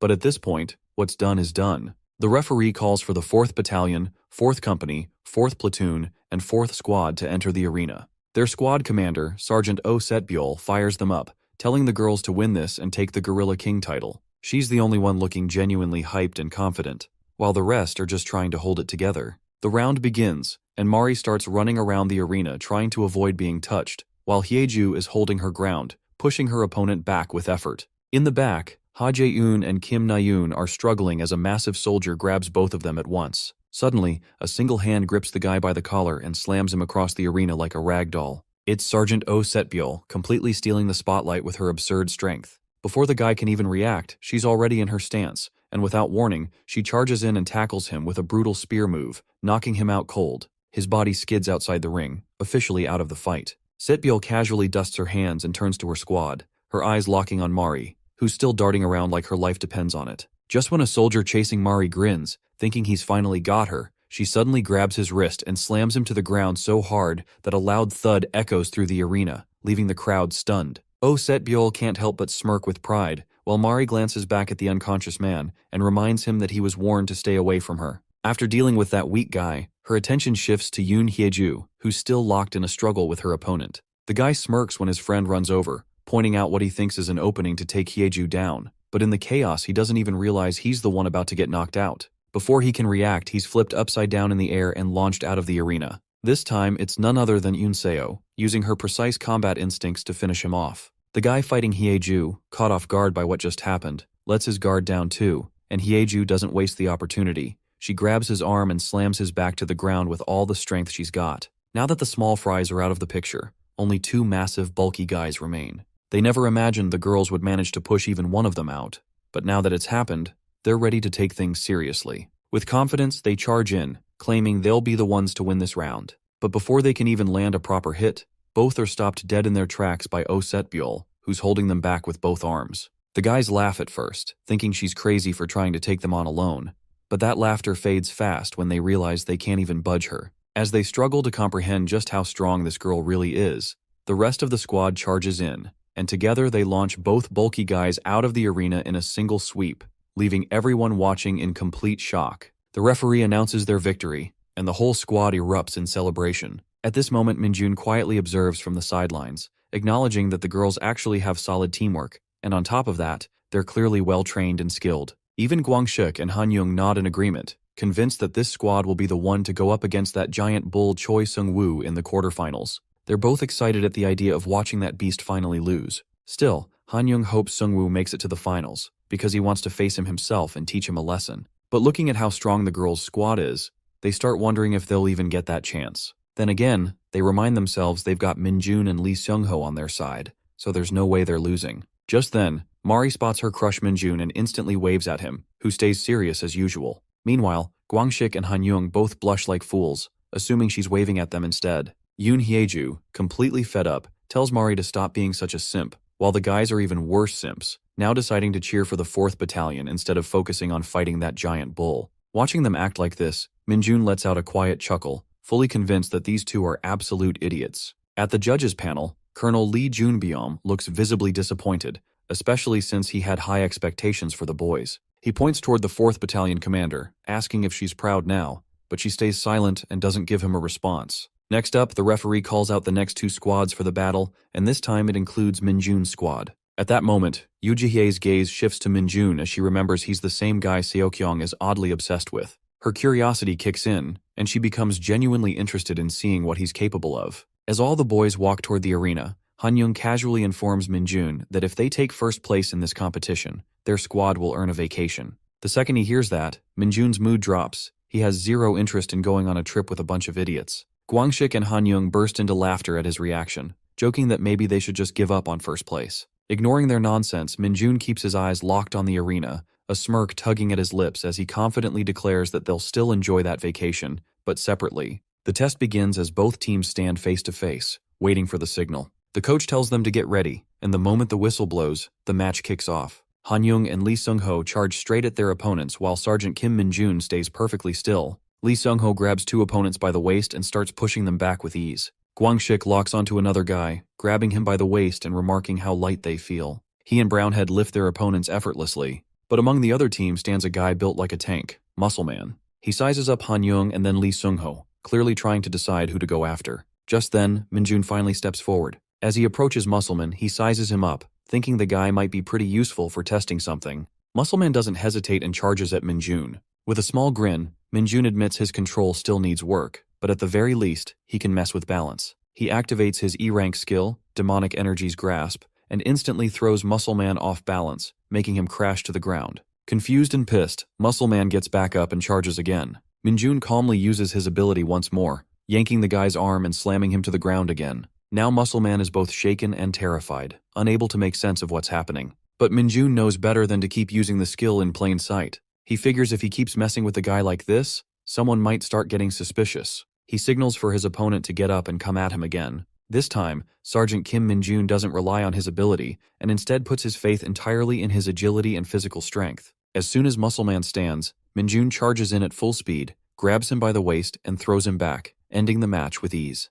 Their team wins and advances smoothly to the final round. However, Min-jun points out that even though they won, they won't be facing the 4th squad from the 4th Battalion in the final, contrary to what Gwangshik and Han-young had hoped. The coach announces that the final battle will begin shortly and instructs both teams to head to the arena. The opposing team features a powerhouse named Choi Sung-woo, known for his strength. As both squads make their way into the arena, Han-young turns to Gwangshik and asks if Choi Sung-woo used to be a wrestler. Gwangshik confirms that Sung-woo wrestled until high school, only quitting because of his awakening. Han-young remarks that, judging by his moves, the guy was definitely skilled back then. Gwangshik adds that he's heard Seung-woo won pretty much every competition he entered. That only pisses Han-young off more, especially since Seung-woo now uses cheap tactics to win matches. Both Han-young and Gwangshik are fuming, practically steaming from the head, but Lee Seung-ho tries to hold them back. Min-jun explains the real reason behind their anger. It's not just that Choi Sung-woo's team won the quarterfinals, it's how they won. Their opponents in that round were all girls, and the final score was 6-0. Not a single one was pushed out of bounds. Min-jun says it's not exactly Seung-woo's fault for winning within the rules and not throwing any punches. It's more about how weak the opposing team was. But Gwangshik isn't having it and shouts at Seung-woo, promising to teach him some manners. Meanwhile, Min-jun watches them and thinks they still have a long way to go. If they're this mad at Seung-woo, then the only real answer is to crush him in the match. There's really no need to get so fired up before the round, but tension is already in the air. Both teams finally step into the arena and stand face to face. Han-young glares at Choi Sung-woo and asks if he plans to take them all on by himself too. Choi Sung-woo smirks and replies that he wouldn't dare in the presence of the infamous Sergeant Lee Seung-ho, but then mocks them by asking if they could even win, even if he did go solo. That smug grin instantly sets off both Han-young and Gwangshik, but Seung-ho keeps them in check. Then, Choi Sung-woo shifts his gaze to Sergeant Kim Min-jun and says he thought beating up Min-jun's little girlfriend might get a reaction, but the guy looks completely unfazed. That statement throws the whole team off. Guangxik, utterly confused, asks what he's talking about. Sungwoo casually mentions the pink-haired girl from the 4th Battalion, saying she seemed real hyped to see Minjun and was cheering like crazy. Guangxik, half blushing and half furious, yells that she wasn't waving at Sergeant Kim Minjun. Hanyung jumps in and says it's true Minjun doesn't care about girls, except Lumi from Dungeon Power Fighter. That random comment throws everyone into an awkward silence, and for a moment, the battleground feels more like a high school hallway. Suddenly, Choi Sungwoo and his entire team burst into laughter. Sungwoo mocks them, asking if they're seriously talking about that beginner NPC from that trash game. Still laughing uncontrollably, he teases if Lumi is really Sergeant Kim Minjun's crush. Hanyung thinks the guy's a real dumbass, while Kim Guangxik and Brownhead glance at Minjun with visible fear. Sungwoo keeps going, laughing louder as he says he's only ever heard of losers like that, and now he's face to face with one, someone who has a crush on a 2D girl. The coach steps in, telling both teams to get ready, and reminds them that the match will begin at the sound of the whistle. Choi Sungwoo chuckles one last time while wiping tears from his eyes, saying he'll go easy on Minjun since the guy needs to get back safe and sound to his precious little Lumi. The whistle blows, and the match begins. Both teams rush at each other, but Sergeant Kim Minjun remains perfectly still. Choi Sungwoo charges straight at him, grinning and asking if Minjun is still spacing out. Out of nowhere, Minjun tilts his head and slams it right into Sungwoo's face. The sound of the slam echoes across the entire arena, making everyone freeze. Choi Sungwoo's forehead starts turning red and swollen, but he quickly brushes it off, claiming he just took a wrong step and asks the coach to let it slide this once. The coach glances toward the judges for a decision, and they give a silent nod. He then tells both teams that this one will be overlooked, but reminds everyone that striking is banned and they're expected to avoid it from now on. Choi Sungwoo is clearly pissed, but forces a grin, saying it was cute of Sergeant Kim Minjun, though he won't be going easy on him anymore. The coach resumes the match and Minjun smirks, saying he's not done being cute just yet. He jumps away from Sungwoo and dashes toward Hanyung and his opponent, slamming into both and throwing them out of bounds, even though Hanyung is his own teammate. It's clear Minjun's still pissed at him for mentioning Lumi Nuna. Sungwoo is stunned, watching as Minjun begins taking out his own squad members along with their opponents. Next, Minjun charges at Kim Guangxik and his rival and tosses them both out effortlessly. Then he moves toward Lee Sungho and his opponent. Unlike the others, Sungho holds his ground, calling Minjun a psycho bastard while reinforcing his body and preparing to counter. He manages to hold Minjun off for a bit, but eventually gets overpowered and tossed out too. Now the arena holds only two people, Sergeant Kim Minjun and Choi Seung-woo. Minjun is grinning darkly, a sinister mist seeping from his mouth, his eyes pure white, and every muscle in his body flexed and brimming with power. Choi Sung-woo is scared to even look at him, thinking just what kind of messed up psycho this guy is. The fat dude gets up and demands the match be stopped since the guy is taking out his own teammates. The gray tells him they can't stop it because he hasn't broken any rules yet. The fat argues that even if there aren't any broken rules, it's not normal to take out your own team. He asks if the gray plans on taking responsibility if someone gets seriously hurt. Molai cuts in, saying the judge will handle things on his own just like in the previous matches. Sergeant Kim Minjun suddenly steps in and starts wrestling with Choi Sung-woo,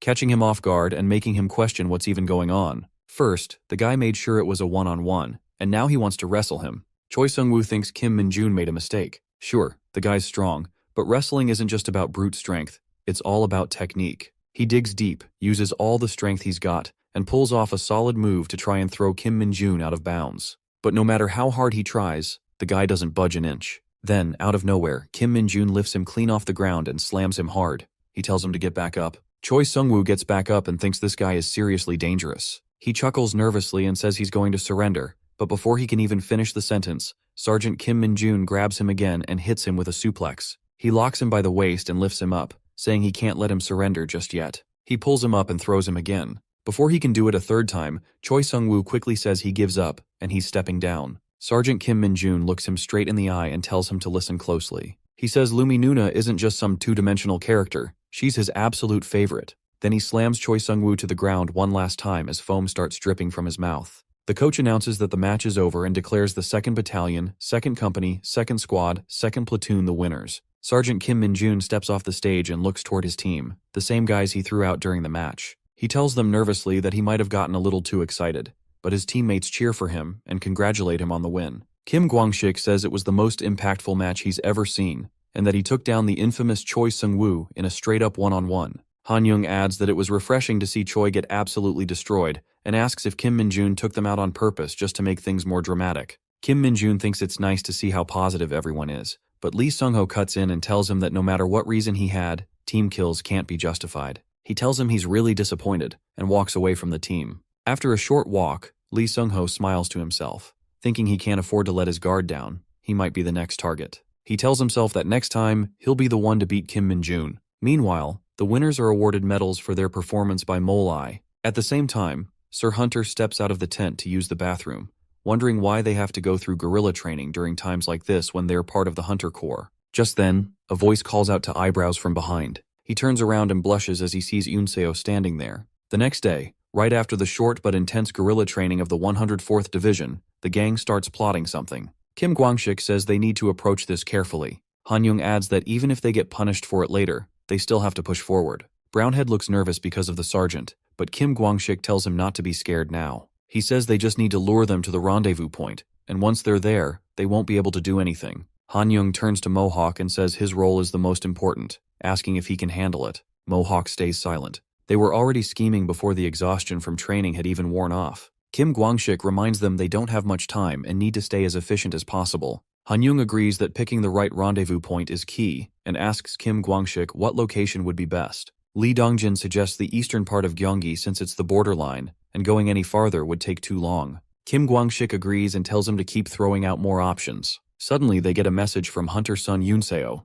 They chat briefly about locking in dates to use the vacation they earned from the game, and Son Yunseo tells them to pick the place. Then she casually asks if they can give her Kim Min-jun's number. Han-young tells Kim Kwang-sik that they might get caught. Kim Kwang-sik turns to the gang and asks if he should just say he doesn't have Kim Min-jun's number. Han-young shakes his head and says no one's going to buy that. Lee Dongjin points out that Kim Min-jun is on their team, and they all live together, so it'd be way too weird to say they don't have his number. Han-young bails, saying the plan's already screwed, and tells Kim Kwang-sik that he was the one who started this, so the rest of them don't know anything about it. He walks off and tells Mohawk and Lee Dongjin to leave too before they all get dragged into trouble, leaving Kim Kwang-sik standing there alone. Meanwhile, Kim Min-jun walks into the gym and opens his status window. He checks his stats and sees that his power has gone up by 5 and his agility by 1. He thanks Choi Sung-woo for the help, saying that once he hit 60 points, it became almost impossible to level up. He lays back and starts lifting dumbbells, clearly hyped that his strength jumped by 5 points. He's in the middle of his reps when a voice suddenly interrupts him. Someone calls out to him, and Kim Min-jun sits up and asks Mage what's going on.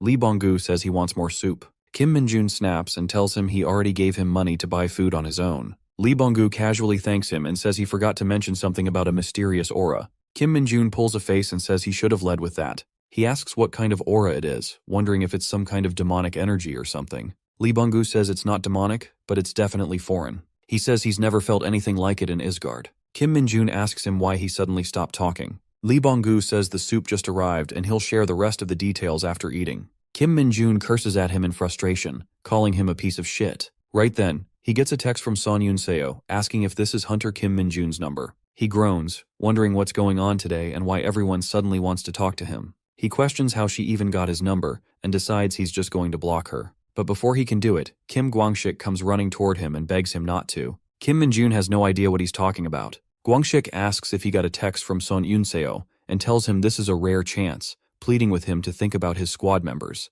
He grabs onto Min-jun's arm and says he's sure Min-jun is going to climb high in rank, and it's only natural he'll need to start managing his subordinates' mental health. Kim Min-jun looks at him, completely confused, and asks if he was the one who gave his number to Son Yunseo. Kwang-sik keeps holding his arm and finally admits that yeah, it was him. He tells Min-jun to be a little more understanding, reminding him they're all giving their best to the military, and something like this is the only thing that keeps them going. Kim Min-jun gets furious and asks if he's planned something. Kwang-sik blinks in confusion and asks if Min-jun didn't already hear it from Hunter Son Yunseo. Kim Min-jun looks at him with a grim expression and tells him they're in the training room, so he better answer straight. Kim Kwang-sik stares back at him with a terrified look, like his soul just left his body. A week later, the gang arrives at Thunderland, all dressed in their military uniforms. Han-young thanks Sergeant Kim Min-jun, saying he never imagined they'd actually make it there. Kim Kwang-sik shoots Han-young a glare and snaps that a traitor like him has no right to thank anyone after ditching him during the plan. Kim Min-jun cuts in and tells Kwang-sik that they're not here because of him.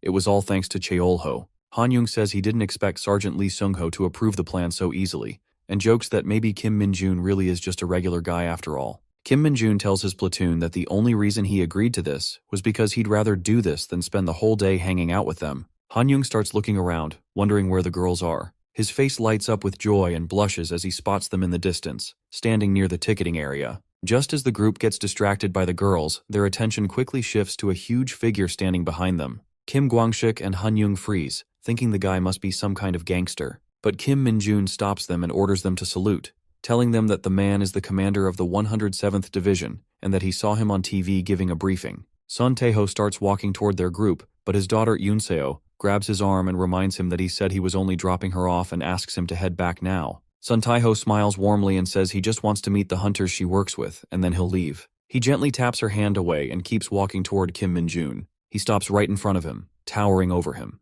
and his expression shifts from cheerful to serious. He looks down at Min-jun and asks if he is Kim Min-jun. Both gangs enter the park. Chamari tells everyone to hurry up and get in since they don't have much time. She grabs Kim Min-jun's arm and walks with him. Kim Gwangshik and Han Young also rush in, telling the girls they've planned the most time-saving route. The girls are impressed and thank them. Everyone heads inside except for Set Byul and Lee Sung-ho, who stay behind and glance at each other. Set Byul says she's not really into places like this. Lee Sung-ho nods and says he prefers spending his weekends just working out alone. Set Byul smiles and says she figured he'd be that type too, then asks how heavy he can squat. The two of them start walking into the park together. Inside, the group goes on rides, buys souvenirs, and grabs cotton candy. After a while, Lee Sung-ho and Set Byul end up in an arm wrestling match. Later, Kim Gwangshik tries his luck at a shooting game but only wins a consolation prize. Han Young, thinking he can outdo him, tells everyone to watch how the pros handle it. He plays the same game and ends up with the same prize. The girls in the background burst out laughing while Kim Gwangshik reminds him not to forget their bet, that the loser has to pay. Han Young complains that something must be wrong with the gun. Meanwhile, Kim Min-jun walks over and notices that the second prize for the same game is a Dungeon Power Fighter First Anniversary Limited Luminuna keyring. He grabs the rifle, fully determined to win the prize no matter what. With sharp focus, he hits all the targets in quick succession. The store owner tells him there's still one shot left in the gun, but Kim Min-jun replies that he doesn't need it. His goal was to win the second prize from the start. Emerald and Ginger talk among themselves, with Emerald pointing out how cleanly he hit every target, while Ginger wonders why he didn't bother with the last one. The store owner hands him the Luminuna keyring. The girls look on, confused about what the prize even is. Meanwhile, Kim Min-jun is visibly thrilled, saying it was totally worth coming here. Han Young and Kim Gwangshik laugh in their usual weird way, while Cha Marie simply smiles, happy to see him enjoying himself. The rest of the team moves ahead, but Kim Min-jun lingers behind, staring at his prize. Just then, Yoon-seo calls out to him and asks what he talked about with her father. In a flashback, Kim Min-jun is seen standing in the parking lot with her father, Sun Tae-ho. Sun Tae-ho apologizes for pulling him away, even though he's technically on vacation. Kim Min-jun says it's no problem and asks what he wanted to discuss. Sun Tae-ho looks at him seriously and places a hand on his shoulder, tightening his grip. But Kim Min-jun stays calm and doesn't flinch. After a moment, Sun Tae-ho lets go and says it seems Kim Min-jun is well trained. He then reaches into his car and, mentioning that his daughter owes Min-jun, pulls out an item from a dungeon. He explains that the item is typically meant for general rank hunters, but he's going to hand it over to Min-jun anyway. He adds that the military's evaluation system isn't always 100% accurate, and the item should boost his stats in random proportions. He gives him a bracelet. Kim Min-jun grins on the inside, thinking he just hit the jackpot, but keeps a straight face on the outside and thanks Sun Tae-ho. Sun Tae-ho tells him he's only giving it to him under the condition that he keeps up with his training. Sun Tae-ho tells him not to mention this to anyone, then adds that if Kim Min-jun ever visits Daejeon, he should give him a call so he can treat him to a meal. Finally, with a serious look, he warns him that if he tries anything funny with his daughter, he'll kill him. Kim Min-jun calmly replies that it won't happen, slipping the bracelet into his pocket. Back in the present, Kim Min-jun tells Yoon-seo that he didn't talk much with her father. He just said to give him a call if he ever visits Daejeon so they can grab a meal. Yoon-seo asks why her father would invite him for a meal, and Min-jun says it might be because he saved her once, so maybe he wants to repay him. Yoon-seo remembers clinging to him back when he rescued her and blushes slightly. She apologizes that he had to deal with her father, but Kim Min-jun flashes the card Sun Tae-ho gave him and says he's going to make sure it's a really expensive meal. Just then, the rest of the gang shows up. Kim Gwangshik turns to Cha Marie and asks why she suggested they all hang out. She says it's because she wanted to repay Kim Min-jun for getting revenge on Choi Sung-woo after he crushed her team during trench combat. Sayeotbil joins in, agreeing with her and telling the guys that lunch is on them today so they can order whatever they want. The boys stare in disappointment, realizing that this whole outing was planned just for Kim Min-jun, and even the so-called revenge he took wasn't for them. It was all for Lumi Nuna. Meanwhile, back in Daejeon, a group of soldiers stands outside a dungeon gate as a crow with glowing purple eyes perches nearby. The 107th Division's 3rd Battalion commander, Colonel Li Sang-jin, looks down at his tablet and sees a report showing 100 kilograms of mana stone inside the cave-type dungeon. He smirks, his face full of greed, while the crow watches silently from the pole behind him. Meanwhile, both platoons wrap up for the day and say their goodbyes outside Thunderland. Afterward, the boys head toward the bus station to return to base. Kim Min-jun gets called out by Lee Bong-gu, who says there's a problem. Kim Min-jun warns him that if he's about to ask for food again, he's going to kill him, but Lee Bong-gu quickly says it's about a dungeon. It turns out the crow that was spotted near the dungeon in Daejeon was actually Lee Bong-gu. He tells Kim Min-jun that the dungeon looks suspicious. Kim Min-jun reminds him that he said the dungeon was still under investigation and now he's on vacation in Daejeon planning to rest. Lee Bong-gu explains that while it's true the dungeon was restricted and guarded before, that's no longer the case. He says the area has suddenly gotten a lot busier.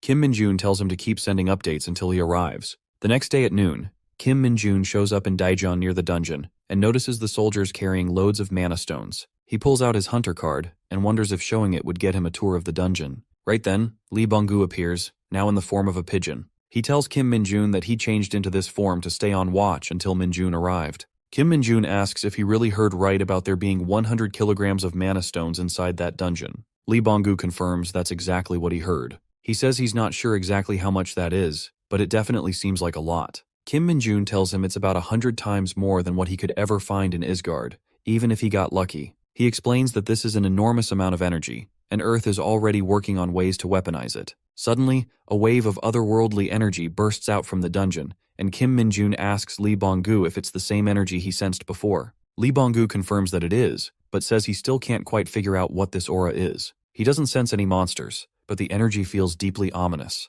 Kim Min-jun says it makes sense that Bong-gu can't recognize it. After all, he's only seen this type of energy once in his life. Without wasting time, Kim Min-jun rushes toward the dungeon. Out of nowhere, large tentacles begin pouring out from it. The commander immediately orders his platoon to stand back, abandon the mana stones, and fall back. One of the soldiers shouts that there are still platoon members inside, but the commander tells him to follow orders and stay put. Kim Min-jun watches and says this energy confirms it, this is a fake dungeon. One of the soldiers stops him, asking who he is and warning him to stay back since the situation is dangerous. Kim Min-jun calmly walks past and tells him he is Sergeant Kim Min-jun of the 104th Division, 2nd Battalion, 2nd Company. He says he's going to open the dungeon from the inside and tells the soldier to report everything to the 104th Division. With that, Kim Min-jun jumps into the dungeon just as the tentacles close the entrance behind him. The commander stares at the dungeon gate, now completely sealed off by the tentacles, and thinks to himself that they're in serious trouble. Meanwhile, inside the dungeon, Kim Min-jun finds a group of soldiers from the transportation team: Private Lee Soo-hwan, Private Jong Jong-dae, Private First Class Kim Sung-won, Private First Class Choi Tai-hyun, and Private First Class Lim Dae-song. Kim Min-jun asks if anyone else is with them. Lim Dae-song replies that there's no one else and asks who Kim Min-jun is. He introduces himself to the squad and tells them the situation doesn't look good, so he'll explain more later. He then asks them to check their equipment and make sure no one's injured. Looking over what they've brought, Kim Min-jun asks if that's all the gear they have with them. Kim Seong-won explains that they're just the transportation team, so that's all they've got, and mentions that the inspection team already left. Kim Min-jun quietly wonders who in their right mind would send the transportation team in alone, and he starts to suspect something shady is going on. He tells the squad to gather their gear and explains what's really happening. He says they're inside a fake dungeon, a rare and dangerous phenomenon. To put it simply, they're inside a massive monster that lures people in and swallows them whole, and this time, the bait was mana stones. He tells them not to panic and assures them that he's taking full responsibility for getting them out of this mess. The squad asks Kim Min-jun if he really knows how to get them out of there. He tells them that as long as they follow his orders properly, he'll make sure they all get out safely. He instructs them to kill any monsters they encounter and keep moving toward the center of the dungeon. Just then, goo-like monsters start to appear behind the squad. Kim Min-jun steps in front and tells them to stay behind him. He takes out each monster with a single punch, clearing the path effortlessly. Watching in awe, Lim Dae-song turns to his squad and says that Kim Min-jun is exactly the guy everyone in the hunter community talks about, the one who became a sergeant in record time, the invincible monster of the Hunter Corps. Outside the dungeon, Sun Tai-ho arrives and grabs Lee Sang-jin by the collar of his uniform, furious that he sent the transportation team in alone. He demands to know what Lee Sang-jin has been doing. Lee Sang-jin nervously explains that he was just trying to retrieve mana stones from the dungeon. Sun Tai-ho yells at him, asking if he was ever ordered to do that. He reminds him that the directive was to investigate the dungeon, so how dare he deploy soldiers without a raid team, especially into a fake dungeon. Lee Sang-jin, clearly shaken, stammers that after 2 weeks of investigation, it was confirmed the dungeon was empty, which is why he decided to send the team. Sun Taiho, trembling with anger, snaps that 2 weeks isn't nearly enough, and that Li Sangjin sent soldiers without permission. He accuses him of doing it just to boost his own record. He warns that no matter how this turns out, Li Sangjin better be ready to take that uniform off. Letting go of his collar, he adds that if there's even a single casualty, he'll personally make sure he ends up in prison, and tells him to start praying that everyone comes out alive. Meanwhile, inside the dungeon, Kim Min-joon is still tearing through the goo monsters with ease. He turns to the squad, annoyed, and demands to know why they're getting involved when he clearly told them he'd handle the monsters himself. One of the squad members says they just want to help him too. Kim Min-joon sighs and asks if they remember his order, to push through these parasites and reach the center. He explains that these monsters are created by the fake dungeon to absorb any prey that walks inside. Most importantly, once they reach the heart, which is at the center, the monsters will start swarming like crazy. He tells the squad they need to save their stamina for that moment, because if they get hurt now, it'll be a serious problem once they reach the core. The squad nods, fully convinced by his reasoning and ready to follow his orders. But Kim Min-joon has a different reason in mind. He thinks to himself that it's not about protecting the squad, it's because he's racking up a ton of experience points from this dungeon. A wicked grin forms in his mind as he laughs to himself and tells himself he's going to keep all those points for himself. With that greedy look still on his face, he orders the squad to keep moving forward and leads the way. After walking for a while, they finally reach the center where the dungeon core is located. Kim Min-joon looks back and sees the squad exhausted and out of breath. He thinks to himself that fake dungeons drain stamina if your stats are low, and if he'd made them fight earlier, most of them probably wouldn't have made it this far. He points toward the core and tells them that they need to destroy it in order to escape. As the swarm of goo monsters begins to stir, Kim Min-joon turns to the squad and says it's their time to shine. He tells them not to get hurt or killed and to play defensively for their own safety. The soldiers quickly fall into a defensive formation, ready to hold the line. Kim Min-joon charges toward the enemies, thinking to himself that he needs to hold back on using his abilities since there are other people around. Even so, he tears through the monsters one by one with ease. The creatures hesitate, clearly terrified of facing him. But Kim Min-joon doesn't stop. Laughing menacingly, he tells the monsters to hand over all those juicy experience points. It starts to feel like he's more of a monster than the things he's fighting. Suddenly, the dungeon core begins to glow and releases a cloud of poison. Kim Min-joon quickly tells his squad to stay back. He'll be fine thanks to his poison immunity, but the others might not survive depending on the type of poison. He braces himself to use his abilities, but just then, something in his pocket starts to glow. It's the item Sun Taiho gave him. The bracelet reacts to the demonic energy in the air, and its hidden powers awaken. Kim Min-joon mutters that he was saving this item for later, once he reached a point where it would be hard to increase his stats. His status window appears, revealing that the bracelet allows the user to cast any spell they know of, even those they don't possess, but it will disappear once used. Kim Min-joon grins, realizing just how lucky he is to have this in a moment like this. Without hesitation, he activates the skill of the Dark Knight he once faced. He summons a demonic sword that tears through space, blasting nearby enemies into a dimensional rift. With one powerful swing, the sword opens another rift, sucking in all the surrounding monsters and landing a heavy blow on the dungeon core. As the battlefield quiets for a moment, Lee Bong-gu rushes over and tells Kim Min-joon they have a problem. The soldiers outside have planted a mana bomb at the dungeon gate. Kim Min-joon tells him not to panic, assuring him they're heading out soon, just as he smashes the last remaining pieces of the core. Outside the dungeon, the bomb is successfully installed. A soldier hands the trigger to Division Commander Sun Taeho. He holds it, thinking it would be great if they could use it to force the gate open, but the dungeon's reaction is too unpredictable to ignore. Just then, he's informed that Kim Min-joon from the 104th Division has gone inside. Another soldier confirms it, saying it's been verified that Kim Min-joon is in the dungeon along with their personnel. Sun Taeho yells, asking why he went inside when this isn't even his area of duty. The soldier explains that, according to witnesses,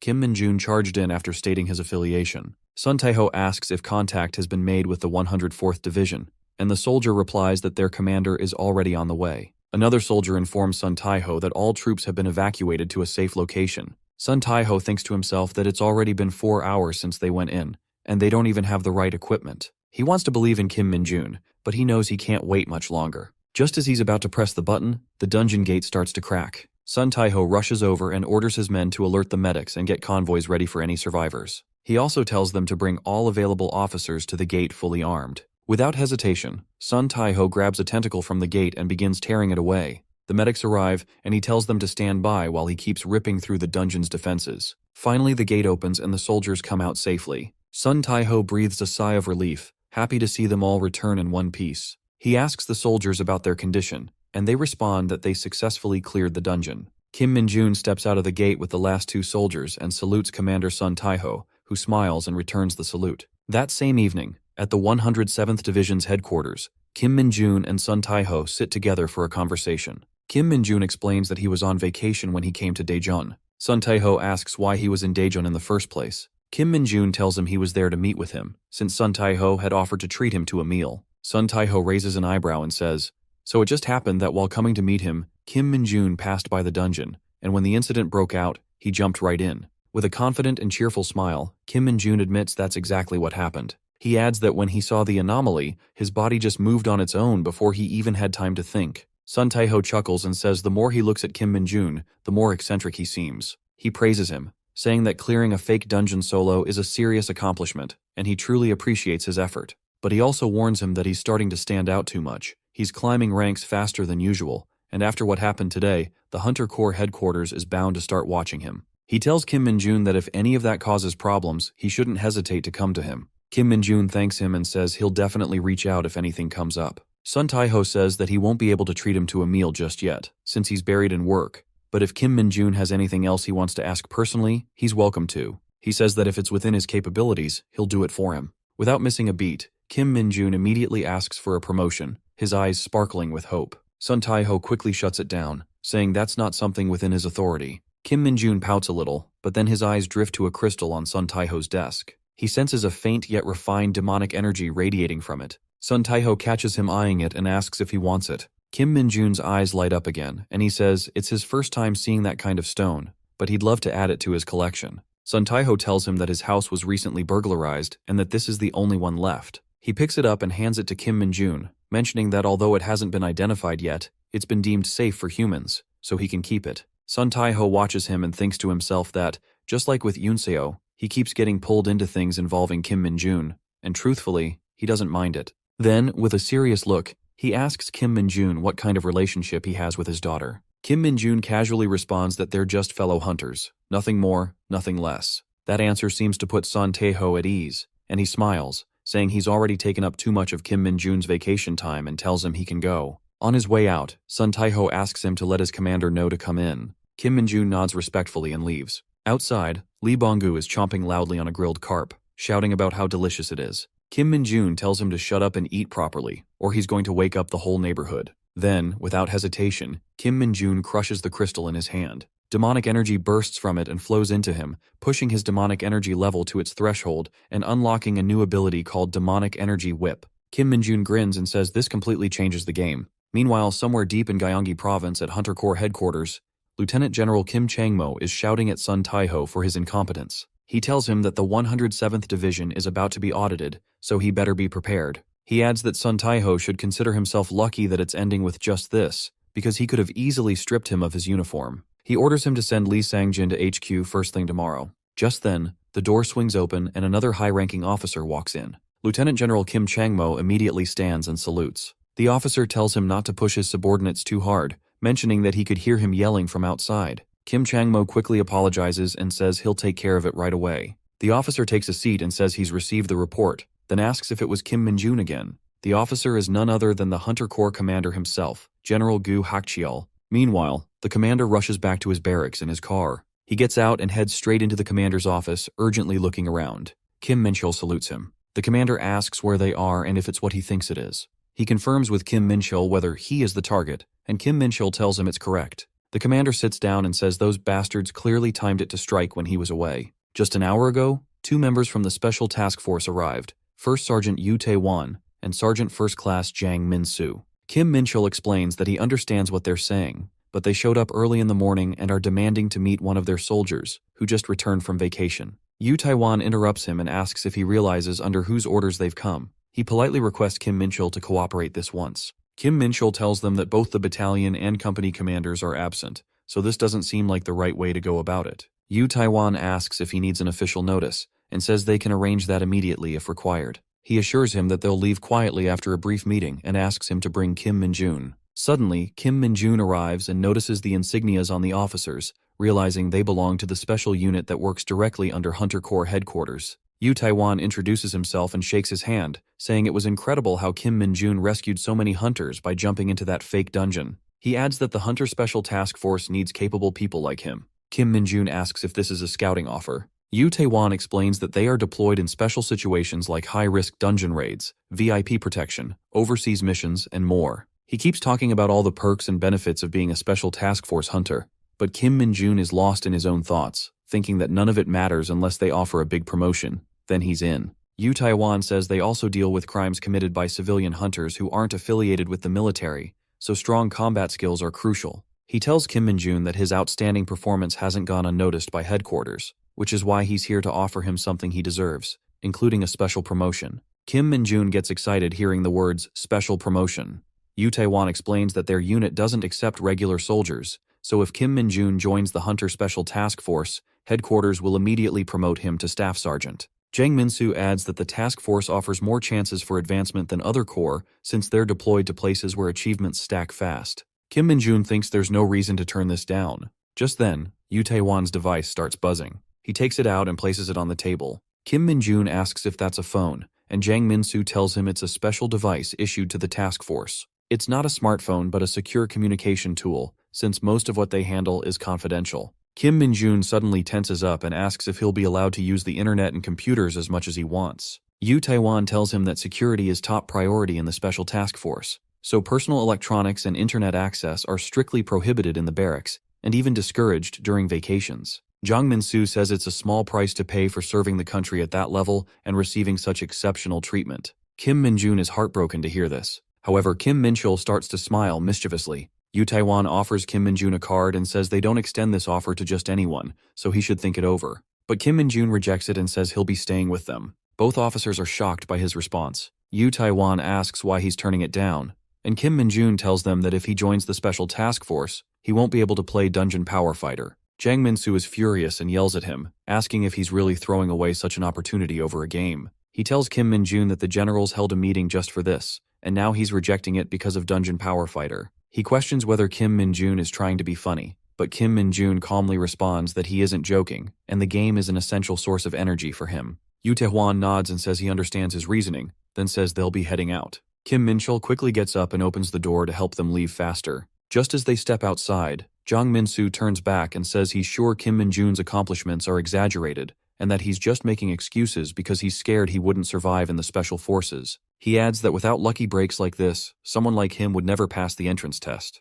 That's when Kim Min-jun finally snaps and asks how they can be so sure he wouldn't pass. Jang Min-soo walks back, stands face to face with him, and asks if he wants him to prove it. Kim Min-chul tells Kim Min-jun to stop and asks Jang Min-soo what he's trying to pull. Yu Tae-won puts a hand on Kim Min-chul's shoulder and asks if they can use the training center for a while. Soon after, Kim Min-jun and Jang Min-soo face off in the training room. Jang Min-soo says the entrance test is a freestyle duel with a senior Special Forces member and offers Kim Min-jun a chance to back out if he's not ready. However, Kim Min-jun tells him that he has no intention of joining the Special Forces, but if he wins, then Jang Min-soo will have to apologize to him, politely. Jang Min-soo is pissed and shouts how dare he step up with that joke of a weapon and talk like that. He says he's going to fix Kim Min-jun's attitude. Yu Tae-won steps in to announce that the fight will be 3 rounds, each lasting 3 minutes, and starts the match. As soon as it begins, Jang Min-soo charges in, moving swiftly toward Kim Min-jun with an attack, but Kim Min-jun dodges it. Jang Min-soo immediately follows up with a second strike that connects and sends Kim Min-jun flying into the wall, but instead of showing pain, Kim Min-jun just smirks. In a flashback, Kim Min-chul asks Kim Min-jun what he's planning to do, and Min-jun casually replies that he plans to win, of course. He then asks if something bad might happen if he actually does win. Kim Min-chul says it's possible, since that squad is known for having a high ego, and he's worried they might do something reckless if their pride gets hurt. Kim Min-jun smirks and says if that's the case, he'll just let him land one hit. Back in the present, Jang Min-soo walks away from Kim Min-jun, who's lying on the ground. Yu Tae-won says the spar is over and tells Kim Min-chul to take him to the medics. Kim Min-chul keeps a poker face and stays silent. Yu Tae-won approaches Kim Min-jun and tells him he should still be proud for managing to dodge the first ultimate attack. But from the Hunter Special Task Force's perspective, he's still not strong enough. Just before Yu Tae-won can finish, Kim Min-jun gets up, smiling as he brushes off his uniform. Both Yu Tae-won and Jang Min-soo are stunned to see him still standing. Jang Min-soo wonders how he's even on his feet, since the attack landed exactly where it was supposed to. Yu Tae-won asks Kim Min-jun if he really wants to continue,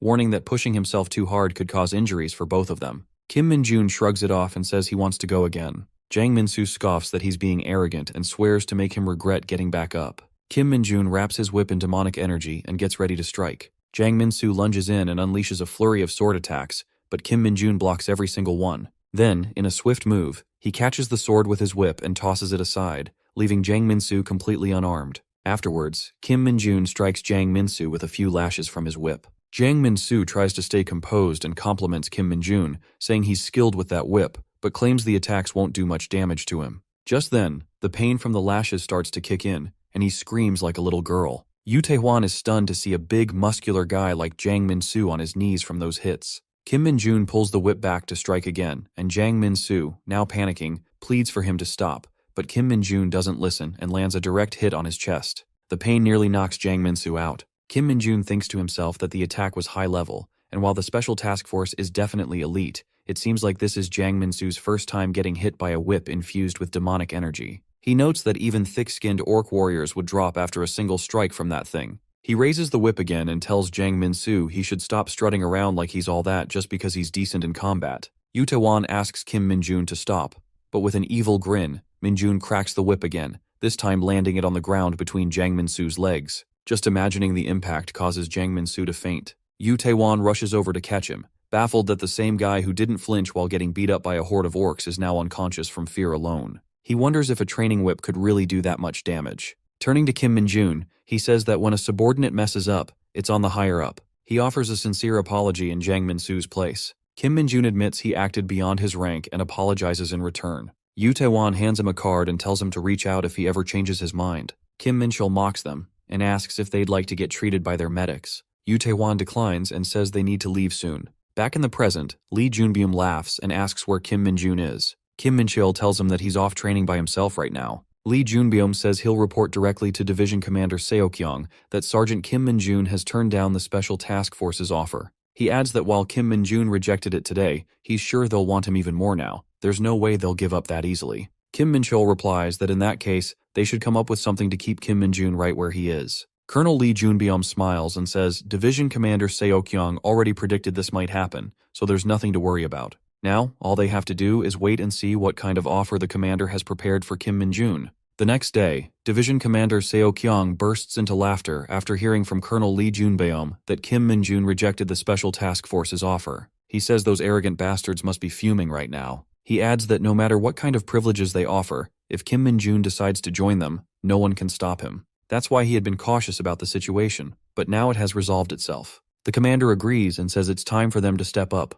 Seo-kyung nods and says it's the perfect moment to show proper appreciation to Kim Min-jun. He makes a call and asks if the thing he mentioned is ready, then smirks confidently and tells them to bring all the related files over immediately. Meanwhile, back at the barracks, Lee Sung-ho announces to the squad that starting today, the commander of the 2nd Platoon's 2nd Squad will be Sergeant Kim Min-jun. Han-young asks if Sergeant Lee Sung-ho is getting promoted. He shakes his head and says he's planning to try out for the staff sergeant rank since he has enough points for a promotion, which is why he's handing over his position to Kim Min-jun. He asks if anyone has any objections to this decision. The squad responds that they're fine with it and agree that Kim Min-jun is the only one who could fill Sung-ho's shoes. Lee Dong-jin then says he has a question for Sergeant Kim Min-jun. He asks if the rumors are true. Was it really Kim Min-jun who cleared a fake dungeon all by himself? He adds that he was on vacation that day too. The rest of the squad joins in and says the entire hunter community is buzzing about what happened. Kim Min-jun casually confirms that it was him. He just happened to be in Daejeon right when the anomaly occurred and got swept into it.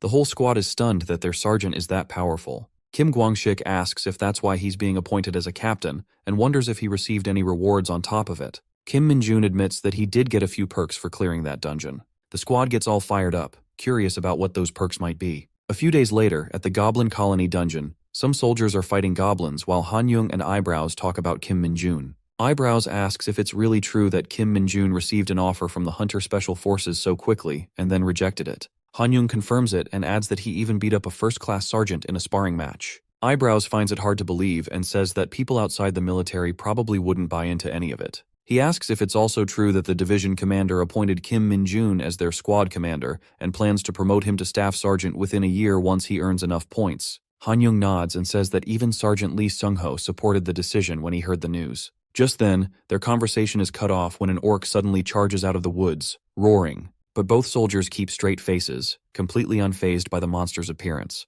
The orc swings his club to attack them, but out of nowhere, a glowing whip lashes across the air and smacks the orc right in the eyes. The monster drops his weapon and screeches in pain, holding his face as the whip retracts. The soldiers stare at the wounded beast, unfazed, as it screams in agony. Kim Min-jun arrives at the battle, and it turns out he's the one who struck the monster with his newly acquired whip. Eyebrows comments that it's personal equipment given to Sergeant Kim Min-jun by the division commander. Han-young adds that even the platoon commander doesn't have personal gear yet, so Kim Min-jun is clearly being treated differently. Meanwhile, Kim Min-jun continues to whip goblins down like a ruthless master. Eyebrows asks why it had to be a whip, and Han-young explains that the division commander let him choose any weapon he wanted, and Kim Min-jun picked the whip. Eyebrows says it makes sense now why he'd turn down the Hunter Special Task Force when he's being given this kind of treatment. Han-young agrees and adds that it's extremely rare for a sergeant to receive personal equipment. The division commander had to sign more than 10 documents just to make it happen. While all this is going on, Kim Min-jun is deep in thought,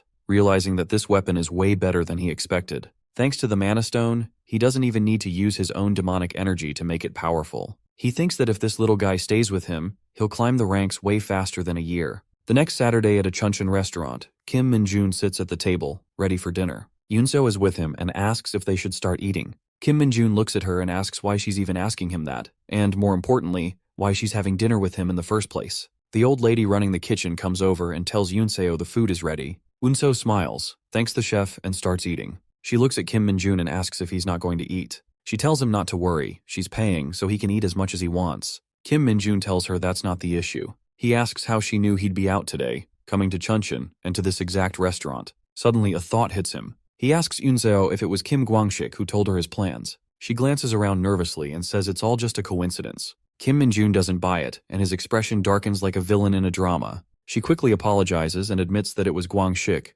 but begs him not to be mad at him since she's the one who asked. Kim Min-jun, clearly pissed, says it's up to him to decide how mad to get and mutters that this is all pretty strange. Yoon-seo, confused, asks what he means. He suddenly asks her if she likes him. She's completely caught off guard, blushes hard, and tells him that's nonsense, asking why he's suddenly being so casual with her. Kim Min-jun grits his teeth, crosses his arms, and says she can talk casually too since they're close in age. She says that might be true, but insists she doesn't like him or anything, and tells him not to get the wrong idea. He asks why she's eating dinner with him then, and adds that he's pretty sure she took a vacation today because she heard from Gwang-shik that he was going out. She admits it's true but says there's another reason she's here. She brings up the previous incidents, the enclosed dungeon at the training center, the Red Boar Gate at the Wachin Public Welfare Office, and the recent fake dungeon. She says that wherever he goes, something always happens, so she was curious if anything would happen this time too. Then she snaps back to reality, realizing how crazy it sounds, and gets super embarrassed that she actually said all that out loud. Kim Min-jun laughs nervously and says it's not like he's a walking disaster. Deep down though, he's anxious, wondering if she's starting to figure out the truth about him. Kim Min-jun notices her badge and realizes she's been promoted to corporal. She says she passed the promotion exam last week. He congratulates her and says she did it really fast, adding that he expected nothing less from her. She asks if he's making fun of her since he's already a sergeant, and then questions why he keeps talking to her so casually. He reminds her that he already told her she could speak casually with him too. She says fine, she'll do just that then. Meanwhile, Kim Min-jun starts getting visions of a dungeon appearing nearby. He's annoyed that it has to happen now, especially with Yoon-seo around since she's pretty sharp.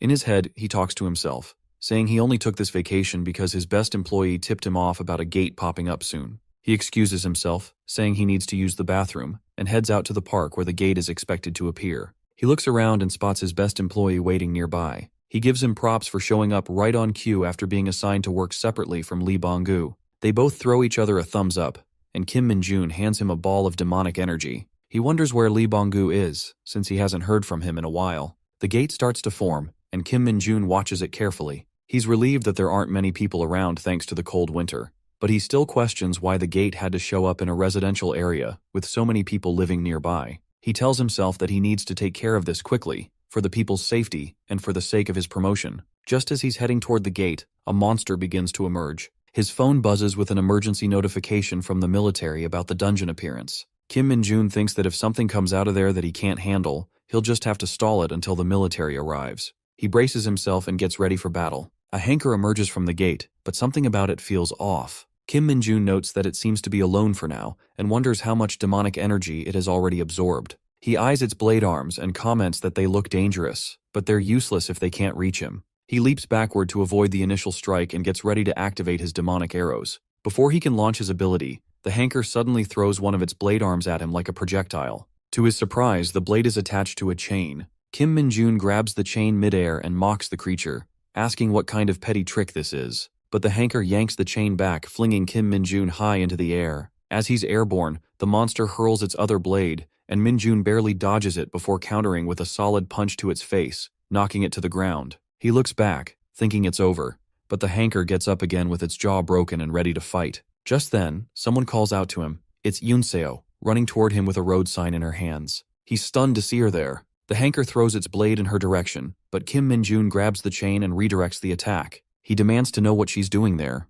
She fires back, angry that he left her alone in the middle of dinner, and even more furious that he's fighting without a weapon. She says she saw the emergency alert and came straight away. She throws the road sign to him, and Kim Min-jun catches it, channeling his demonic energy into it. With a powerful swing, he slams the sign into the hanker's head, killing it on the spot. As dust fills the air, he uses the moment to absorb the hanker's demonic energy. When the dust settles, Kim Min-jun walks over to Yunseo, and she's stunned that he took down a high-threat monster all on his own. Kim Min-jun tells her that a certain someone helped him, though he thinks to himself that the fight would have been even easier if she hadn't shown up. Meanwhile, Yunseo kneels down to inspect the hanker's body, and notes that it's an irregular monster, pointing out the chains and blades attached to its arms. She stands up and says they need to have a serious talk, but that conversation will have to wait as 5 more hankers emerge from the gate. She quickly tells Kim Min-jun they need to regroup with reinforcements and plan an attack. He agrees and suggests she leave to bring the backup and then return to join him. Yunseo snaps at him, shouting that if he's really planning to fight all those monsters alone, he must be out of his mind.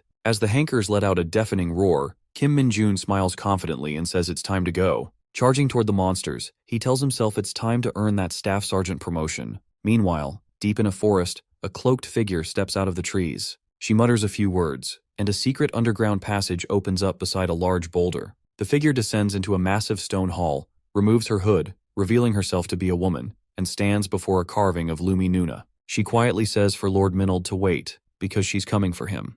The story then shifts to a quiet island in the middle of the sea. 2 officers stand by as a helicopter descends from the sky. Out steps a massive, burly man with a majestic beard, moving like he owns the place. He charismatically introduces himself as Major General Du from the Korean Hunters. The man waiting to receive him is Masaru from the Japanese Association. Without wasting time, Masaru leads him inside to go over the operation details. After reviewing the proposal, the Major General gives him a nod of approval. He admits that clearing the dungeon will be a massive undertaking. With a sharp look, he points out that Masaru would not have requested Korean assistance just because they were short on manpower. Picking up on that, Masaru decides to reveal the truth. The Japanese Association is directly controlled by the government, while independent guilds hold real influence over individual hunters. Their real problem is not a lack of numbers. What they lack are properly trained hunters with battlefield discipline. That is why Masaru wants to borrow the Korean training methods through a joint operation. Now it clicks for the Major General why he was specifically assigned to this mission. General Hachiol clearly expects him to showcase the true might of the Korean forces. At that moment, Masaru brings up an exceptionally talented officer on the Korean team. Curious, he eagerly asks what kind of training allowed the young man to grow so quickly and build such a strong reputation in the community. The Major General suddenly starts sweating,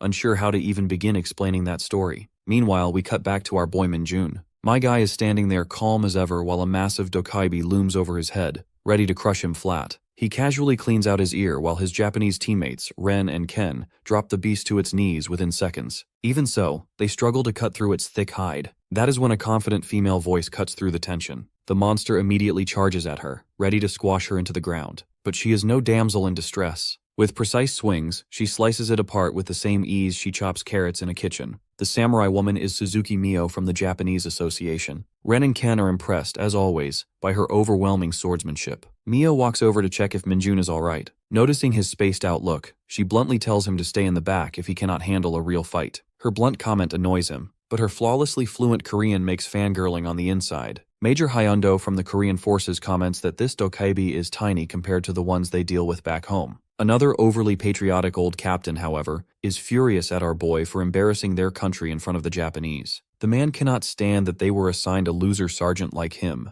but Major Hyundo calmly tells the captain to relax, pointing out that the kid simply lacks field experience. Meanwhile, Mio's harsh words keep echoing in the captain's ears. What the old captain does not realize is that our boy deliberately held back to gauge the Japanese force's skill level. He did not expect much from them going in, but Ren, Ken, and especially Mio clearly exceeded those expectations. Just then, Mio senses something ominous approaching from deeper inside the cave. Her eyes widen the moment she realizes something dangerous is closing in, and she immediately shouts a warning. In the next second, she barely manages to deflect a throwing axe that shoots out from the darkness. Emerging slowly from the cave is a towering blue demon that looks creepier than Epstein. Mio raises her voice and announces that it is the dungeon boss. Ren and Ken stiffen at once, preparing for battle while our boy does not even blink. The tense samurai issues rapid orders, saying she has already called for backup and that they need to hold a defensive line until reinforcements arrive. But before she can even finish, the boss closes the distance in a flash. Ren and Ken rush forward with a coordinated strike to save her. The demon casually grabs them by the legs and flings them across the cavern like ragdolls. Seizing the brief opening,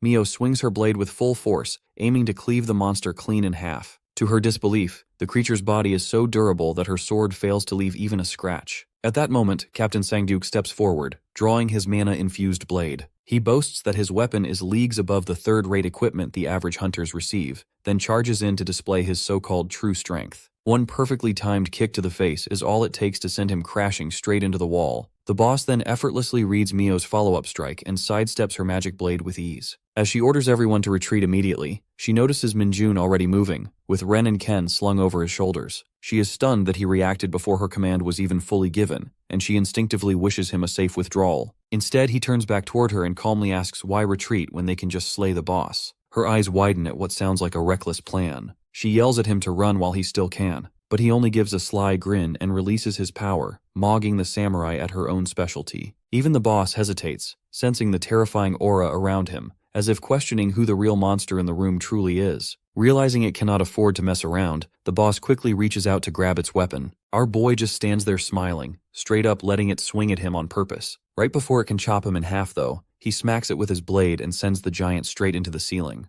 Minjun then gathers his magic into a concentrated beam, which completely shocks Mio. Not because of the power, but because the beam starts firing off in every direction and nearly hits her too. She scrambles to block the stray blasts with her katana. Meanwhile, the captain barely avoids getting his head blown off by one of the rogue beams. Minjun shamelessly throws out a sorry for the oopsie, and then focuses his aura properly this time. With that, he swings at the boss with everything he has. The strike tears clean through the demon's axe and even shatters his own sword from the sheer impact. The ugly blue goblin awe-freak cries after getting its fingers get completely wrecked. Mio just stares in awe at the man whose aura was so overwhelming that even a military-grade sword couldn't handle it. Glancing at the broken weapon in his hand, Minjun realizes he probably should not have gone all out like that. Still, he cracks out his whip, already thinking about the reward for taking down the boss. Switching back to his old squad, the boys look absolutely drained after another brutal day. They keep whining about how Minjun works them like unpaid interns. One staff sergeant straight up admits he is more scared of the monster who lives with them than any dungeon beast. Even after his promotion, Minjun still stays with the unit instead of moving to headquarters. Just then, they spot Dongjin still grinding away in the field. They ask the corporal why he is still working like a grunt after getting promoted, and when their lord and savior Minjun is coming back. Dongjin says he is not sure, but there was news that Minjun single-handedly cleared the raid just yesterday. Nobody knows how, but he apparently soloed the boss like it was nothing. The squad immediately realizes that means their nightmare supervisor will be back soon, but Dongjin adds that the flawless clear earned Minjun a full day off. That means he will not return for at least one more day. The guys absolutely lose it, wishing it was one whole year instead. Back in Japan, our boy is taking a relaxed stroll when Bongu pops up to report a new dungeon nearby. The little guy also demands to know who this Ping dude is, since he remembers his Lord Minjun blaming him for ruining his day before. When Bongu swears he will beat Ping up personally, Minjun gently informs him that not even his greatness can defeat Hai Ping. Suddenly, he asks Bongu to stop blabbing, because he hears a motorcycle racing in the distance. The rider dripped out in all black stops before him. He instantly facepalms when she takes off her helmet. Mio asks her what he is doing all the way out here in the middle of nowhere. He immediately throws the question back at her, wondering if she has become his personal stalker now. Mio calmly explains that her association patrols this entire area around the clock. A few years ago, it was destroyed because of a dungeon break, so now there are cameras everywhere to catch any stray monsters.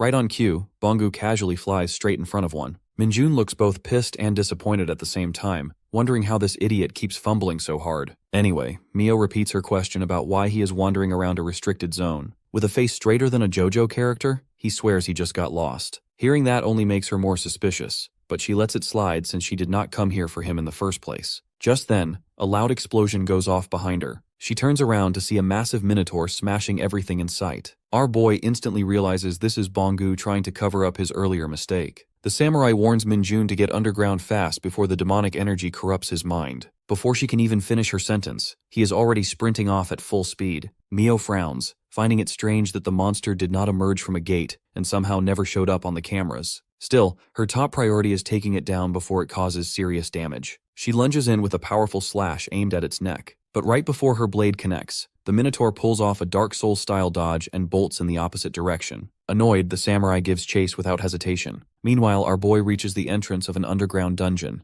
On his way there, he peacefully disables every camera he passes, shooting them in the face with dark arrows. After that, he tears through the warning tape and descends into the tunnel thick with demonic energy. He actually grins as the dark aura seeps into him, boosting his power and even leveling up a few skills. Since Bangu found the place for him, he just hopes the little guy manages to escape Mio in one piece. Returning to Mio, the woman easily tracks the fleeing monster down. She thrusts her blade clean through a rock, nearly skewering the panicking guy on the spot. Just when he thinks he has shaken her off, she slices apart the entire wall like it is paper. In desperation, he transforms into a tiny kitty before she can properly see him, catching her completely off guard. Mio actually blushes at the sight of the small, harmless-looking cat and reaches out to pat its head. Loyal to his master, he slaps the thought's hand away and dashes off again without hesitation. Mio takes a second to process that rejection, clearly not used to getting curved by a cat. She then reports back to the association, saying she will continue tracking the monster until backup arrives. To her surprise, headquarters informs her that the underground corrupt energy in that sector has suddenly shifted. The color of the monster crystal always reacts to changes within a dungeon's core, so the science team starts wondering if the crystal changed color, because some corruption leaked out unexpectedly. When they ask Mio whether anything unusual happened on her end, she cannot recall a single thing. In that case, the scientists decide to log it as a temporary system bug. After all, corrupt energy does not just vanish into thin air without a trace. But at that exact moment, Mio gets a quiet suspicion that a certain someone might be involved. The scene then cuts back to base, where our sergeant is minding his own business like nothing happened. Suddenly, he spots a familiar figure walking toward him from a distance. She steps right into his personal space, so he casually ignores both her presence and her question about yesterday's stroll. Irritated, she bluntly asks if he knows anything about the destroyed underground entrance. She piles on another question, asking whether he happened to notice who wrecked all the cameras along the way. My guy answers a little too quickly that he did not see much during his peaceful walk. That response seems to satisfy her, and she turns to leave after wishing him a good day. But before walking off completely, she glances back and tells him they will definitely see each other again very soon. Later that night, our boy rushes back toward the restricted zone. His expression darkens when he sees the rough condition his most loyal subordinate was left in. Shifting back a few hours earlier, Minjun just finished absolutely folding his squad of incompetents in the training room. He flames them for getting rusty, asking those good-for-nothing slackers if they stopped training the second he left. Clearly annoyed, he makes it known that their current performance is downright embarrassing. When they drag themselves back to their feet, he shows zero mercy. He is already preparing to hand out another brutal round as punishment for being trash. But his plans suddenly change the moment he senses a bad omen. Leaving the boys to train on their own, he steps away on what he calls an emergency mission. Through telepathy, he demands Bangu explain whether he was the cause of the strange energy disturbance earlier. In response, he hears Bangu's weak voice barely saying his name. The guy mutters something about someone crossing between dimensions before passing out. After the radio silence, Minjun forces himself to calm down and locks onto his servant's faint energy signature. With that, he bolts toward it at full speed. If that message was right, it means someone just crossed over to Earth from Isgard. Meanwhile, deep inside a dark, ancient temple, a squad of buff warriors is chasing down a hooded figure. The nimble thief makes quick work of the smaller grunts without breaking a sweat. But then a massive warrior, clearly leagues above the rest, steps in. He slams her so hard she crashes through a heavy door and lands inside a massive ritual chamber. From the shadows, a woman's voice calls her out for the crime of stealing from the sacred temple. The priestess calmly offers her one chance to leave alive if she surrenders immediately. For a brief moment, the thief actually thinks she has run out of options. But when she realizes she landed right on top of an active magic circle, the tables have turned. She pulls out an artifact overflowing with dark demonic energy. Unimpressed, the priestess tells her there is nowhere near enough power in the temple to warp across dimensions, so her little escape plan will fail. She confidently adds that the thief does not even have the right coordinates. Unfortunately for her, the thief fires back that she already secured them, thanks to Bangu. The moment she hears that name, the blonde priestess orders her guards to stop the intruder at all costs. but the artifact detonates with explosive force, blasting the Spartan-looking warrior across the chamber. The thief flashes a cheeky grin and flips them off. That smug expression fades, however, when she notices the priestess grinning as well. At the exact same time, Bonggu had been messing around with Minjun's tiny shadow companion. Out of nowhere, a dimensional rift tears open right where he is standing. That sudden shockwave is what tipped Minjun off in the training room that something was seriously wrong. Standing before him, Bonggu recognizes the red-haired thief, but he collapses before he can properly report back to his master. A second later, the red-headed girl tumbles through as well and loses consciousness. Our boy arrives just in time to catch her before she hits the ground. With a faint smile, she calls him Lord Minold before passing out. One look at their battered condition is enough to make Minjun snap internally. He is pissed that Bonggu got folded first, and now he somehow has a second useless servant to babysit. When he channels a portion of his demonic energy into them, the redhead slowly regains consciousness. Even though he looks 1 second away from popping a vein, she bursts into tears of joy the moment she sees him. She immediately slips out of his arms, drops to the floor, and begs forgiveness for forcing him to waste his precious energy on her. When she swears she will repay him with her life like always, he snaps at the fat idiot to at least try staying alive long enough to actually pay him back. After that, he demands an explanation from his subordinate Xiaoyun,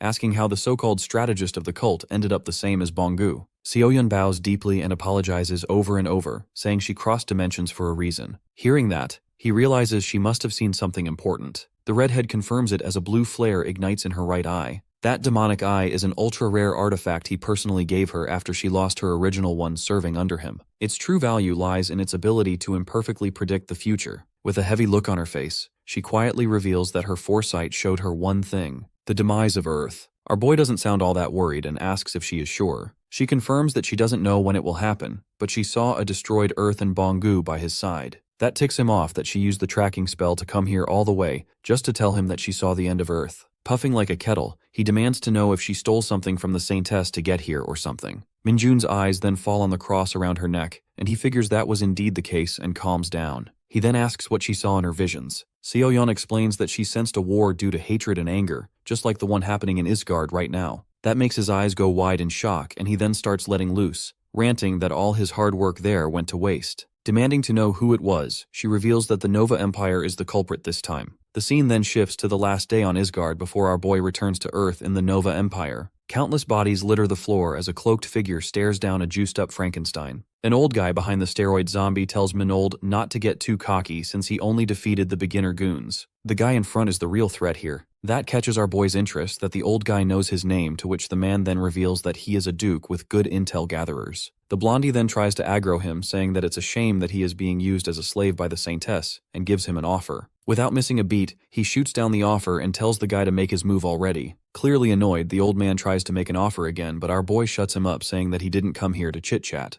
Minjun tells him to save his yapping for these hands. Acting overconfident, the old man calls it a shame and sicks the juiced-up Frankenstein on him. Our boy doesn't even flinch and simply readies his hands as he powers up all his skills and replies that it is a shame indeed. A while later, he starts making his way back, with a sack over his shoulder. In the hallway, he notices a lone figure standing and asks why the big man came down here by himself. He wonders if the Archmage Isaac has some special business with him. The old man informs him that the castle is about to be taken over and asks if he needs some medical attention. Our boy brushes the idea aside, so the Archmage instead asks about the Duke, who turns out to be still alive. He then asks about the steroid zombies the Duke made, to which our boy replies that they were simply trash to the core. Getting serious, Archmage Isaac states that this is Nova's secret lab with illegal research over monsters that should never reach the light of day. Minjun just walks on by saying that he never intended to babble about it and takes his leave. The old man stops him and asks him one final question, asking what he thinks about the Saintess. That makes our boy break character as he gets a big smile on his face and reveals that he doesn't trust the witch one bit. Coming back to reality, he concludes his story that Nova's emperor was unalived by the hero, so there shouldn't be any of those created zombies. He then demands to know how they are back while his subordinates just sit there, listening to his rants. Forcing himself to calm down, he asks about his followers, but Seoyun just stays silent. Understanding the situation, he states that he cannot do much from here. Bonggu then speaks up, claiming that Master personally trained those people so they should be fine. The redhead grits her teeth as she forces herself to agree with the shapeshifter despite how much she hates him.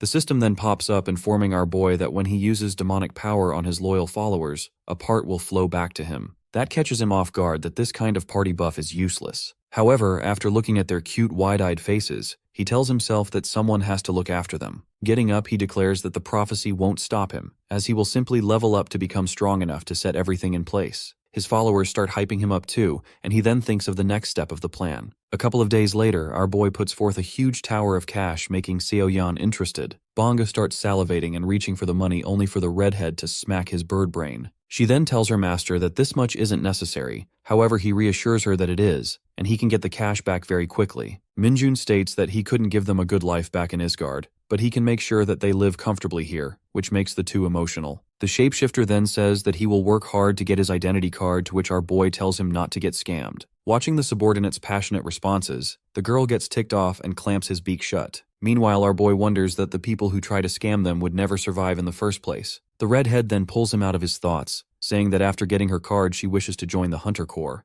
The scene then shifts to a bus that is passing through the mountains. Our boy thinks about what Seo-yeon said and figures that she can become a hunter after getting her card made illegally. However, he is completely stumped as to why she wants to become one in the first place. Soon after, he starts sweating hard as he recalls that since she grew up in Isgard, she might slip up and cause trouble for him here. Minjun starts biting his nails as he thinks that she is worse than Banggu in comparison. He starts brainstorming excuses that may make her change her mind, but then recalls that the Hunter Corps has a course for recruits, so they become naturalized to the rules. In the end, he decides to let the matter go and tells himself that things will work themselves out somehow. Sometime later, he walks through the forest area when he notices his Nightwalker suddenly jump onto his shoulder. Our boy asks if it also knows that the strange presence is around here and starts salivating over the opponents he might come across. As he turns around the corner, he notices that people have already gathered in the distance. By their clothes, it does not look like they are from the Hunter Corps. Just then, the group notices him as he approaches them. The big burly man in army clothes then walks up and starts staring him down.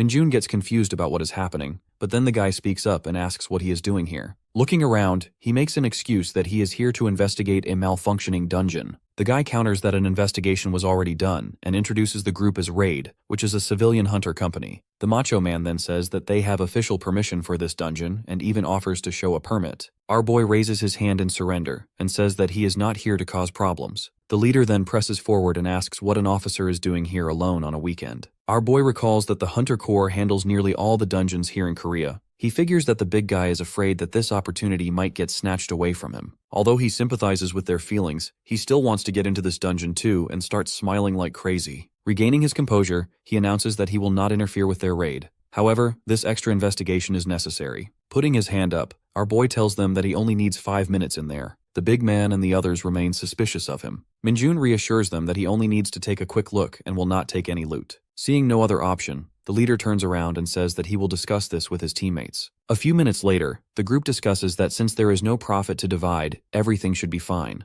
The masked man speaks up and says that our boy is traveling empty-handed, and that they should discuss this with the Hunter Corps first. The leader shuts the idea down quickly and reminds them that they do not meet the minimum 10-man requirement, so things will only get worse. The group keeps bickering while our boy wonders how much longer this is going to take. Just then, another voice speaks up and says to just go along with the plan. The hot blonde girl says that there should not be any problems, and the guys instantly start sucking up to her. Meanwhile, our boy nearly falls asleep from boredom while the girl looks at him like candy. Seeing that the matter is settled, Minjun then starts moving toward the portal, only for the girl to call him by name, which makes him stop. She then reveals that she is a huge fan of his work, but he does not give her even an ounce of attention. Finally, the leader starts his timer and says that they will enter in 5 minutes as discussed, while our boy simply answers yes in agreement. Just before entering, he calls out that he will annihilate anything that interferes with his investigation. Meanwhile, at the Hunter Corps building, the Special Task Force commander sweats nervously. At the same time, the Hunter Corps commander reviews a file and confirms with Major General Song if he truly can do nothing about the situation. He speaks up and says that he will try to contact them again,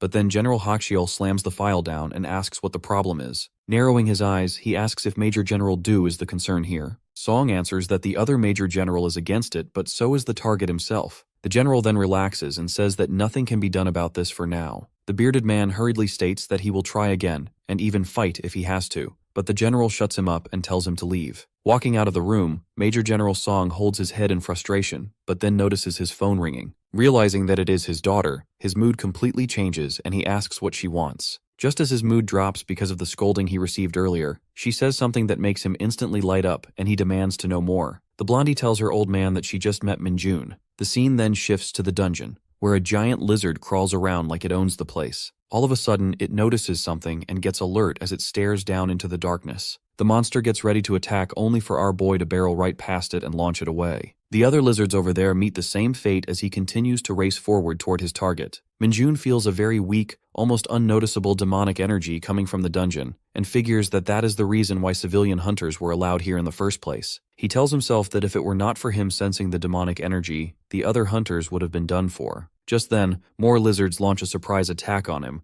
only for him to dodge through them like a pro acrobat. Running away, he tells the lizards that he does not have time for small fry. Watching him go, the monsters wonder who the hell this crazy man is. Our boy then notices that the energy is close by and skids to a stop. Looking around, he cannot find a way in, but then he raises his leg high. Charging up a kick, he smashes through the wall and enters a secret room. He walks in like he owns the place, and the mega lizard wakes up from its nap. Minjun only seems mildly interested in the monster, and claims with a smile that the monster got in his way first. A few minutes later, the fight is underway with our boy effortlessly dodging all the monster's strikes. After having had enough, he stops the tail attack with just one hand and announces that he learned a new skill recently. Pointing his finger up, purple clouds start forming in the sky as the corruption rain skill gets activated. He then suddenly drops his finger down and the poison rain falls. Sensing the danger, the giant lizard immediately jumps away, but not before some of the raindrops fall on its tail and form blisters. The monster screams in pain while our boy seems more concerned that the attack was not as powerful as he expected. His eyes then widen as he notices the giant lizard shedding its tail and immediately rushing toward him. Minjun manages to dodge the initial strike and mocks it for suddenly becoming more agile after losing the tail. He suddenly stops as he notices that something is off. The monster's tail starts to reform and slams into him.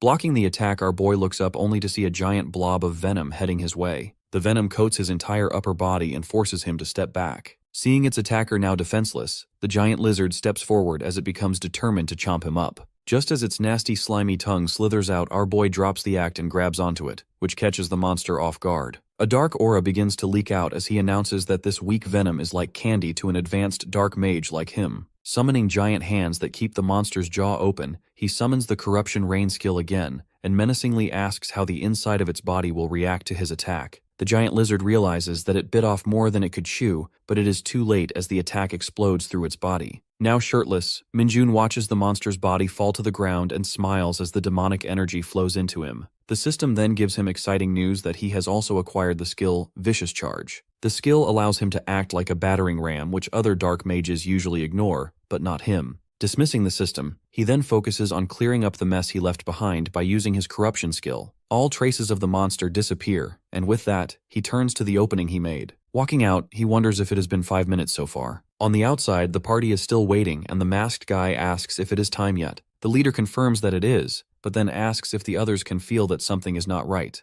The macho guy continues and says that no investigation gets done in 5 minutes. He then wonders if the dungeon is actually very dangerous, and if our boy has been sent to the afterlife. The others start wondering why their luck is so trash. The leader then says to just set up camp here instead, since they should not get involved with the investigation. The others get confused, but he explains that there might be trouble if the guy actually dies in there. Just then, the blonde speaks up and says that it will not happen. That catches everyone off guard. The leader asks if she actually knows the guy since she said she was a fan. She answers that our boy is the one who cleared the fake dungeon. Everyone gets surprised, but the masked man states that it was a regular sergeant from the 104th Division who cleared the dungeon. He then asks how the girl knows that it is him, even though the Hunter Corps never reveal personal identity. She dodges the question and says that she has her methods and that they should prepare to go in already. The macho guy suddenly stands up and voices his concerns as he asks, "What if the dungeon is extremely dangerous?" Ji-yoon just sighs and asks if the big oaf truly believes that what our boy said is true and claims that she does not. Walking toward the portal, she says that they upheld the 5-minute agreement and that she wants to go in now. What she actually wants is to get some dirt on Minjun, but just then, the blue-haired girl points something out. The squad gets alerted as someone steps out of the portal. Still shirtless, our boy catwalks his way toward them while posing like a movie star. The girls instantly start blushing while the leader asks what the hell happened in there. Our boy gives the green light to go ahead. Before they can leave, however, he asks to borrow a shirt. Back in his apartment, Seoyeon sits at the laptop, typing away with intense focus. Right on cue, Bonggu walks in carrying a bag stuffed with ramen and random snacks. With a pissy attitude, she immediately demands to know where exactly he disappeared to without saying a single word. When he bluntly replies that he just went to the store because they were out of noodles, she twitches. Cheerful as ever, he offers to cook some for her too. But the hormonal barbarian drives her fist straight into his weak ribcage. She scolds him for wasting time at convenience stores instead of training and getting stronger. Confused and hurt, Bonggu argues that communication usually starts with moving your lips, not fists. She snaps back that he has no right to waste the dark energy their master used to save them on snacks and flying around the city. She goes as far as saying she would rather have died than accept that energy if it came with a penalty for Lord Minold.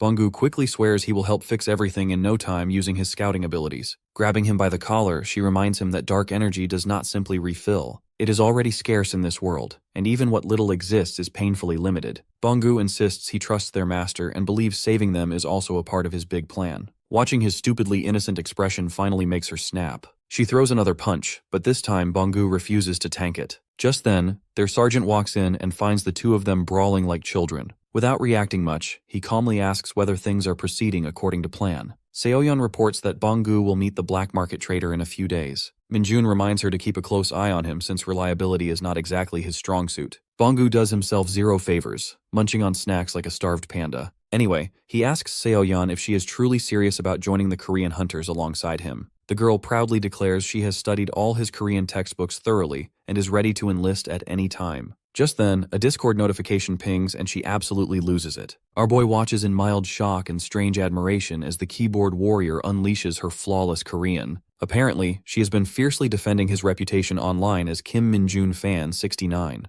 That aside, he orders Bonggu to hold down the fort without causing a single incident. While Minjun is not heading out on a special mission, he has been assigned to a 5-minute standby. That means he and his squad must remain on duty for 24 hours straight, ready to respond to any orders in their designated sector. Normally, this is a mock exercise for soldiers in the military, but when hunters get involved, it usually means things are going to get ugly. The next day, he briefs his squad, who secretly hope it is just another training drill. The boys are not exactly thrilled about the standby either. They all know it feels like playing endless hell mode, where emergency calls keep dropping non-stop for a solid 24 hours. With his squad packed in the back of the Jeep, our boy slams the gas pedal and heads out to begin the 5-minute standby. Still, something about this feels off to him. It does not take long for that feeling to prove correct when he spots a blockade right at the starting route. His eyes narrow at the sight of a chiseled Major Louis Armstrong cosplayer standing there with a confident grin. Suddenly, the memory clicks. This is the same guy who once acted all tough, until a solid whipping humbled him real quick. He steps out of the Jeep,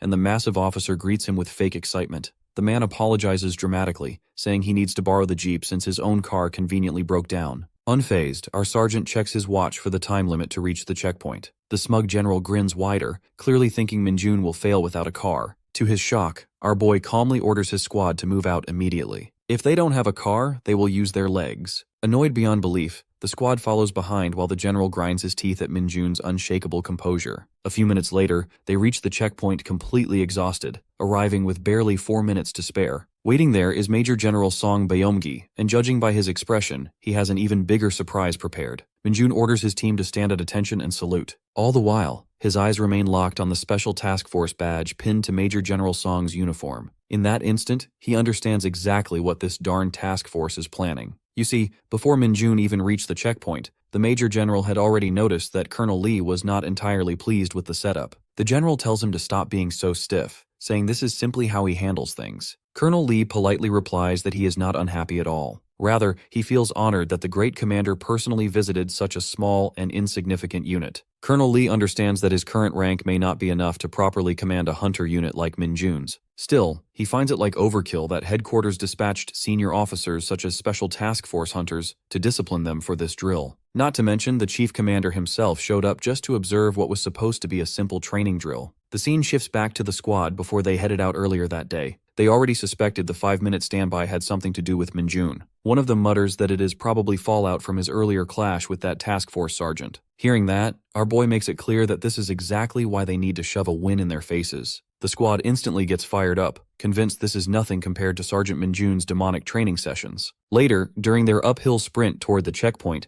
the squad pushes through the mountain trail. Corporal Lee radios in that there is nothing unusual to report so far. Some of the men quietly worry about potential hostiles in the area, but the corporal reassures them the route has been abandoned for years. That reassurance briefly restores everyone's hope that this is just another routine drill. But that hope shatters the moment they spot a suspicious outpost ahead. When two men who clearly look like professional killers step into view, the squad immediately raises their weapons. Minjun contacts headquarters and receives direct orders to capture them alive. As the two professionals approach confidently, Minjun calmly orders them to drop their guns. This is his squad, and his squad handles enemies the old-fashioned way, with their bare hands. The blonde man effortlessly deflects one soldier's strike and blocks a surprise attack from another without breaking form. Meanwhile, the silver-haired guy goes full star platinum on a different subordinate, overwhelming him in seconds. Minjun quickly realizes he has to step in if he does not want his men getting folded. Our sergeant moves toward the silver-haired fighter first. The guy throws punches so fast his fists blur in the air, but Minjun turns the swagger up to max, weaving through them like it is light work. He kicks the man in the knee to break his balance, and then slams him into the ground so hard the impact cracks the earth beneath them. After that, he glances at his stunned subordinates and tells them to finish the job.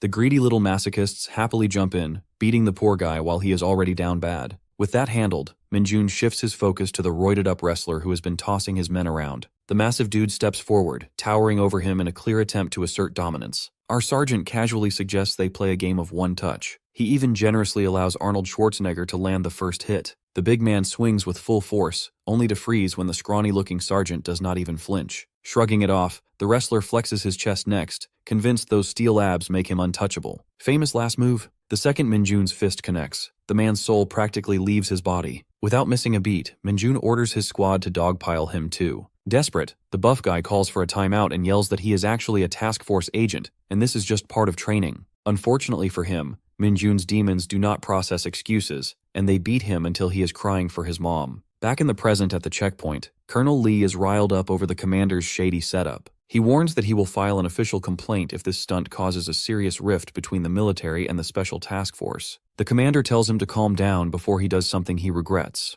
The rising tension snaps when someone knocks on the door. A soldier steps in and reports that the 5-minute standby squad has arrived. When the colonel anxiously asks whether there are any injuries, the soldier states that 2 individuals were severely hurt. The colonel nearly has a heart attack, until the soldier clarifies that the 2 suspicious hostiles are currently in a coma. The standby squad, on the other hand, is perfectly fine. Hearing that, Colonel Lee is genuinely confused about how that is even possible. The soldier, barely containing his excitement, reports that their unit suffered only minor scratches and successfully captured the 2 sussy Baka agents. Colonel Lee turns toward the task force commander with a cheeky grin. The man looks like he is about to have a stroke, realizing his grand scheme just got completely outplayed by Minjun. Hunter Han Borum and the other special agent are in terrible condition. The commander grinds his teeth in frustration before dismissing everyone except our boy from the room. Once they are alone, he advances toward him like an angry bull trying to intimidate him. Minjun doesn't even blink. Seeing how calm he remains under this pressure, the commander suddenly bursts out laughing in surprise. He cannot wrap his head around the fact that someone this capable is still just a sergeant,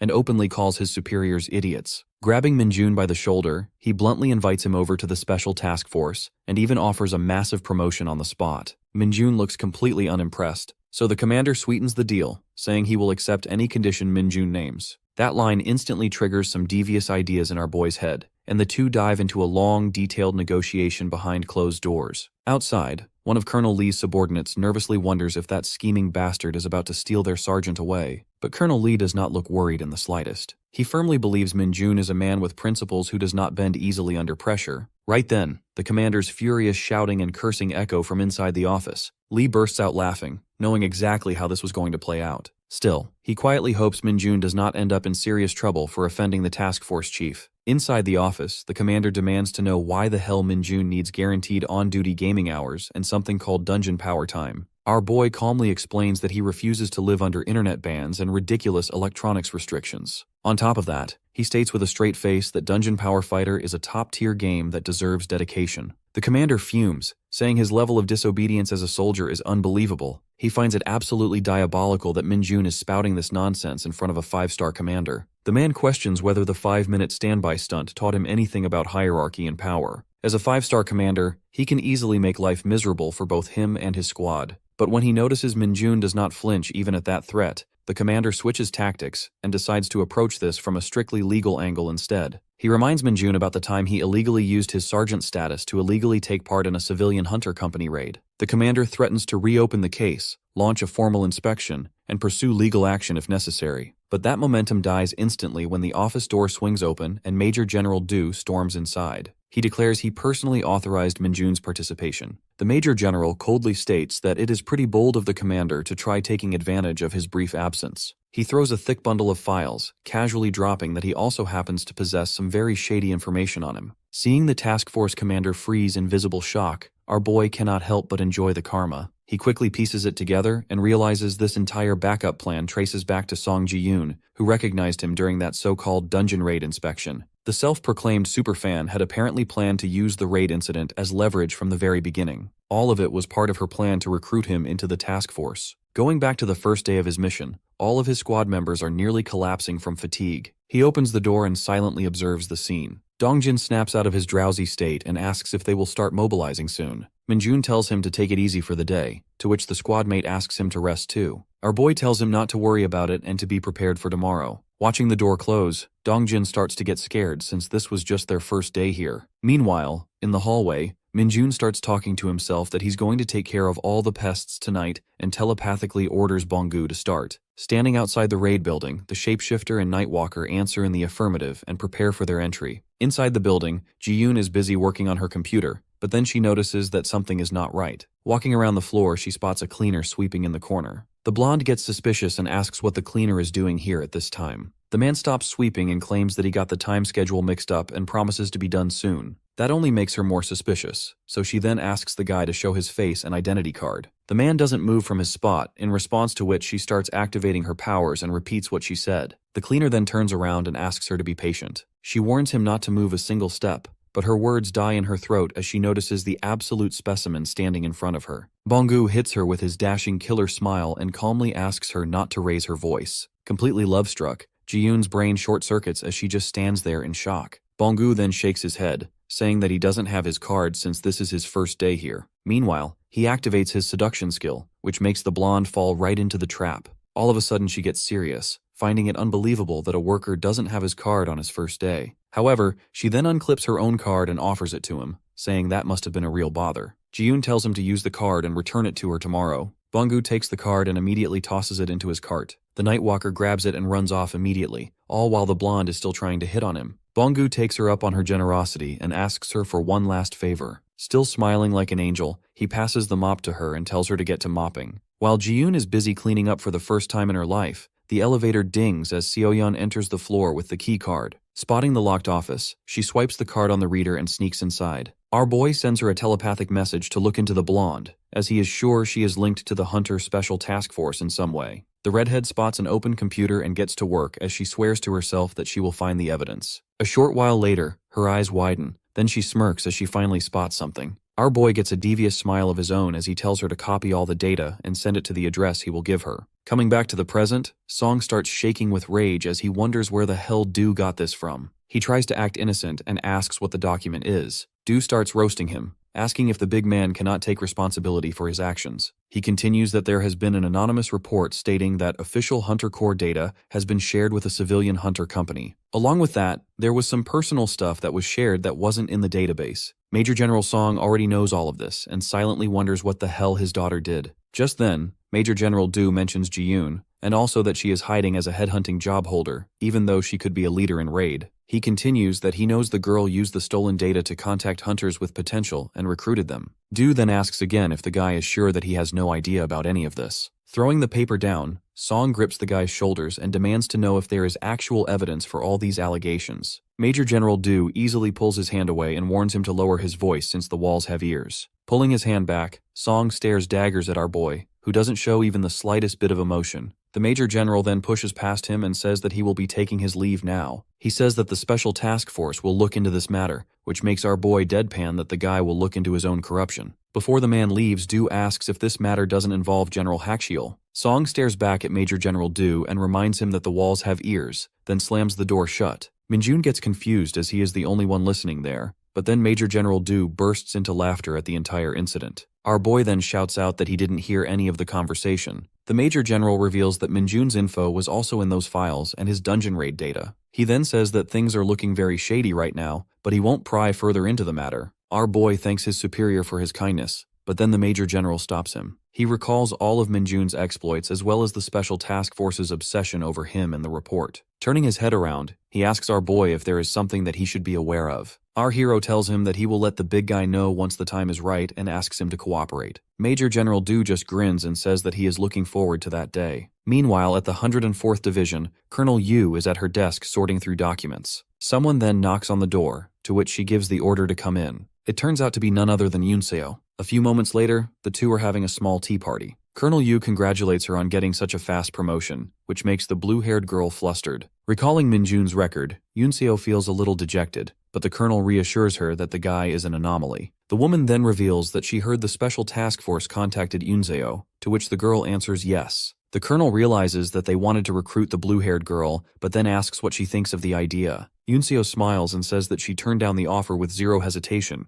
which catches the colonel by surprise. Yu then smiles and says that she is relieved to hear that. However, the colonel then presses further, recalling that the blue-haired girl first turned down her own father's division, and then the Special Task Force. After staying silent for a few moments, Yunseo reveals that she has a very talented friend who is far above her in skill. However, she has a dream that she will surpass him one day, and that guy is working in this place. Colonel Yu smiles and states that she is cheering for the girl. After that, the older woman brings up vacations and asks if she has any plans. Yunseo answers that she is looking forward to spending them with her group members. The scene then shifts to the girl squad with shocked looks on their faces as they come face to face with Minjun's squad. Yunseo then asks what they are doing here, but our boy has the same question in mind and is annoyed that they even picked the same days. Just then, a voice calls out to them, making our boy freeze up. The man calmly asks what they are all doing here while the veins in his arm are about to burst from holding the suitcase too tightly. Major General Taeho then demands to know what the hell is going on here. Sometime later, Minjun's squad settles into their room. Kim is over the moon that he got to meet the 4th Battalion, and Han-young is also excited that they got 7 days of vacation. On top of that,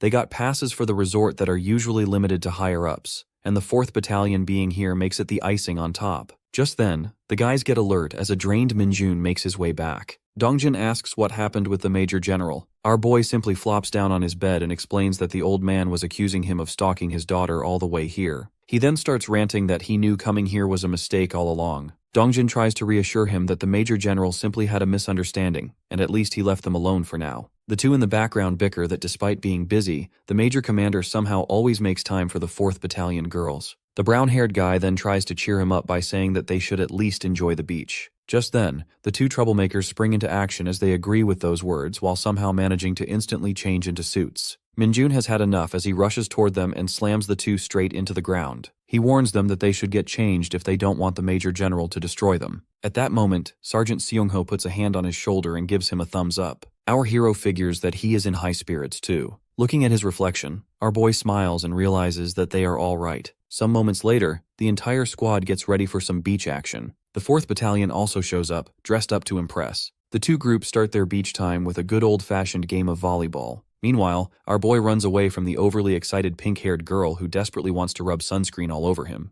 The boys decide to test their balance on one leg in the water, which makes our hero confused. However, the two troublemakers don't let the opportunity pass as they scoop him up and rush him toward the ocean. That ticks Minjun off, who flicks Kim into the air and puts Han-young in a headlock. Watching the entire scene, the two squads burst into laughter, especially Yunseo. Sometime later, the entire lot sits down on the shoreline and watches the waves come in. Seeing the girls bring in refreshments, Kim comments that the beach is indeed extremely nice. The scene then shifts to a boy who is picking up a ball from the sand. Just then, he notices something in the distance. His mom reminds him not to go too far into the sea, but the boy then asks her what that thing is in the distance. The woman also gets confused and wonders if it is smoke. Meanwhile, at the mysterious rock formation, large predatory fish can be seen circling in the water. Coming back to the group, the pink-haired girl calls out to her friend Hyeju to take a look at the Lumi keychain. She recalls that our boy received it back then at that carnival, and tells herself that he was holding on to their precious memories. The black-haired girl knows that is not the case, but remains silent.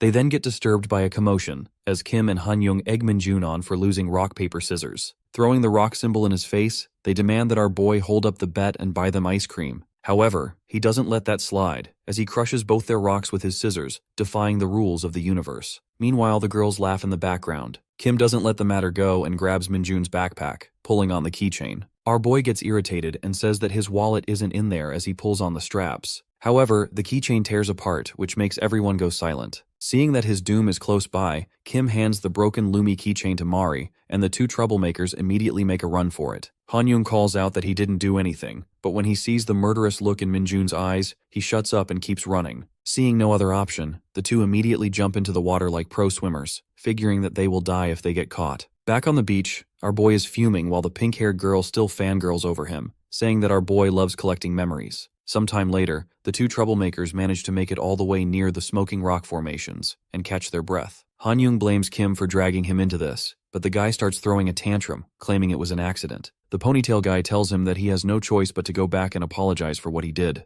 Just then, Han-young notices something in the water, which scares Kim even more. He claims that he felt something warm pass near his legs. All of a sudden, the fish monster starts to rush toward them, and the two look around in confusion. The fish monster then jumps out of the water, determined to get a nibble which catches the two by surprise. Coming back to the beach, Sergeant Sung-ho builds a majestic sandcastle like he took art classes from Picasso. Dongjin walks up to him and asks if he has seen the two troublemakers. The sergeant thinks for a bit and recalls that they were making an ice cream bet with our boy. Out of nowhere, people start gathering near the ocean, which catches their attention. Kim and Han-young make their way out of the water covered in giant monster bites. The two immediately rush toward their injured teammates. Looking at their wounds, the sergeant commands Dongjin to take Han-young to the infirmary right now. He then asks Kim what the hell happened back there. Before the guy can respond, he notices that our boy has managed to close in on them and immediately starts apologizing for the keychain. However, Minjun then notices the bite marks, and Kim reveals that they were attacked by scarlet anglerfish monsters. The 4th Battalion girls also make their way toward them and get shocked by the news. Yunseo recalls that they appeared in Samcheok's dungeon and might have come from there. Kim then says that they saw 2 of them, but apologizes that they were caught off guard and couldn't kill any of them. Seeing the man apologize like that, Yunseo starts consoling him while our boy orders Sergeant Sung-ho to take Kim to the medic. He then tells Unseo and the buff blonde girl to report the situation to the superiors and start evacuating the people. Before she can argue, our boy asks her for details about the fish monsters. Unseo answers that they got their name from their red color and the hanging lanterns on their foreheads. The fish can generate high heat and are extremely aggressive. Minjun confirms that it is all true and reveals that because of their violent nature, they don't fight in groups and even eat their own. This is why it is extremely strange for the two fish to be so far out here and hunt people together. Our boy says that he will go investigate the issue. However, the blue-haired girl stops him, saying that it is too risky. Minjun reminds her that time is of the essence and besides, he can do better on his own. He quickly adds that this is the case for now at least, and asks her to work together with him. He finishes by saying there is no time to waste, and the 3 sergeants immediately spring into action. With that, our boy rushes toward the water at full speed. While the others carry out their duties, he starts thinking that the only reason 2 of these fish monsters would work together is to breed thousands more like them. The girls rush back inside to alert the security team about the situation. Yunseo quickly reports that the resort is under attack, and Sergeant Kim Minjun is doing everything he can to hold the threat back. Even with his overwhelming strength, our hero would struggle to defeat the anglerfish and their eggs. You see, the eggs contain a massive amount of heat which is released when they hatch. If too many of them hatch in one location, the resulting blast could reach nuclear-level destruction and wipe the entire resort off the map. Minjun knows this better than anyone because anglerfish eggs were used as nature's time bombs back in Isgard. Personally, he would not mind dropping a bomb on the nest to erase it from existence. The problem is that the explosion would also level the resort along with it. Instead, he tracks the source of the warmest water in the area. The moment he dives beneath the surface, his suspicion of the anglerfish breeding is confirmed. Unfortunately, his corruption-based skills are nearly useless underwater. Somehow, water turns out to be the greatest weakness of a Dark Mage. To make matters worse, the anglerfish move far faster than him in their natural habitat. Still, our hero grins confidently because there is no enemy he cannot outplay. He charges straight toward a pair of them, intending to bait them into attacking so he can counter. Just as they close in, something sharp whizzes past his head like a fired bullet. His eyes widen in shock as he tries to process what just happened. In that instant, he discovers that scarlet anglerfish hide harpoon-like teeth deep inside their throats. The bony projectiles slam against his rock-hard muscles. Constantly dodging the barrage drains his stamina fast, leaving him desperate for air. With one final push, he kicks upward with all his strength and finally breaks through to the surface. He lets out every curse in the dictionary, venting his frustration at the overgrown Magikarps. But his anger quickly turns into confusion when he spots Bongu casually walking on the nest. His loyal servant explains that he could not just stay home while his master was clearly in danger. Still catching his breath, Minjun asks what exactly gave him the idea that he was in trouble. Grinning from ear to ear, Bonggu confirms that the annoying Ginger predicted it with her foresight. Just then, Seoyeon leaps in from the shore with a spear in hand, and Bonggu confidently tells Minjun to leave the rest to them. Hearing that,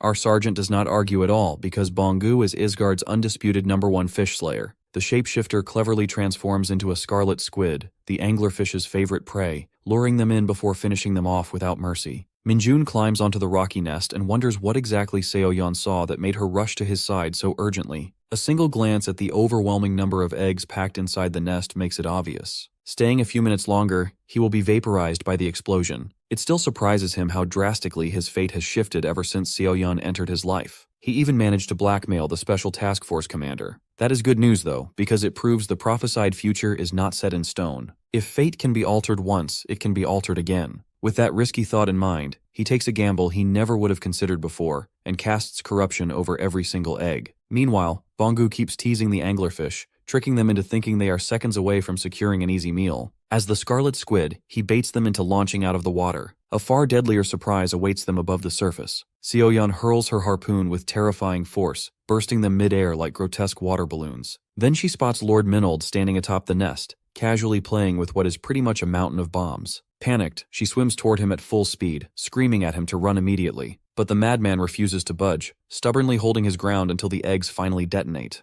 The scene shifts to a few moments earlier back on the shore. Yunseo receives a call from her father, who immediately asks if she is safe. As she begins explaining everything that has happened, his tone suddenly turns serious. He cuts her off, ordering her to gather everyone and evacuate as quickly as possible. Apparently, he just received a warning from another division's commander. That commander revealed the anglerfish are far from ordinary monsters. He admitted that many of his subordinates died during a dungeon raid involving them. That information was never made public. While the hunters were attempting to clear out the eggs inside the dungeon, a massive explosion occurred. If eggs are present, getting anywhere near them is extremely dangerous. The moment he says that, a colossal explosion erupts exactly where the nest was. Unseo and the others freeze, staring at the rising smoke in stunned silence. She suddenly recalls Minjun explaining that scarlet anglerfish are vicious creatures that typically prey on their own kind. It makes no sense for them to attack humans on the shore, which is why he chose to investigate in the first place. All rational thought leaves her as she drops her phone and sprints toward the blast site. The horrifying realization that her beloved sergeant was inside that explosion shakes her. The others rush to stop her, warning that there could be additional blasts waiting to go off. Overwhelmed and helpless, she screams his name at the top of her lungs. Right on cue, Sergeant Kim Minjun casually walks out onto the shore like he just finished an intense swim workout, almost like he wasn't just in the middle of a nuclear detonation. An hour earlier, Seoyeon had been minding her own business when the shapeshifter suddenly crashed through the window. Without hesitation, she began beating him up for being useless as usual. However, he stunned her by announcing that he successfully secured their fake passports. With a smug grin, he told her to call him Ronald McDonald from now on. Not amused, Seoyeon stated she would continue calling him a parasite, because that's what he is. She also questioned whether the passports were even legitimate. Suddenly her eye began burning intensely, and a vision flooded her mind. In the vision, she saw Minjun swimming toward the nest, luring the anglerfish away, right before a sudden explosion goes off. Not long after, the resort grounds are littered with bodies. Grieving relatives stand beside their loved ones, unable to process the devastation. In her vision, Seoyeon and Bonggu stand beside one body as well, refusing to believe what happened. The moment she regained her senses back then, she screamed at Bonggu to locate their master immediately, because he was in grave danger. Now in the present, she watches that exact nightmare threaten to unfold again before her eyes. Before she is overcome with grief, a familiar face suddenly rises from the water behind her. She spins around and demands to know if he is all right, and our boy casually admits he made a massive mistake by casting corruption on the eggs. She assures him that him destroying the eggs still saved countless lives. Compared to the catastrophic vision she witnessed, this explosion was nothing. She is relieved to see he survived the explosion. However, Minjun calmly states that he did not exactly survive on his own. Bonggu sacrificed himself to shield him from the blast. His attempt to wipe out the eggs was not fast enough, and the explosion detonated midway through the process. At the final second, a tentacle wrapped around him and tossed him out of there. After completing his duty, his loyal servant and closest friend gave him one last goofy smile before the blast got him. Seoyeon trembles, struggling to accept that Bonggu is truly gone, and swears she will honor his sacrifice forever. Then Minjun squints at the water beside them and notices a familiar body floating nearby. Somehow, Bonggu survived the blast, though both of his hands are completely gone. The two bros immediately pull each other into a relieved embrace, sharing a ridiculous but heartfelt moment. Watching this unfold, Seoyeon's respect for him deepens even further. For the first time, she calls him by his actual name instead of an insult. Soon after that, backup forces arrive, and the entire situation is swiftly brought under control. Normally, survivors would be detained for a thorough investigation. However, Minjun and Major General Sun Taiho share a quiet mutual understanding, so he is allowed to leave without complications. Even so, the official report credits him almost entirely for neutralizing the threat. Later that afternoon, the division begins packing up and preparing to depart. The girls are disappointed that their vacation ended on such a sour note, especially with the resort closing early until the area is deemed safe again. Standing on the hotel rooftop, the sergeant asks Seo-yeon where Bonggu disappeared to. She replies that he is currently recovering from his injuries, and his regeneration is progressing unusually fast. Minjun finds it impressive that Bonggu sustained little damage for someone who was so close to the blast radius. He thinks to himself that the guy is built different. Then he notices something weird, asking Seo-yeon why she is still wearing the outfit he bought her weeks ago. When he questions whether she has washed it even once, she starts sniffing it. He facepalms the moment she explains she won't buy new clothes because that is a waste of his hard-earned money. Right then, a tiny blob of demonic energy slams itself against his face. After an awkward silence, he yells at the annoying little Nightwalker and orders it to calm down. The little guy grins and reports to him that a gate will be appearing soon. While Seo-yeon remains distracted, sniffing her dirty clothes, Minjun suddenly asks if she wants to officially join the Korean hunters. She accepts without hesitation, and he briefs her on their first mission together. The next day, they head into the city, where she shows up wearing a brand new outfit that looks almost unfairly cute. He asks if she feels all right, and she awkwardly admits she is uncomfortable wearing such expensive clothes he paid for. He bluntly tells her to stop worrying about trivial nonsense and focus on the plan. His harsh but straightforward words oddly reassure her, and she activates her unpredictable demon eye. Normally, the artifact triggers on its own without warning. However, there are ways to consciously use its foresight ability. First, the user must be near the location where the event will occur. Only the near future can be glimpsed, and the greatest limitation is the heavy amount of demonic energy it consumes. Our sergeant feels genuine pain every time his precious demonic energy drains with each passing second. Still, it is all worth it the moment Seo-yeon finally sees what they have been waiting for. She explains that a gate will open exactly 1 minute into the future, and a wave of wolf-type monsters will pour out. On top of that, she spots a unique variant that appears to be their leader. Minjun practically starts drooling at the thought of monopolizing the rewards, thanks to her absurdly broken foresight. Soon enough, the gate materializes, and the two stand ready to move. He reminds her to stick strictly to the plan he briefed her on earlier. Asking one final time if she is confident, he waits for confirmation, and she firmly nods. Minjun calmly repeats the two absolute rules. First, harm no innocent bystanders. Second, never let anyone witness your dark magic. With that settled, the monsters begin emerging from the gate. He tells her to perform at her best, and promises to step in immediately if things spiral out of control. The first wolf leaps out and unleashes a thunderous roar to assert dominance over the area. Seo-yeon responds by drawing her demon whip, which is cleverly disguised as a baseball bat to hide her dark magic. Minjun intentionally stays out of direct combat. He is under heavy public attention after the Socho Resort incident. That is why he devised a strategy to farm dungeon rewards without personally stepping into the spotlight. The entire plan hinges on Seo-yeon, one of the rare combat-specialized Dark Mages. The bloodthirsty redhead locks onto her target and swings that bat like she is playing whack-a-mole at an arcade booth. As expected, the lycanthrope's hide proves far too tough for her initial strike to deal real damage. However, she demonstrates her brilliant fighting instincts next. Sliding smoothly beneath the creature's claws, she closes the distance and delivers a clean, powerful smack straight to its jaw. The strike causes the werewolf to bleed from its mouth, but just then, Seo-yeon notices something is not right. The giant mutt swipes down at her, but she manages to dodge and retreats back a bit. Holding its jaw, the monster starts growling, but the redhead simply holds the bat up and tells the monster to come at her. Meanwhile, Minjun doesn't seem bothered at all. The oversized pup lets out a huge roar, and the two fighters head toward each other for yet another clash. The werewolf makes another swipe at her, but she simply powers through it, blasting a huge hole in its body. Letting out its last breath, the dead monster then falls to the ground. Still calmly observing the situation, Minjun thinks that he didn't even need to step in for a second, and figures that Seo-yeon will do just fine. Just then, the Hunter Corps shows up. In this world, all those who unlock skills need to be reported to the authorities. If people find out that some hotshot started showing off skills,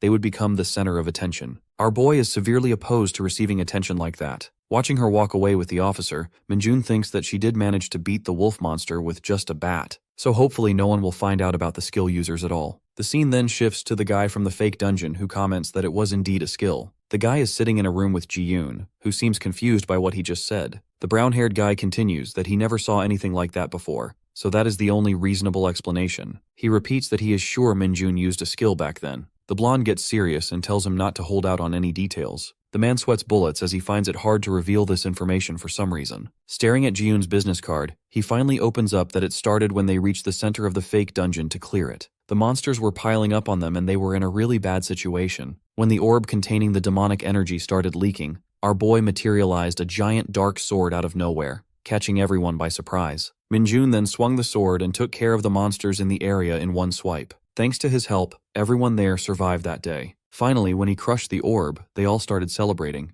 However, our boy told them to hold their horses and wait for the exit to appear. All the hunters there start singing his praises, and he eats it right up. However, he then tells the group that they need to do a little something in return. Everyone gets overenthusiastic and agrees. He tells them that they should do their very best to forget anything unusual they saw there. Everyone gets surprised by the request, but agrees to do it with zero hesitation. Coming back to the present, Ji-yoon slams her hand on the desk, finding it hard to believe. The man asks if this will affect Minjun in a bad way. The blonde reminds him that our boy is now a sergeant first class. Ji-yoon then gets up and asks if the man has told this information to anyone else, to which he says that she is the first to know. Everyone wants to protect the secret. She then tells him to keep his mouth shut, even about the fact that he came here today. With that, Ji-yoon turns to leave, but the man calls out to her. He nervously asks her about the deal they made, to which she says that this information was definitely important. The blonde tells the guy to contact her when he gets discharged from his duties and whips out her phone. On the inside, she doesn't care one bit since giving a position in a raid squad is practically nothing in exchange for the info, assuming the company survives. She recalls that day when she lost her memories and all the important documents got stolen right under their noses, leaving her as the main suspect. All of this happened when she got involved with our boy. When the voice automatically sends her to voicemail, she starts throwing a tantrum and wonders why the hell her father isn't answering. She starts sweating as she slowly begins to realize that she messed with the wrong bull. A few days later, our boy makes his way back to his squad. His superior, First Lieutenant Cheolman, is relieved to see him doing well. The man grips his shoulders and apologizes for what happened on the vacation trip. The first lieutenant then informs him that there will be a minor investigation as a formality. Just then, First Sergeant Minji calls out to Minjun. The buff soldier starts advancing toward him, while our boy frantically reassures him that he is fine. Mr. Scarface tries to pull him into a bear hug, which our hero manages to dodge. At that moment, the first lieutenant remembers that the Division Ordnance Office left another paper for him. That catches the two off guard, and the brown-haired guy continues that they will be starting handicap training soon. The scene shifts to the entire squad marching through the forest area. One soldier starts complaining that the suit has gotten seriously heavier than last time and the heat is cooking them like an oven. The glasses guy asks what this training is called. It really makes sense for this to be called handicap training since the suit really limits your movements and stamina. He then announces menacingly that these suits will destroy the peace in their lives. Just then, the guy in front announces that he sees the destination and tells his men to stay in order. Meanwhile, our boy thinks that this power suit is not actually that bad weight-wise. What actually makes it unbearable is the fact that there is zero ventilation. When you combine that with the hot and humid weather, it becomes the perfect weapon for fatigue and dehydration. Initially, the suit doesn't feel so bad, but after some time it truly starts to weigh you down. Our boy thinks that the real enemy in this training program is the environment since it is all new and can be extremely unpredictable. Meanwhile at the camp, the other squad is busy setting things up. Yunseo instructs her group on what to do next. But then Mari notices that the 2nd Battalion is approaching them. Looking at their sweaty, tired faces, they all realize it must be the handicap training, making them sweat too. First Lieutenant Ji-yoon of the 4th Division walks up to Cheolman and warmly welcomes him. In the background, our boy instructs Sergeant Seung-ho to go check up on the men and give water. Mari immediately starts rushing toward him, but the black-haired girl stops her and reassures her that she can do so later. Ji-yoon then also greets Minjun, saying it's been quite a while. He thanks her for the help back in Hwachun. She replies that it should be them thanking him and starts teasing him for becoming a rising star in his division. Turning back to Cheolman, she asks if the group has been told what their mission is. The scene then shifts to the desert, where the ground is littered with rat monster corpses. The soldiers from the 2nd Battalion are busy clearing up the monster remains and loading them onto trucks. Looking at the dead rats, one of the men looks like he is about to pass out. Dongjin approaches him and asks what the matter is. The NPC says that he can deal with the physical training. However, he doesn't feel good on the inside after dealing with these seemingly innocent rat creatures. Han-young starts berating him, saying that the guy should be grateful that they are just on pickup duty, since they are still in handicap training mode. The guy immediately apologizes while the ponytail guy storms off. Dongjin reassures the soldier that the rats are actually very vicious monsters, especially when they come across food. That makes the NPC think for a second, and he then looks closely at the monsters. Dongjin then states that these guys are actually carnivores, which makes the soldier even more uneasy. Meanwhile, in the distance, the first lieutenant and our boy are tracking the 4th Battalion's movements, who are moving faster than expected. This sends our boy into brainstorming mode, and he then states that these monster groups are too small, which is why the girls are powering through them easily. However, it isn't natural for the groups to be this small. Chielman thinks for a bit too before realizing that if there is a main colony, then this whole operation could get really messy soon. The sandstorms are also getting more powerful, meaning the groups cannot use firearms. If the 4th Battalion comes across a giant group in such an environment, then it would be really bad. Moving to the 4th Battalion, Yunseo easily slices through the monsters with her sword and makes short work of them. All the other girls do not fall behind either as they take care of the remaining rats. In the background, Ji-Yun receives a message on her device and says that they will investigate the issue. The blue-haired girl asks what happened now. The first lieutenant replies that the 4th Battalion guys are saying that the number of rat monsters feels really off. The buff blonde girl doesn't understand, but then Yunseo also agrees that there are really too few of these monsters. She continues that it might be possible that a huge group is nearby, which isn't exactly good news. Just then, a soldier calls out that there is a group of rats approaching them. However, she couldn't estimate the numbers since there are too many to count and they are closing in fast. Back to our hero, Chiolman says that they might need to assist the girls, so they should better prepare. However, Minjun is now concerned that there just might be an entirely different reason altogether. While the girls prepare to take down the monsters, the first lieutenant asks our boy what he means by that. Minjun explains that there might be another predator that the rats are running from. Coming back to the girls, a giant worm monster erupts out of the sand, catching everyone by surprise. Yunseo stares at it in disbelief as she realizes it is a death crawler. Ji-Yun shouts for her group to start retreating immediately and not to attack the enemy. With that, the entire 4th Battalion turns tail and runs full speed back toward the camp. During the retreat, the first lieutenant calls base and informs them of the situation. She tells them that she is heading straight toward the assembly area. Before she can say more, the Deathcrawler closes in on them, making the girls focus only on running. Meanwhile, at the Hunter Corps headquarters, Commander Ku calls the 110th Division commander who stands at attention. He tells the fat man that both the recent incidents in his division were resolved by outsiders. Commander Choi apologizes while Ku continues that he needs to step up his game. After that issue gets settled, Ku reviews the recent footage of Seo Yan defeating the wolf monster. The news reports that a civilian girl took down the monster and now wants to join the hunters. The commander tells his subordinate to have the special task force look into her. With that, the meeting is nearly done except for one last little thing. He reveals that Major General Song was recently arrested under allegations of leaking important data. The investigation will take a couple of days to clear up. However, there is an opening left. For that, General Ku is appointing Brigadier Moon to fill the role since he was going to be promoted anyway. Du stares daggers at the new guy while Moon just smiles back. Major General Du finds it odd that they are replacing the guy without the investigation being completed first. Just then, a scar-faced guy enters the room and whispers something into Ku's ear which makes him smile. After that,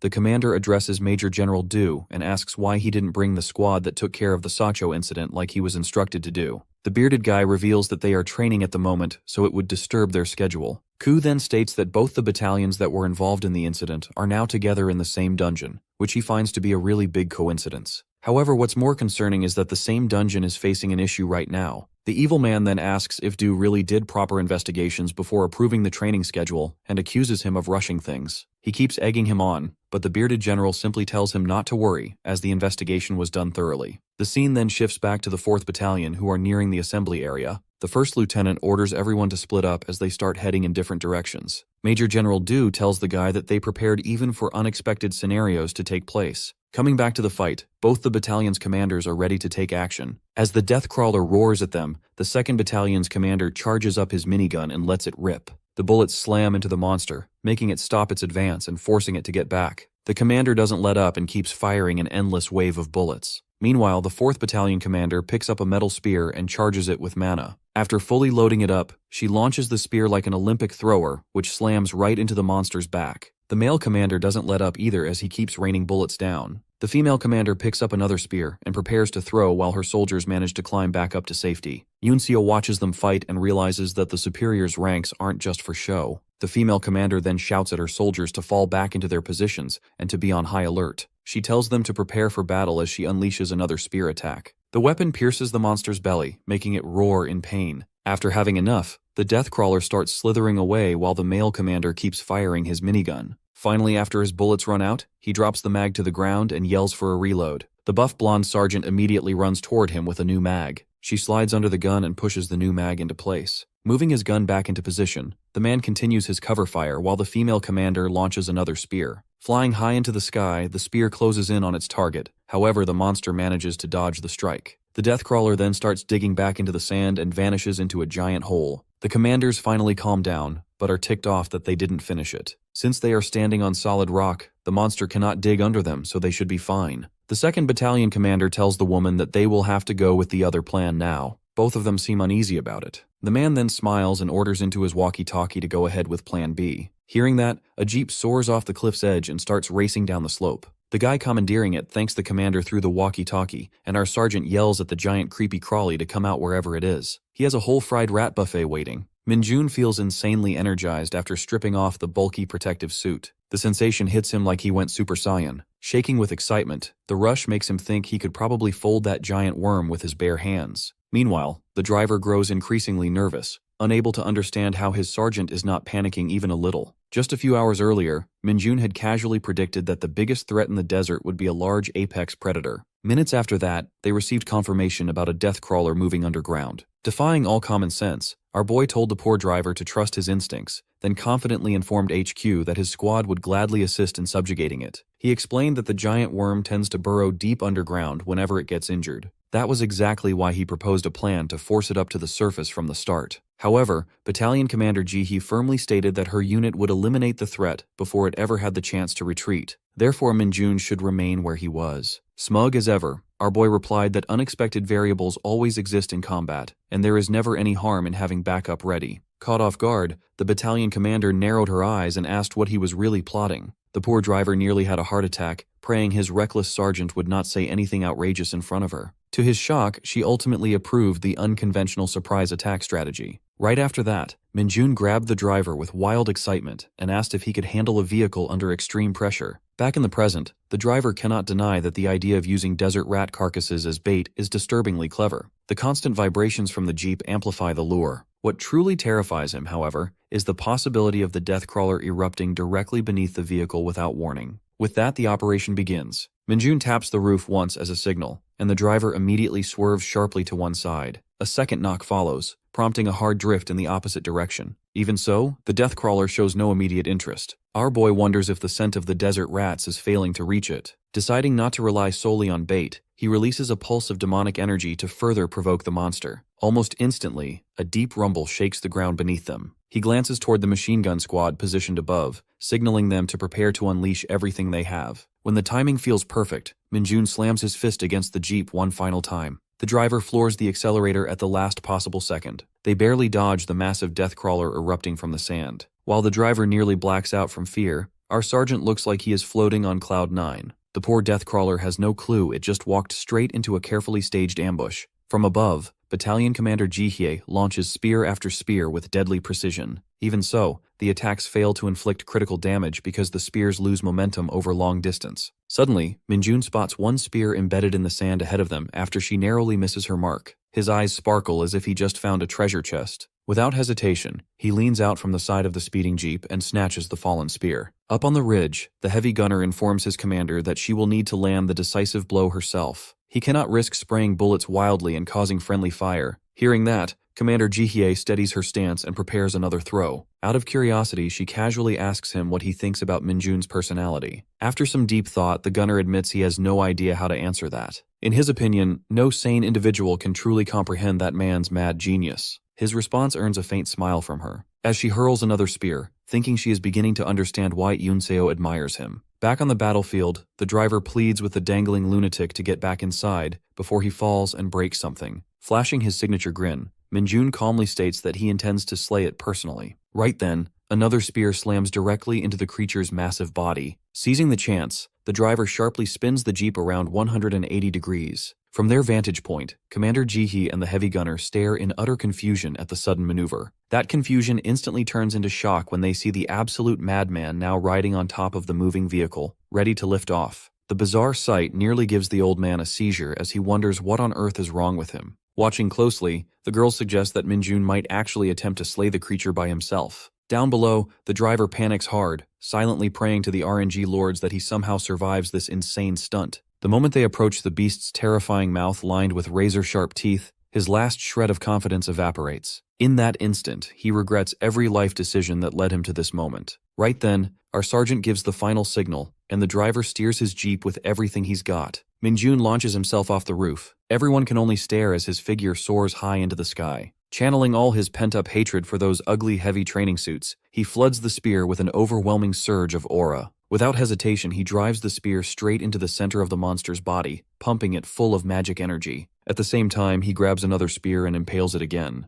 The enormous surge of aura coursing through the creature makes its body swell violently before it detonates from the inside out. The battlefield falls silent as they witness our boy suspended mid-air after pulling off something utterly absurd. However, gravity quickly turns his big win into a clumsy L as he drops awkwardly from the sky. Back at headquarters, Major General Du is visibly appalled by the new proposal on the table. Yechin argues that they should resume the project and distribute mana weapons to everyone in the Korean hunters. Du takes offense immediately, dismissing it as a foolish suggestion. He reminds them that the previous attempt failed because the equipment crafted by Baeksan Industries suffered from terrible quality. Growing more agitated by the second, he shouts that repeating such a self-defeating move would drain massive funds from the Corps. Smirking wide, Commander Ku calmly asks the Major General to settle down. He then voices his support for Yechan's proposal, calling it a worthwhile consideration. The two schemers exchange a sleazy look, making it painfully obvious they're working together. Even so, Yunseo's father sides firmly with General Du. He states that there is no reason to revive such a failure project. Commander Ku, however, presents an argument that is difficult to dismiss. He insists mana weapons are far from pointless. Ignoring Sergeant Minjun's mind-blowing achievement reported only minutes ago would make them complete fools. News just came in that Minjun single-handedly killed a deathcrawler using a mana weapon. That cheeky remark infuriates General Du. He slams his hand down and shouts that the weapon quality is the real issue. He reminds everyone about the useless batch of faulty mana swords produced by Baeksan Industries. Smug as hell, Yechan calmly replies that the company has promised to improve the quality this time. Commander Ku supports the idea, suggesting they begin training soldiers with the new weapons immediately. Once again, the tables turn on General Du, leaving him more convinced than ever that the two are plotting something behind his back. A few days later, Lieutenant Chaelman receives a plaque recognizing his outstanding performance during training.